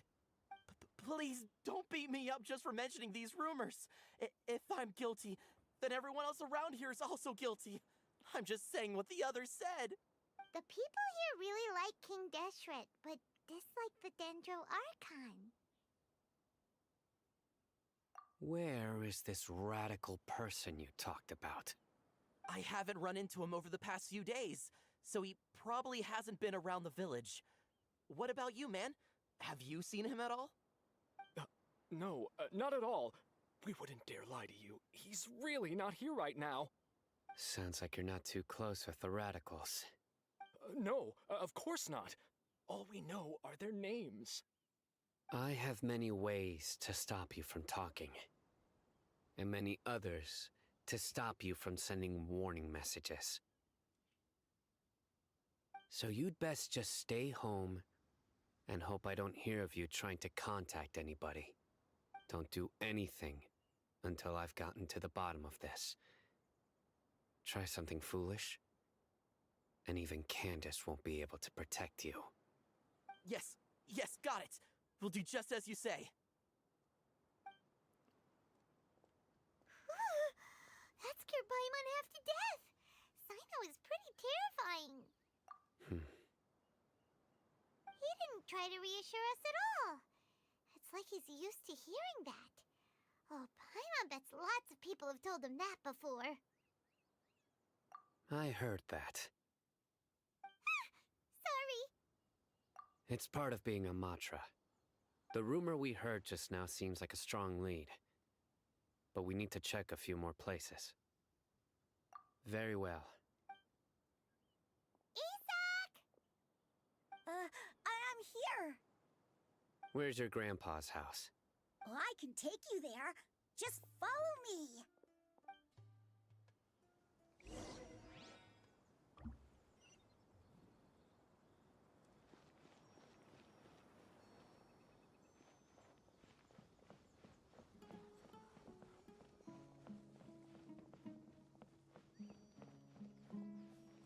Grandpa, he likes to be alone.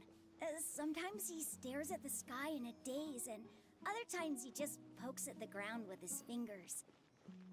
Every now and then, he yells out at the top of his lungs, so a lot of people are really scared of him. But he's a good person, really. I know he is. I swear, he's just like my real grandpa.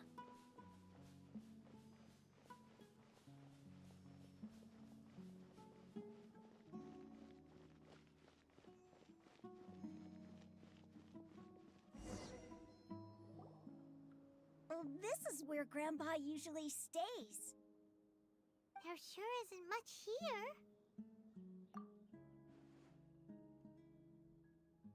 No. Incense? Please don't say it's the same one as before. But are you okay? Are you getting dizzy or need to lie down? There's a scent that you can sense, but I can't. A certain traveler here once passed out from that smell. Thankfully, Tighnari saved the day! And then he gave us a long lecture to explain all about how it worked. So, you know Tighnari? Huh? You know him too? Are you two friends? Yes. Now that I concentrate, I can also make out the scent of incense. Wait, surely Tighnari didn't lecture you too? No. No need. Did you first encounter this scent at Tighnari's house? In the forest. From a scholar.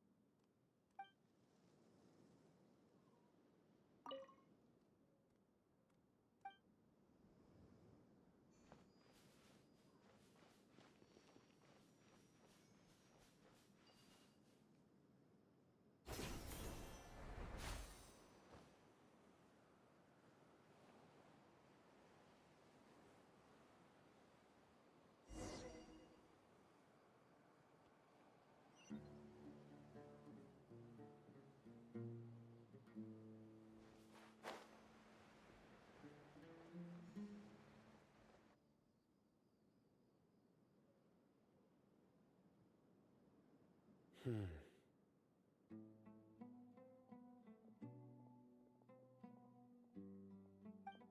are you looking for, Sino? Here it is. Take a look right here. Paimon doesn't see anything. Although the traces have been completely buried in the sand, there are footprints here. From the size and shape, they belong to an adult male. This pattern is a common one from this area. Local shoes. This was probably someone from the village. The scent is quite faint, but still extant. The footprints head in that direction. But who would come looking for Grandpa? He doesn't have any friends. We'd have to ask whoever lured him away with the incense. Huh? So you can lure someone away with just a scent? Hey! What's wrong with liking good food? Everyone's got something they love in life. Exactly. Most scholars are fond of incense. since the smell supposedly helps them clear their minds and discover new knowledge. Even deep within the clutches of madness, they still yearn for their knowledge-seeking days, and will follow the scent whenever it presents itself. No, Grandpa. So, someone's taking advantage of their weakness? Huh. Still, why would anyone want to abduct all the scholars? Are the rumors really true? Could the disappearance of all the mad scholars have something to do with the radicals? It's highly likely. Please, you have to save my grandpa. Grandpa's never done anything wrong. Please. Sounds like we'd better help get him back. Don't you worry, Isak. We won't let whoever took him get away with it. Let's head to Aru Village and inform Candace and the others about what we learned here. After that, we'll set off to find the scholars.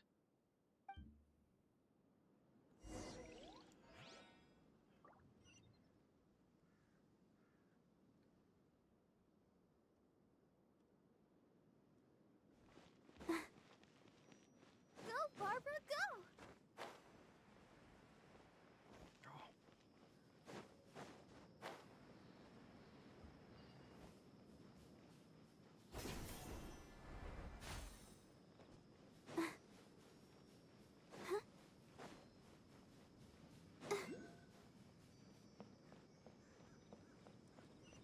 Aha!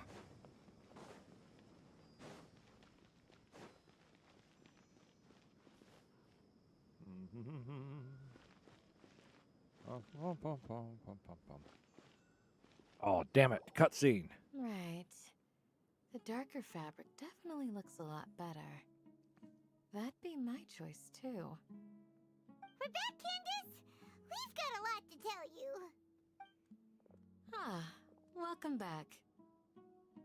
We lost the child along the way. Sounds like everyone's friends already. Oh, Dia's here too! Yeah, we didn't see you standing there just a second ago. You bet. So, everything goes smoothly? Reasonably. Alhaitham didn't go with you? We haven't seen him at all. Huh. I saw him around the village entrance earlier and figured he was investigating with you. I guess he must have gone off on his own. Did you find out anything useful? I see. So someone used a kind of incense to lead the exiled scholars away from the village.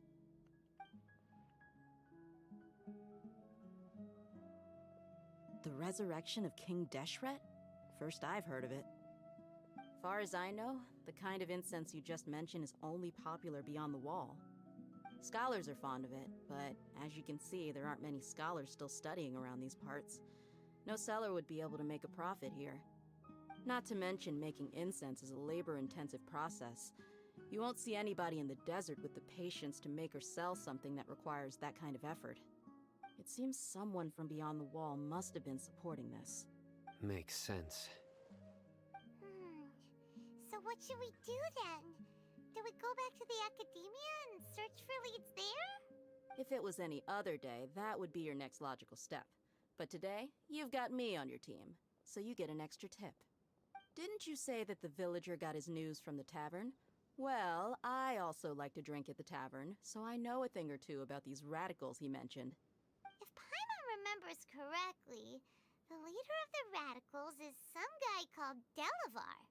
Ah, yeah. Delavar, the scar-riddled bandit, Engur, the wide-eyed butcher, and Jabari, the duck-tailed bearded crook. The whole lot of them are known around these parts. These guys have one thing in common, and that's being broke. The rougher life gets, the more they want to believe in King Deshret. Way they see it, King Deshret's resurrection is their only chance at overthrowing the academia. Throwing all of Sumeru into chaos is the only way to change the way of life here in the desert. Anyway, that's my guess why they've chosen to become radicals. Tia! You're amazing! You really know this place inside and out!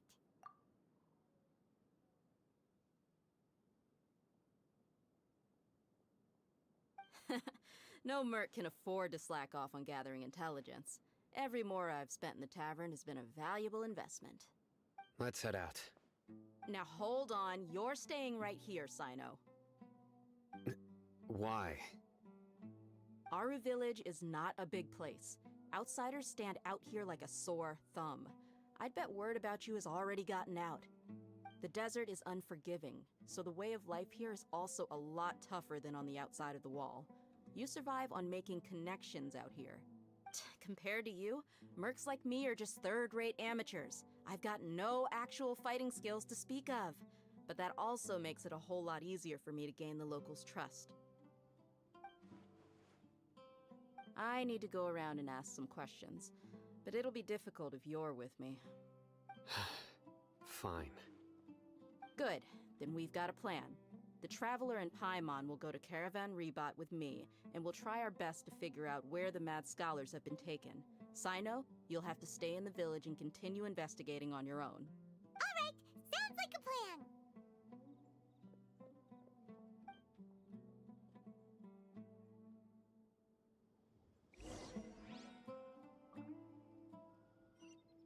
Gotta go back to Caravan Rebot? Oh, but we just came from there.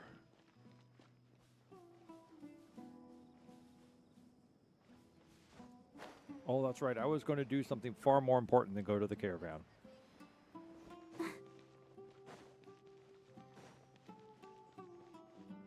Go, Barbara, go! That's right. We were going to climb.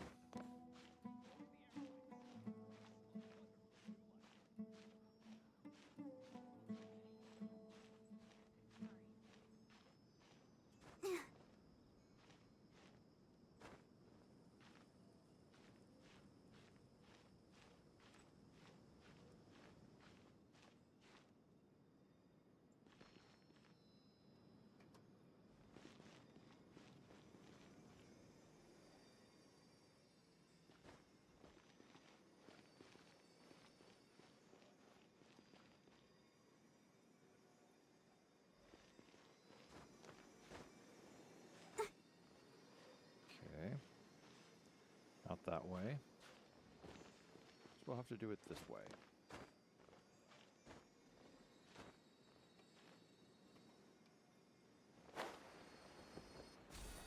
Ha-ha!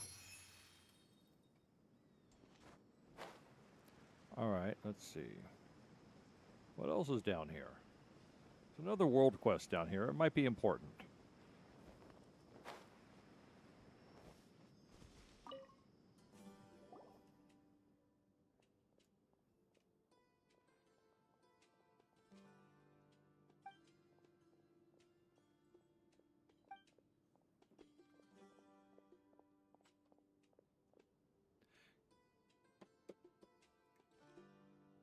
No wrestling up here on my table. No wrestling up here on my table. Hey. No wrestling. That's for both of you. That's both of you. This is my place, not yours.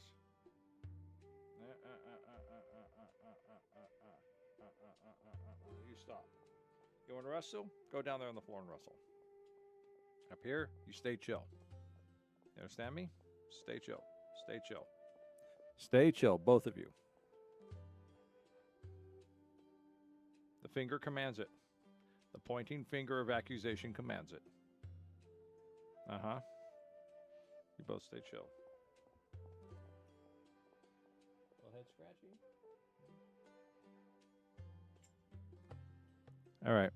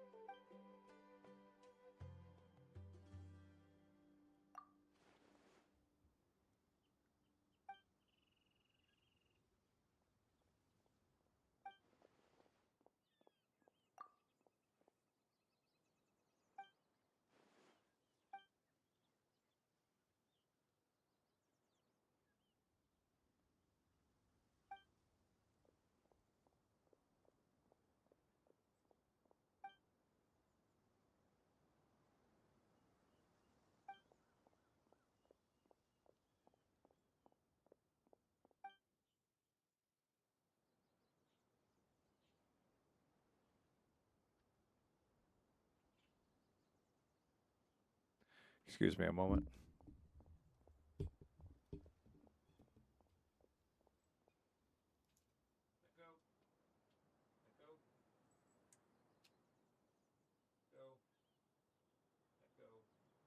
Hey.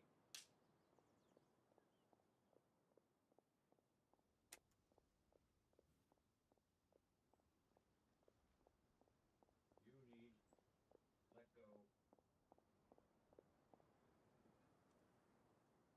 Let go. Let go. Let go. Let go. That's it.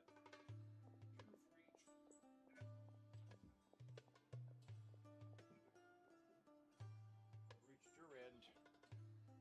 No.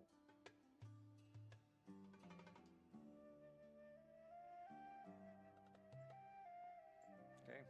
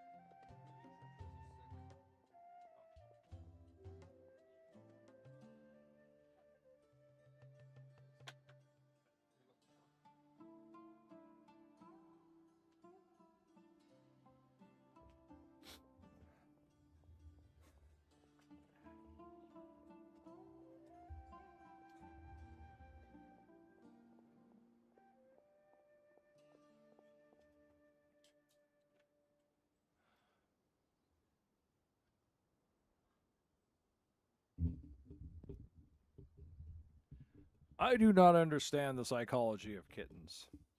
I only understand the psychology of older cats, as that's all we've ever owned.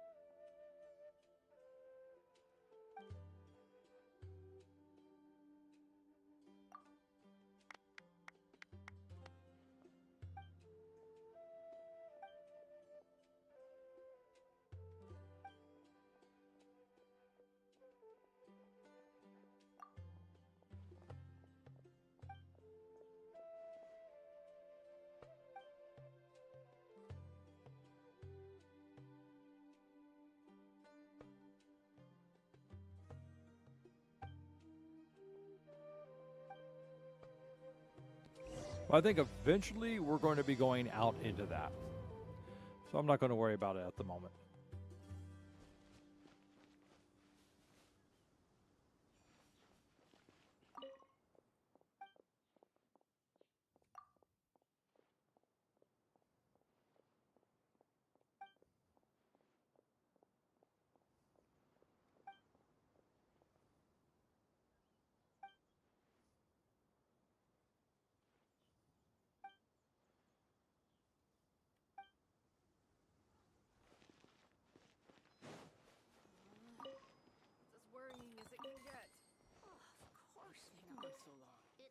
a bunch of nonsense. All right, now let us return.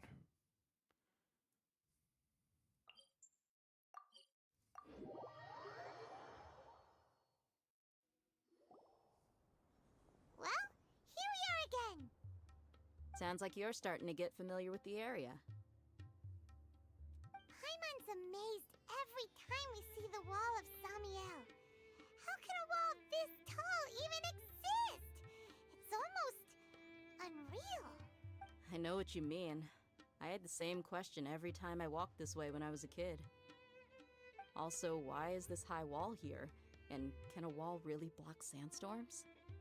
It was only after I grew up that I realized the wall of Samiel isn't just there to keep out the sandstorms. It serves a more important purpose, keeping out people like us. Sumeru is run by wise and mighty sages. To them, us desert dwellers are nothing but tools that can be used and discarded at their whim. We're cheap labor, like livestock, but easier to control. Nothing more. Even if a child from the desert got the chance to obtain an Akasha terminal, almost all their requests for knowledge would be denied. The academia believes we're underserving. Geniuses like Sataria are 1 in a million. The other children never get a single chance to try and rewrite their fate, even though the academia knows very well that we're humans, just as they are. That's terrible. I would tear down this wall with my own hands if I could. Hey, Dia.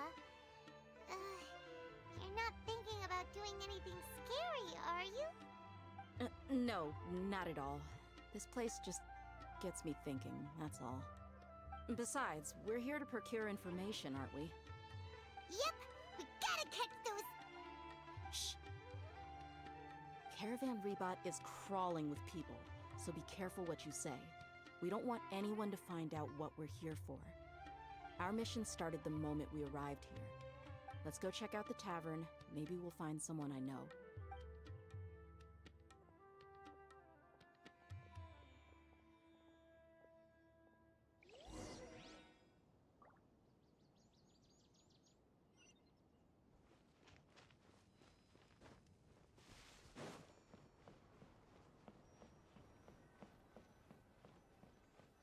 Oh, look, Paimon. It's the last place we hid when we were here.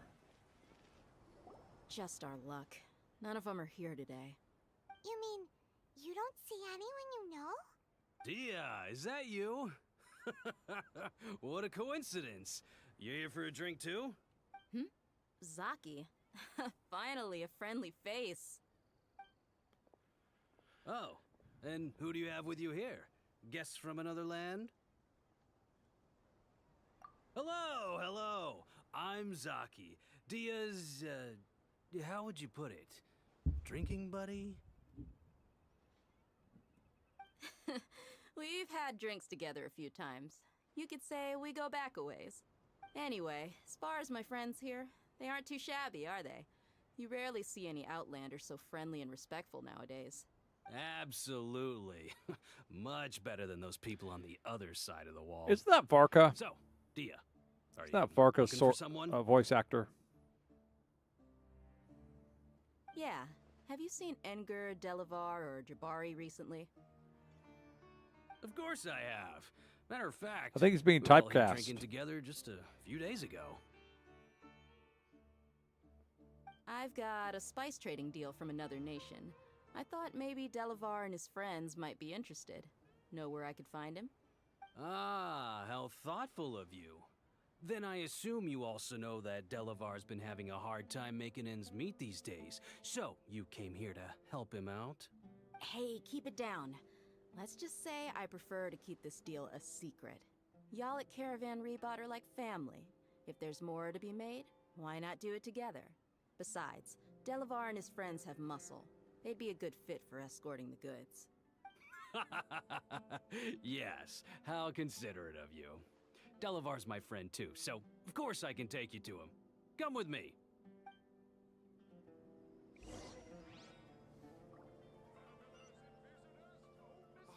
What? So he's not at the hotel today? Travelers. All who seek rest will find it here.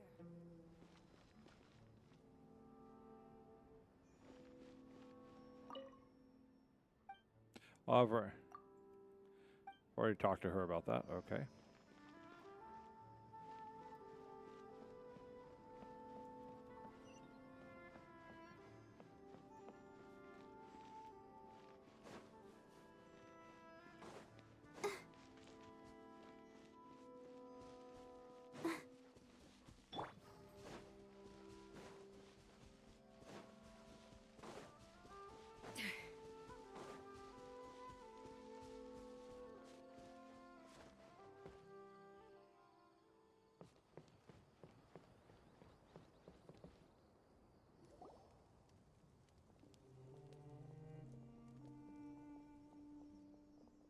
Are we there yet? Yep, this is the place. This place is practically deserted. What are they doing in a place like this?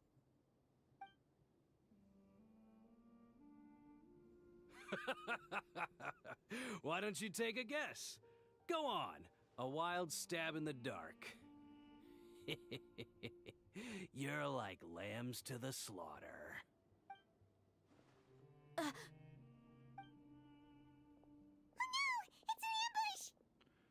Oh no, there's 5 of them.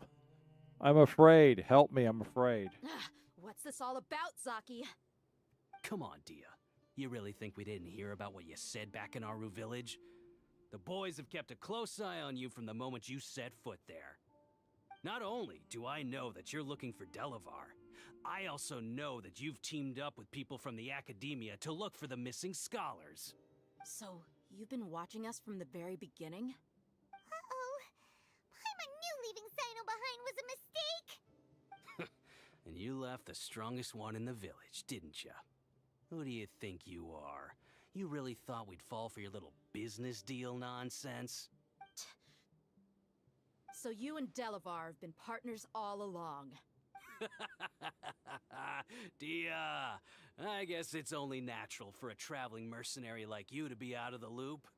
Those of us who hang around the tavern have stronger bonds than you think. But you got one thing right. We're all looking forward to an uprising in Sumeru. There's nothing more we'd like to see than the desert folk overthrowing the Academia. If that's the case, then I'm sure Delavar wouldn't miss a second of it. I'll be honest with you.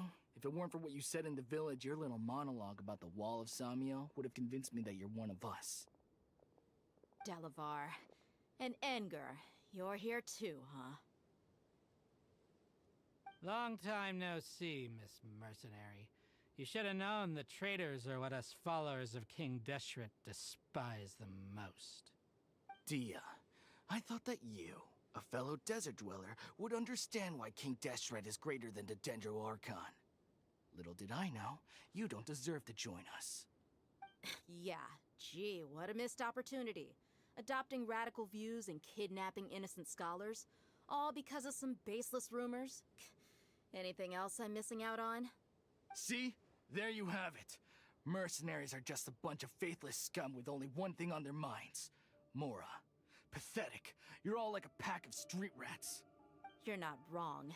Mercenaries are driven by Mora, and my faith lies with whoever's paying me. As long as there's a profit to be made, anyone can become my friend. Enough talking! Get him! Just as I expected. Let's teach him a lesson, traveler. Following order. Shine down! Ouchie! Hi. I miss anyone? I guess not. Impossible! How could you? So, what do you think about your meticulous network now, Zaki? How did you say it? It's only natural for a traveling mercenary like me to be out of the loop. I'm guessing your informant told you that I'm just an incompetent merc with no real fighting skills, correct? I mean, that is what I said after all. And of course you would believe everything he reported. The only thing you know about me is that I'm a mercenary, but you've never seen me in action. Even though you heard we went to handle monsters together, you believed that Candace was the only one doing all the real fighting. That so-called Flame Mane is just a fraud. She admitted it herself. She just uses her connections to gain the trust of others. That's what you thought, right? Ugh. You lied in the village because you figured that we'd have people watching you. And you were stupid enough to fall for it. I figured as much the first time we drank together. You all thought you were so smart. Pathetic. Okay, that should be all of them. Whoa! So you've been planning this since we were in Aru Village? No task can be done without preparation. I just happened to notice a couple suspicious-looking people while you were out investigating. Oh, but instead of catching them right away, you let them report back! Those two who were snooping around were just a couple small fries. If we want to get the real catch, we have to be patient and give it some time. Oh, you mean the funny name she mentioned back in Uncle Ampu's house? The wide-eyed butcher, scar-riddled bandit, Paimon can't remember them all. That's just a bunch of drunk talk. Edgar and Delavar like to talk themselves up when they're drinking. Edgar, the wide-eyed butcher, and Delavar, the scar-riddled bandit, are the nicknames they came up with for themselves. Alcohol has a way of making people share what they really think. So Edgar and Delavar are always rambling in the tavern about how King Deshret is a superior deity. What about Zaki? He's just a numbskull who fell right into our trap. Zaki was probably the best hidden of them all. My initial plan was to find Delavar first, and then try to track him down. That's what you wanted to ask when we were at Uncle Anpu's house, right?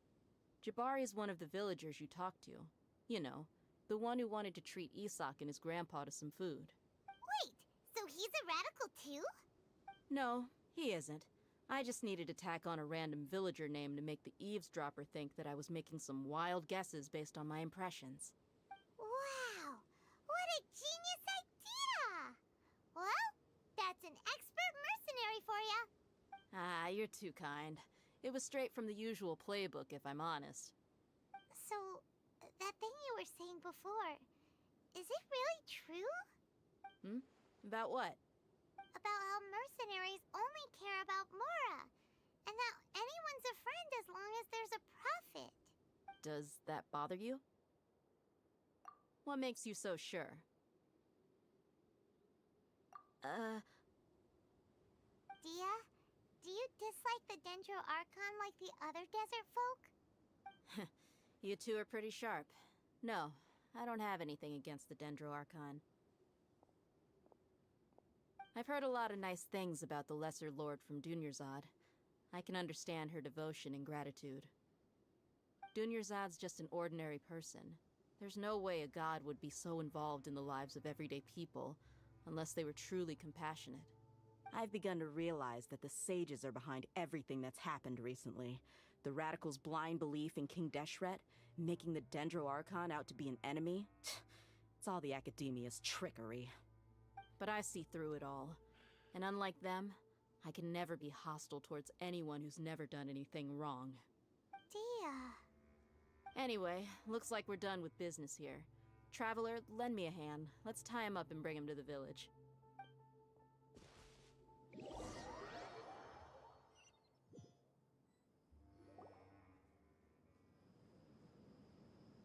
This should be all of them.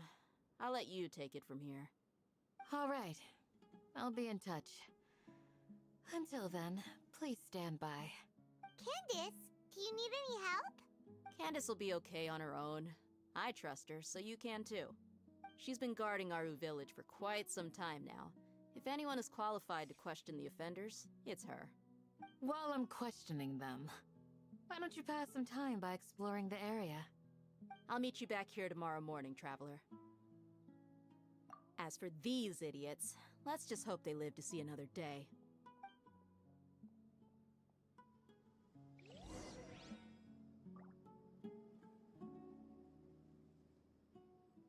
You heard the question. Now answer me. Good, good. Everything's well in hand. Candace is an expert at dealing with people like this. All we have to do is wait for her word. Alright, what should we do now?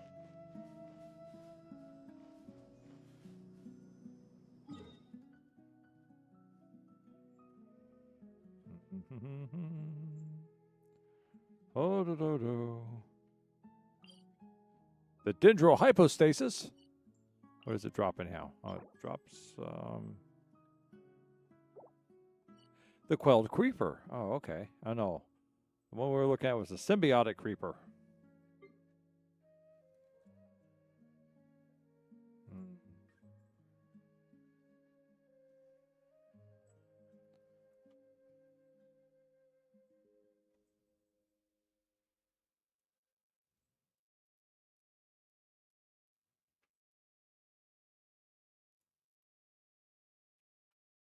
What's that? Set tech Winnut. Okay.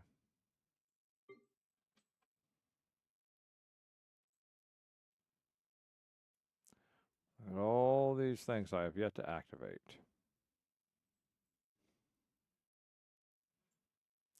All right, let's get back down to where we are.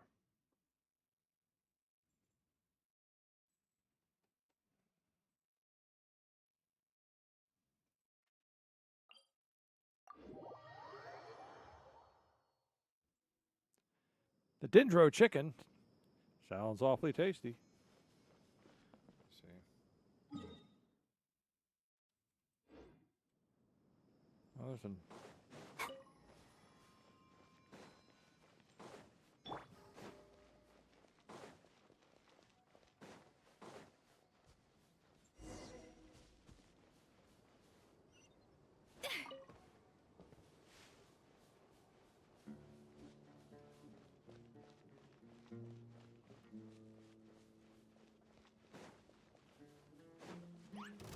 A little.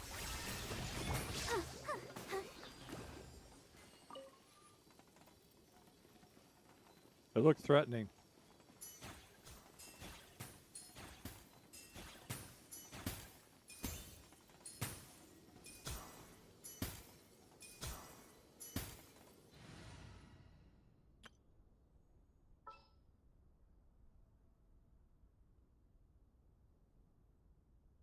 Where'd Sucrose go? There she is. My experiment.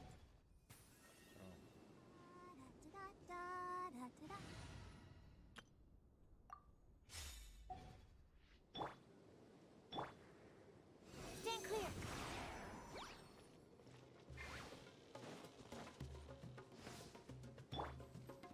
Cool it! Steady as stone.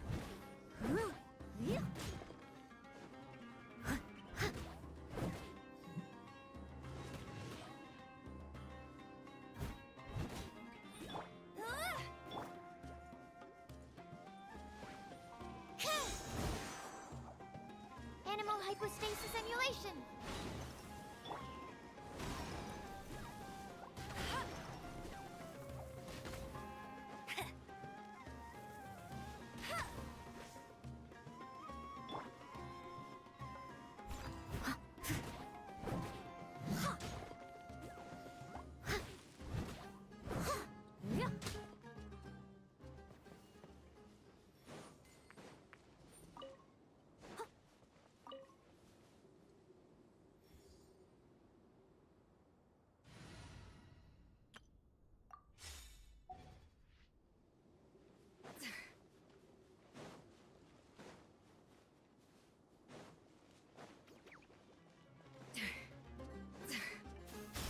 Shine down!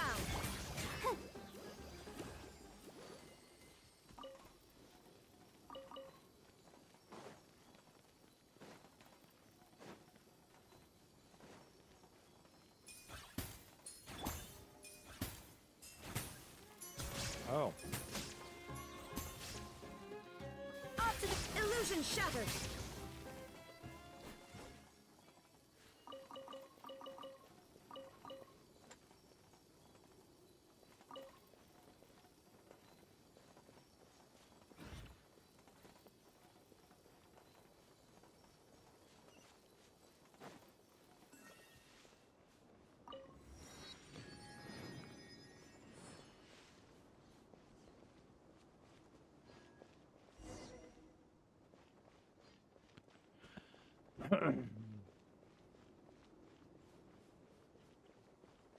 Oh, they fell into a big cave.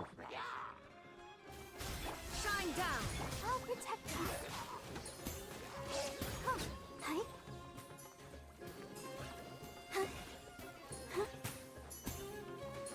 Hi. Huh.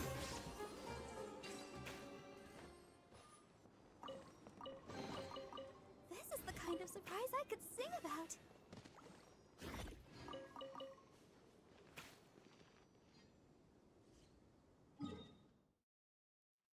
Hmm. Go, Barbara, go!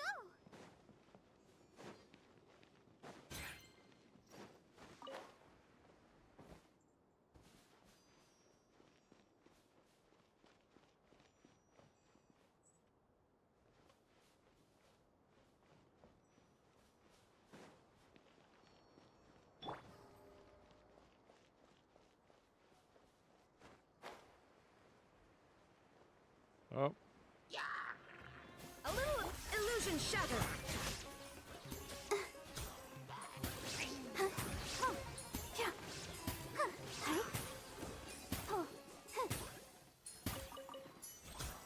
Go, Barbara, go!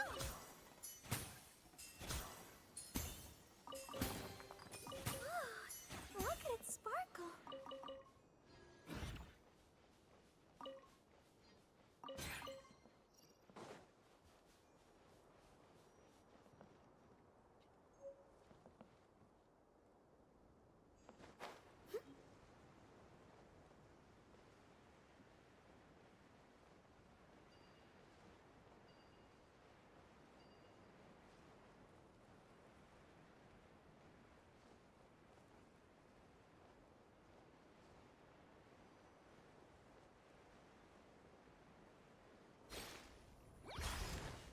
Let's dance.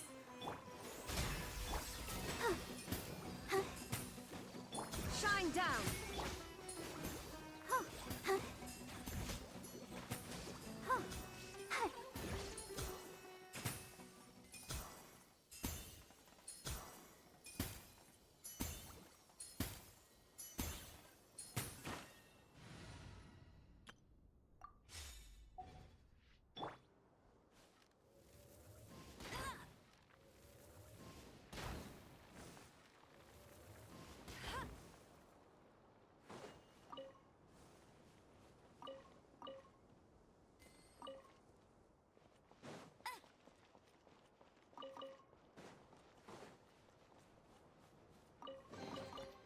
Opening a chest is like unwrapping a gift.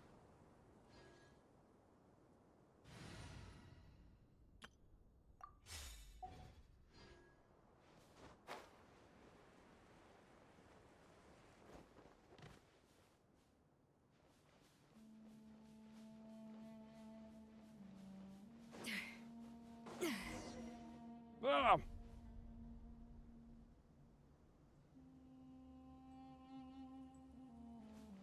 Ah! The bottom of the pit. Oh, why is everything in a pit?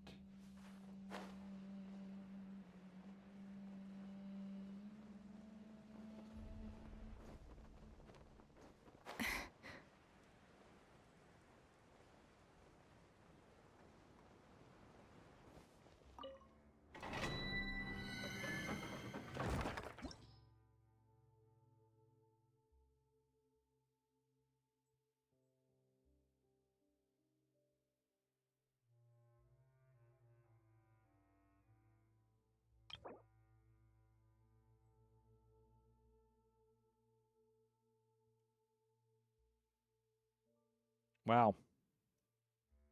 There's a lot of big things in here.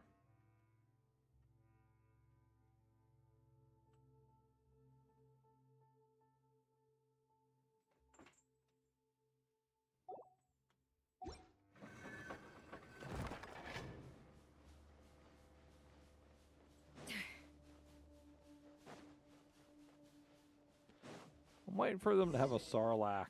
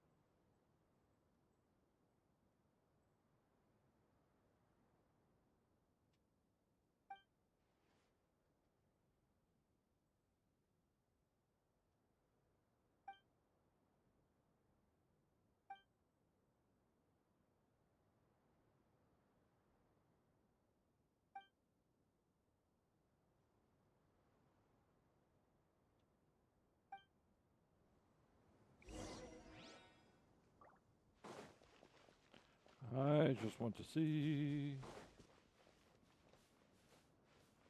Oh, okay. It's a door thing.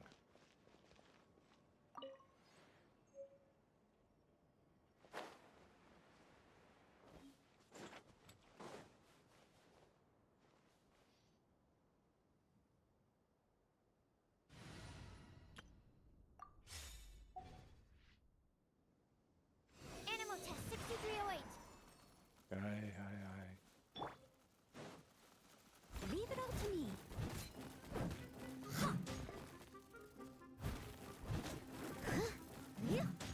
Freeze! Hey, go, Baron!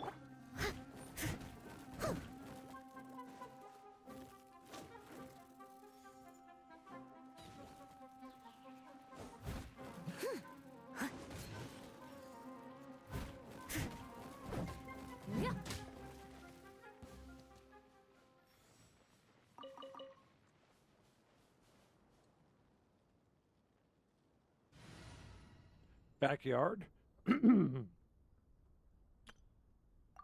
What backyard?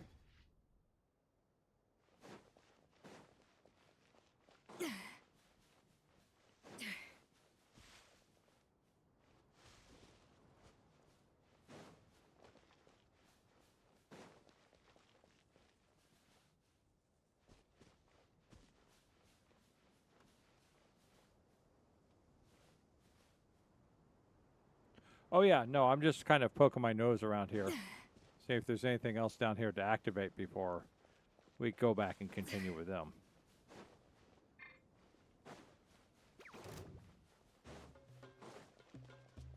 Yeah, that doesn't open up either.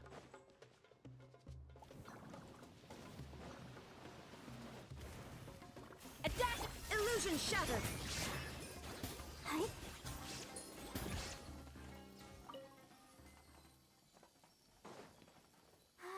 Keep going. Oh, it is? Well, fortunately, we have another way out that they don't. We can teleport.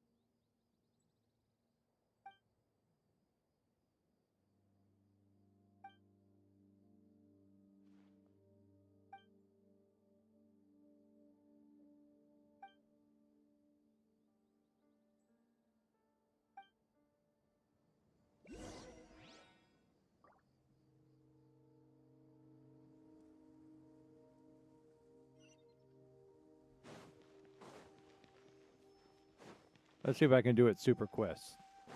Super quick. Go, Barbara,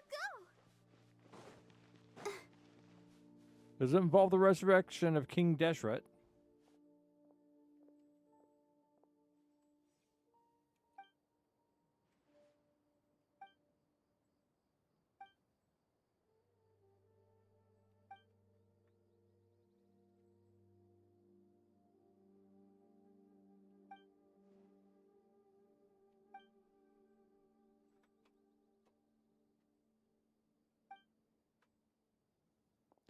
Let's hope he actually does it. He needs a little bit of a confidence boost.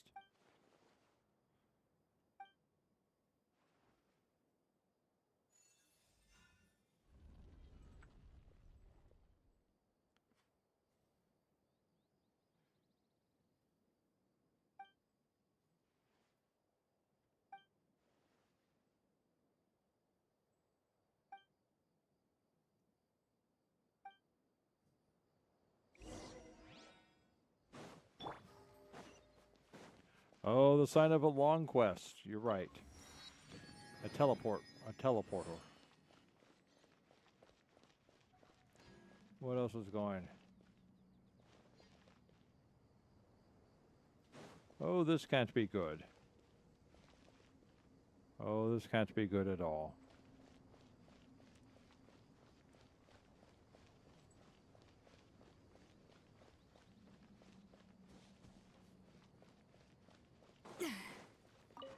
It's so big, there's even crystal moths here.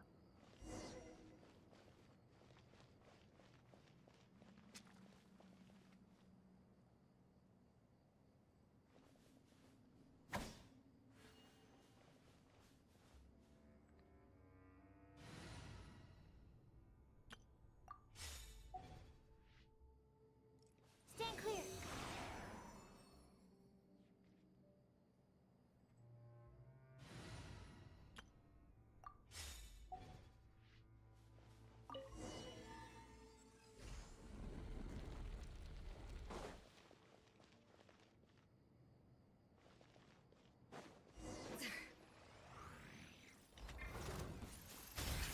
There is no escape.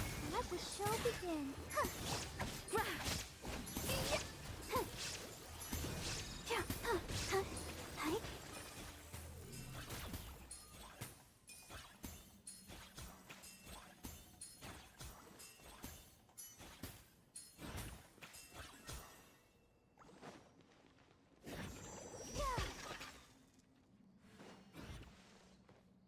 Right, what's this?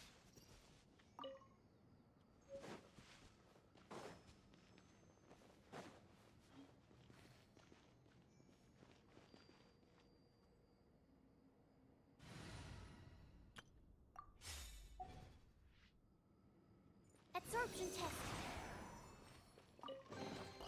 Chests appearing out of thin air? This needs research.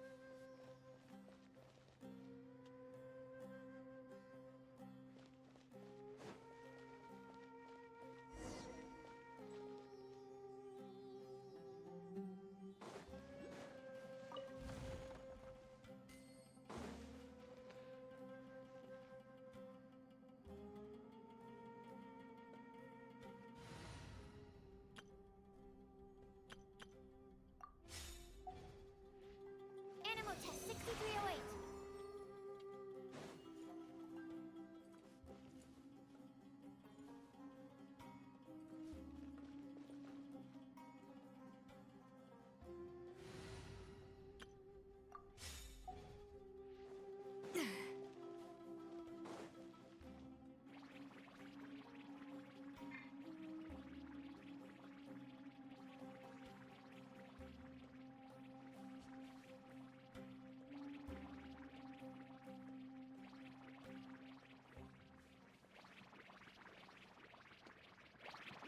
I wonder.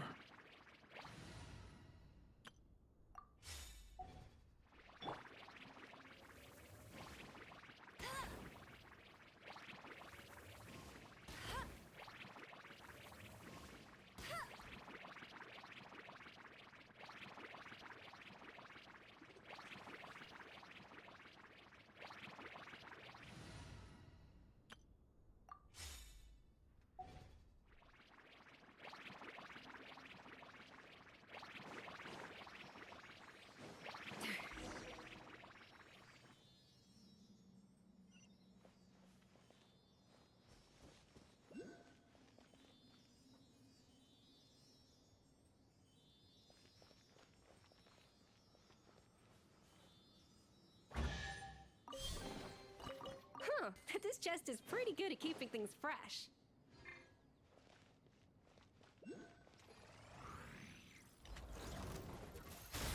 Illusion shattered! Hi. Oh. Oh. Hi. Let's dance. Whoa, look at it sparkle.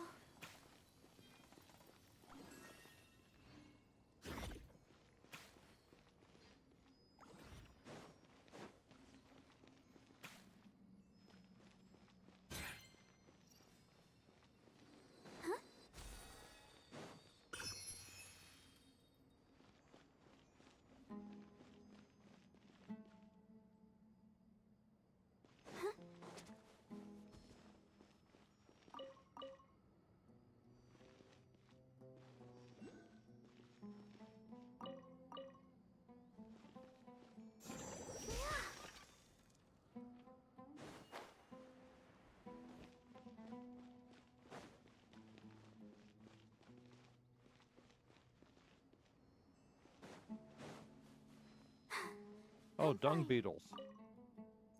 Nifty.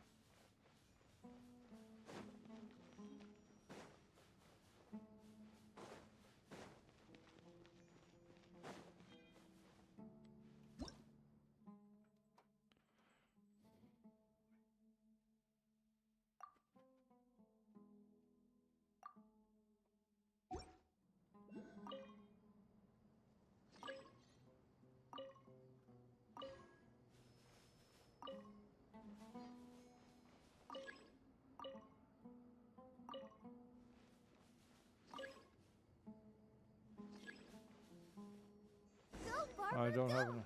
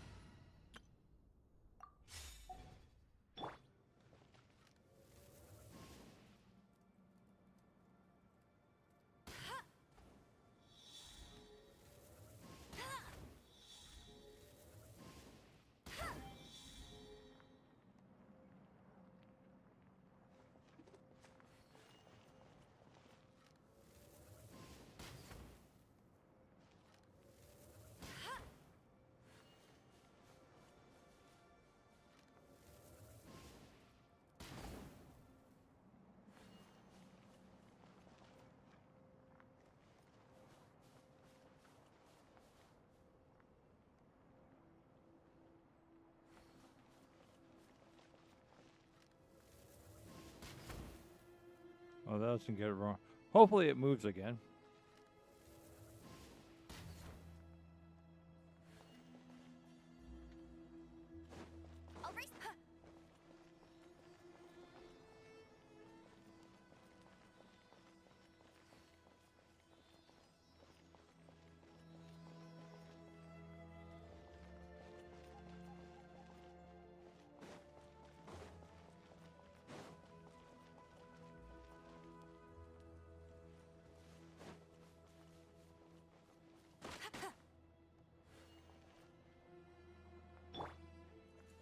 absorption test.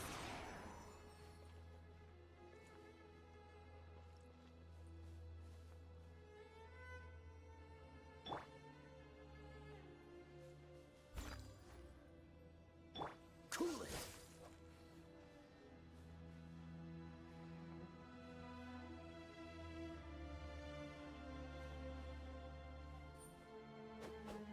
Ah!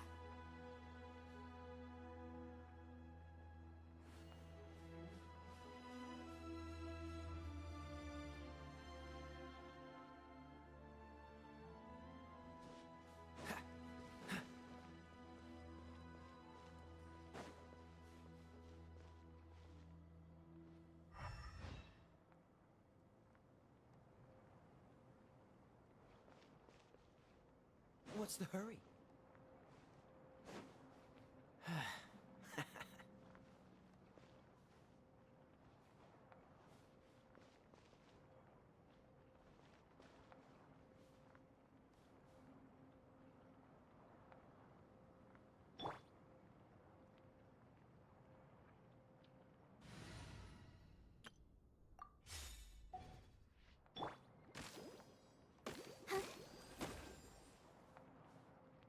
Well, I don't know how to unstick this thing.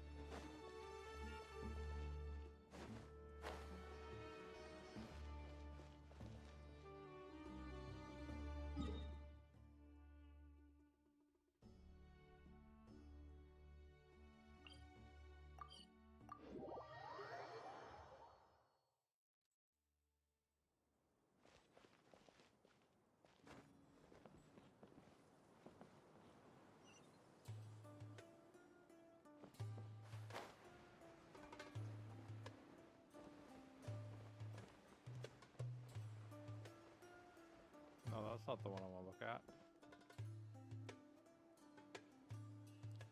I want...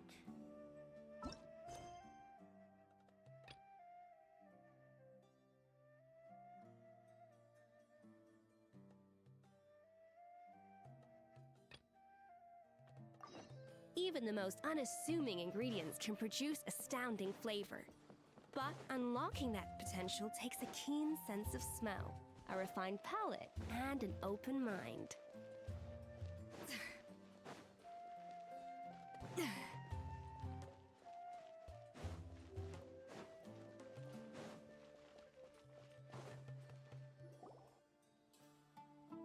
Dia! Right on time. We'll know any moment now. Paimon's been wondering. You seem to know Candace pretty well. Have you been friends for a long time? We've known each other for some time now. She's a pretty interesting person. Even though she's an extremely strong warrior, she never misuses her powers against others. Oh, Paimon knows what you mean. Like a lot of martial artists say, never take the fight outside the ring. Yep, I guess you can put it that way. It takes strong convictions to be as dedicated as she is, and shoulder that kind of responsibility. Us mercs, on the other hand, we pretty much live from one day to the next. Well, Paimon thinks you're great, too.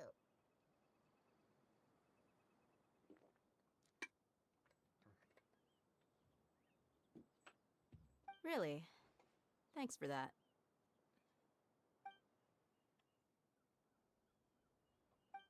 Oh, Sino's here. And he's pretty early, too. Yes, I was here yesterday to help out a little. To help out? By doing what? Sharing some interrogation techniques. Oh, you mean you taught Candace some more persuasive methods? Right. Come on in, everyone. Come on, let's go inside.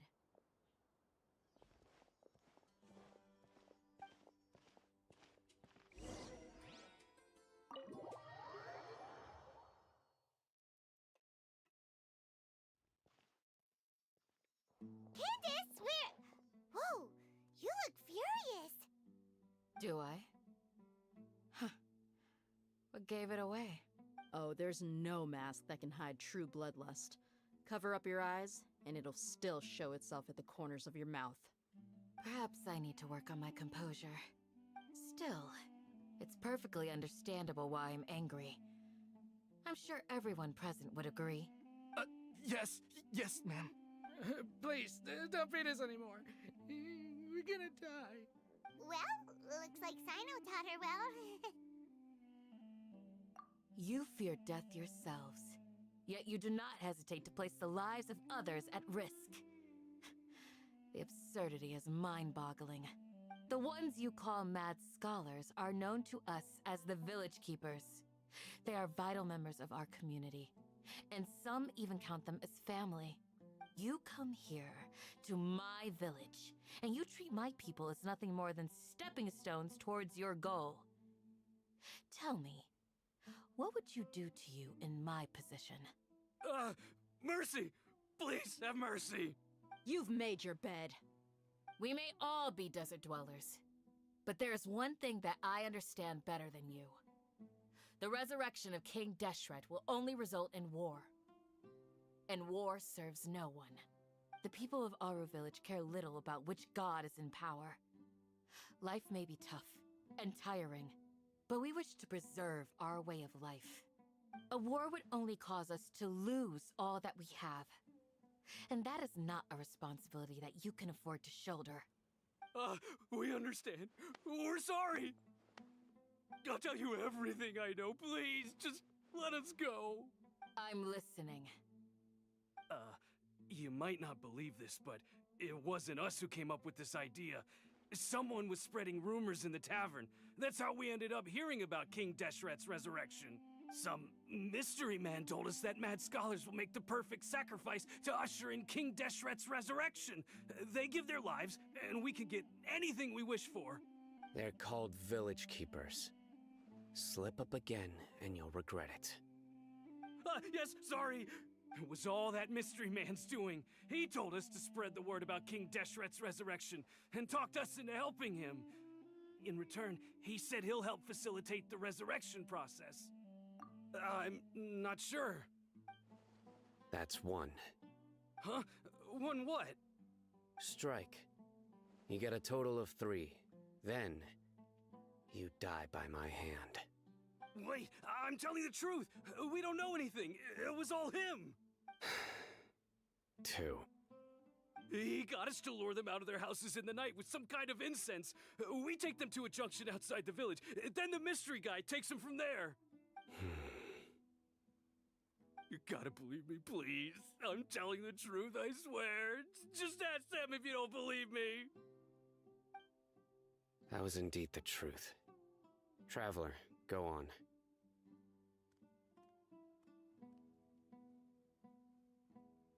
You have to believe me. If I knew that, I would have told you his name right away. I'm not risking another beating to keep his secrets. No way. That guy, he wears a cloak, and he's always careful to cover his face. He calls himself King Deshret's envoy. I believe I may know what's going on. Uncle Anpu? What do you mean?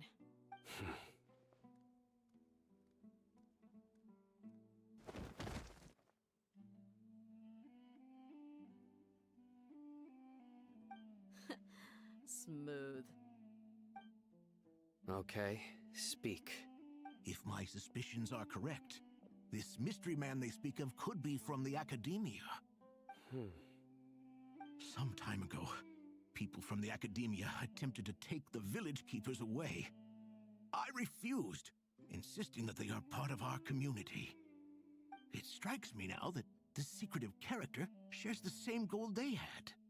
Which means it's highly likely that the Academia was purposely spreading a false rumor to trick the radicals into delivering the village keepers right into their hands. They were the ones who brought them here to begin with. Now they're trying to take them back? We aren't gonna let that happen. Not the Academia again.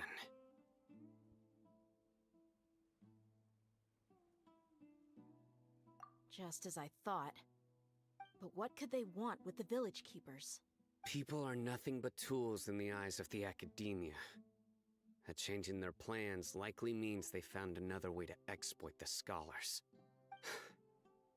Regardless, our top priority now is locating the village keepers. You're right. Isaka's still waiting for news on his grandpa. Time to go. Let's leave the village and try to track them down. Yes. Pack up and get ready to leave. You got it. Candace, I'll let you deal with the radicals. Leave everything outside the village to us. All right. Let's meet back here once everyone's ready. Oh.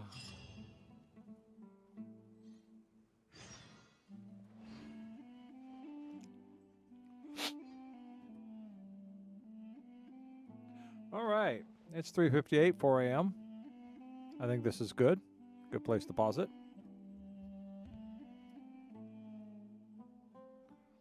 We had some fun.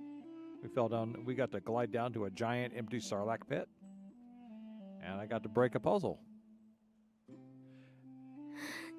And we blew sand around, and we found all sorts of things underneath it, and we destroyed fungi.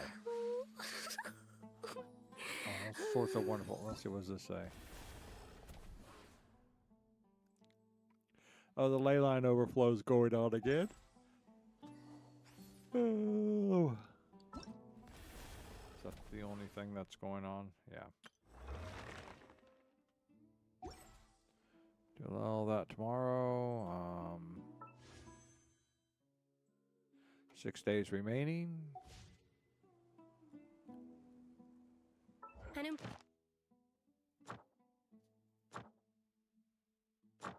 There we go. We get to claim that. Another entwined fate. All right. That's 160 resin, right? Primogens right there. Is that right? Yeah.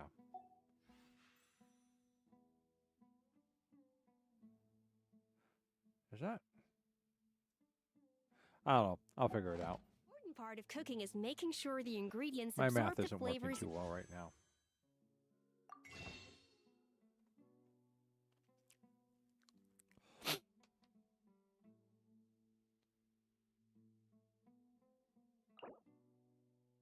Master the Stardust. Master this glitter, and I don't seem to have any. There we go. I think it's still, yep, it's already spent, so.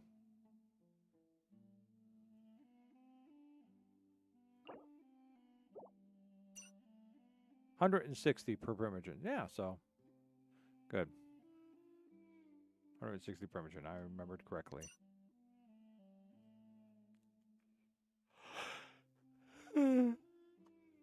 Oh, excuse me.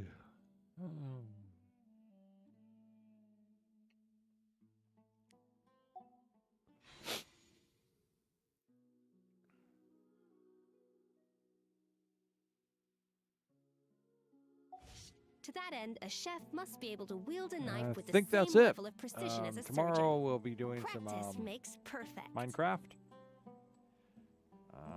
I watched Pixel Riffs. He came out with a new video how to make a drowned farm deep underground for farming copper ingots. So we'll take a little pause before we wrap up on this. Basically, if you haven't seen the video, while clearing out this area for this giant copper aging facility he's building, he came across 2 zombie spawners, one above the other, within reasonable range. And so he basically, you spawn the zombies and they drop down into a pool, and they transform into drowned, and drowned can carry copper ingots.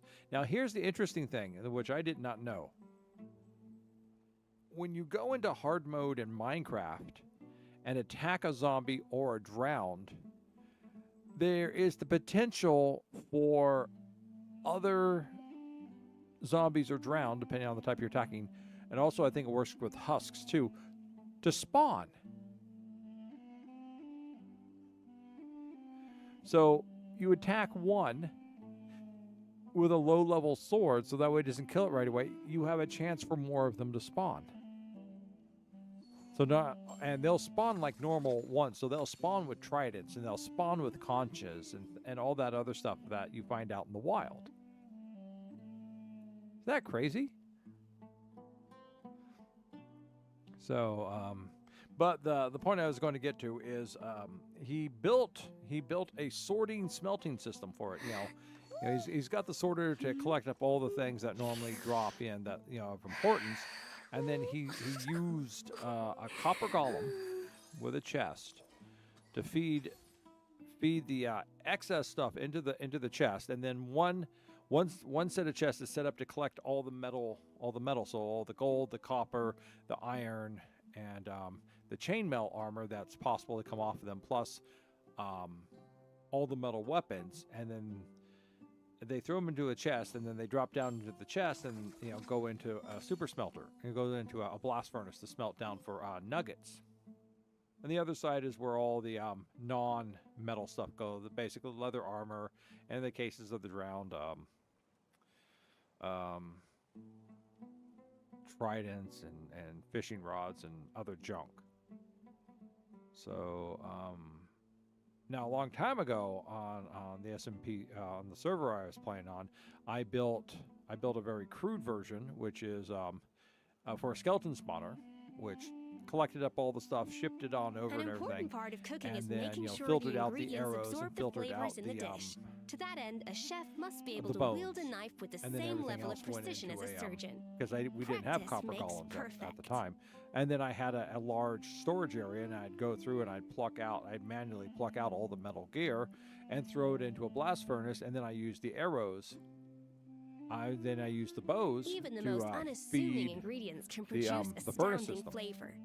But unlocking that potential takes a keen sense of smell, a refined palate, to melt and down the an ingots. open Well, mind. you really didn't get a lot out of it, but it was kind of there. Now, this takes us back to the Pale World and the skeleton spawner that's down there in the trial chamber base. And now that I've upgraded to 21.11, they've fixed the skeleton spawners. So now that way skeletons will drop their armor and their bows, as well as the arrows and the bone meal. So I was last week I was working on setting up a smelter system where it'd feed it on out and go down to a basic smelter, and I was trying to figure out how I wanted to filter out the bows and feed it. But with this system Pixel Riffs just made, I have to finish testing to make sure I got it An important part right. of cooking is making sure The, the ingredients absorb the flavors in the dish. To that Copper end, a Golem will chef help must be sort able to all that wield a stuff knife out, with the same so that level way of I can precision just as a shift surgeon. all of the Practice makes metal stuff perfect. into a simple blast furnace, because I made a mini super smelter is what I made down there last night, where it spins around and it takes you feed the bows into it and you feed all the arrows into it and stuff like that. And Know of any I was new just like, orchestral okay, pieces? I made that, I like but to now swap with out the this background system, music in the it kitchen doesn't once have in to a be while. done like that. It's a great It way can to just find new be inspiration. a simple system, goes through and works it out. But I have to work out the last bits of it, and I have to go through some other thoughts and decide if I want, because I'm using a lot of hoppers to convey everything along right now, and I have to really design. And I sort out the arrows and the bows up, the arrows up there and the bone up there, and I turn the bone into bone meal up there, and then the rest of it would all go down a long line of hoppers absorb the flavors in the dish. to that end, a chef then must be able be to wield a deposited knife down with into the same whatever level of precision sorting as a and surgeon. system that can be Practice done, and makes I can do that perfect. down there. I can do that, but I gotta just make sure it's all going to work. And the other thing I'm going to do is Pixel Risk was just going to throw in stacks of sticks into the blast furnace to feed it, but I'm going to feed the bows around. I'm going to feed the arrows, the bows around to work as fuel. So I'll have one copper golem sort out all the metal stuff to go into Even the most unassuming ingredients can produce astounding flavor. And then but unlocking that I will potential have takes a keen sense of smell. another copper golem sort out the bows to feed it down mind. into the smelter system for fuel. So that's what we're going to work on tomorrow, is me trying to master that down and actually find a use, a fun use for the golems, for the copper golems and their sorting system. So that's probably what we're going to focus on tomorrow, is me trying to master that. I like to swap out the background music in the kitchen. Back to once in a doing some while. progressive It's a great construction way to find new building. inspiration. So that's about that, and that's about it. So we're going to go ahead and say goodnight to YouTube tonight. First, as always, good night to anyone who's watching on YouTube or was watching on YouTube or who eventually will watch on YouTube. If you like the video, go ahead and hit a like. If you want to subscribe, go ahead and subscribe. If you're over on Twitch and you'd like to follow, go ahead and follow. It's okay. It doesn't hurt. Trust me. But thank you all for watching. I hope you enjoyed all this flashback to Sumeru. Many players have already long since passed this and looking back going, why is he still playing there? Why doesn't he just skip the game and go forward? Well, because I'm old and I'm slow. But yeah, that'll be it. So we're going to say goodnight to YouTube.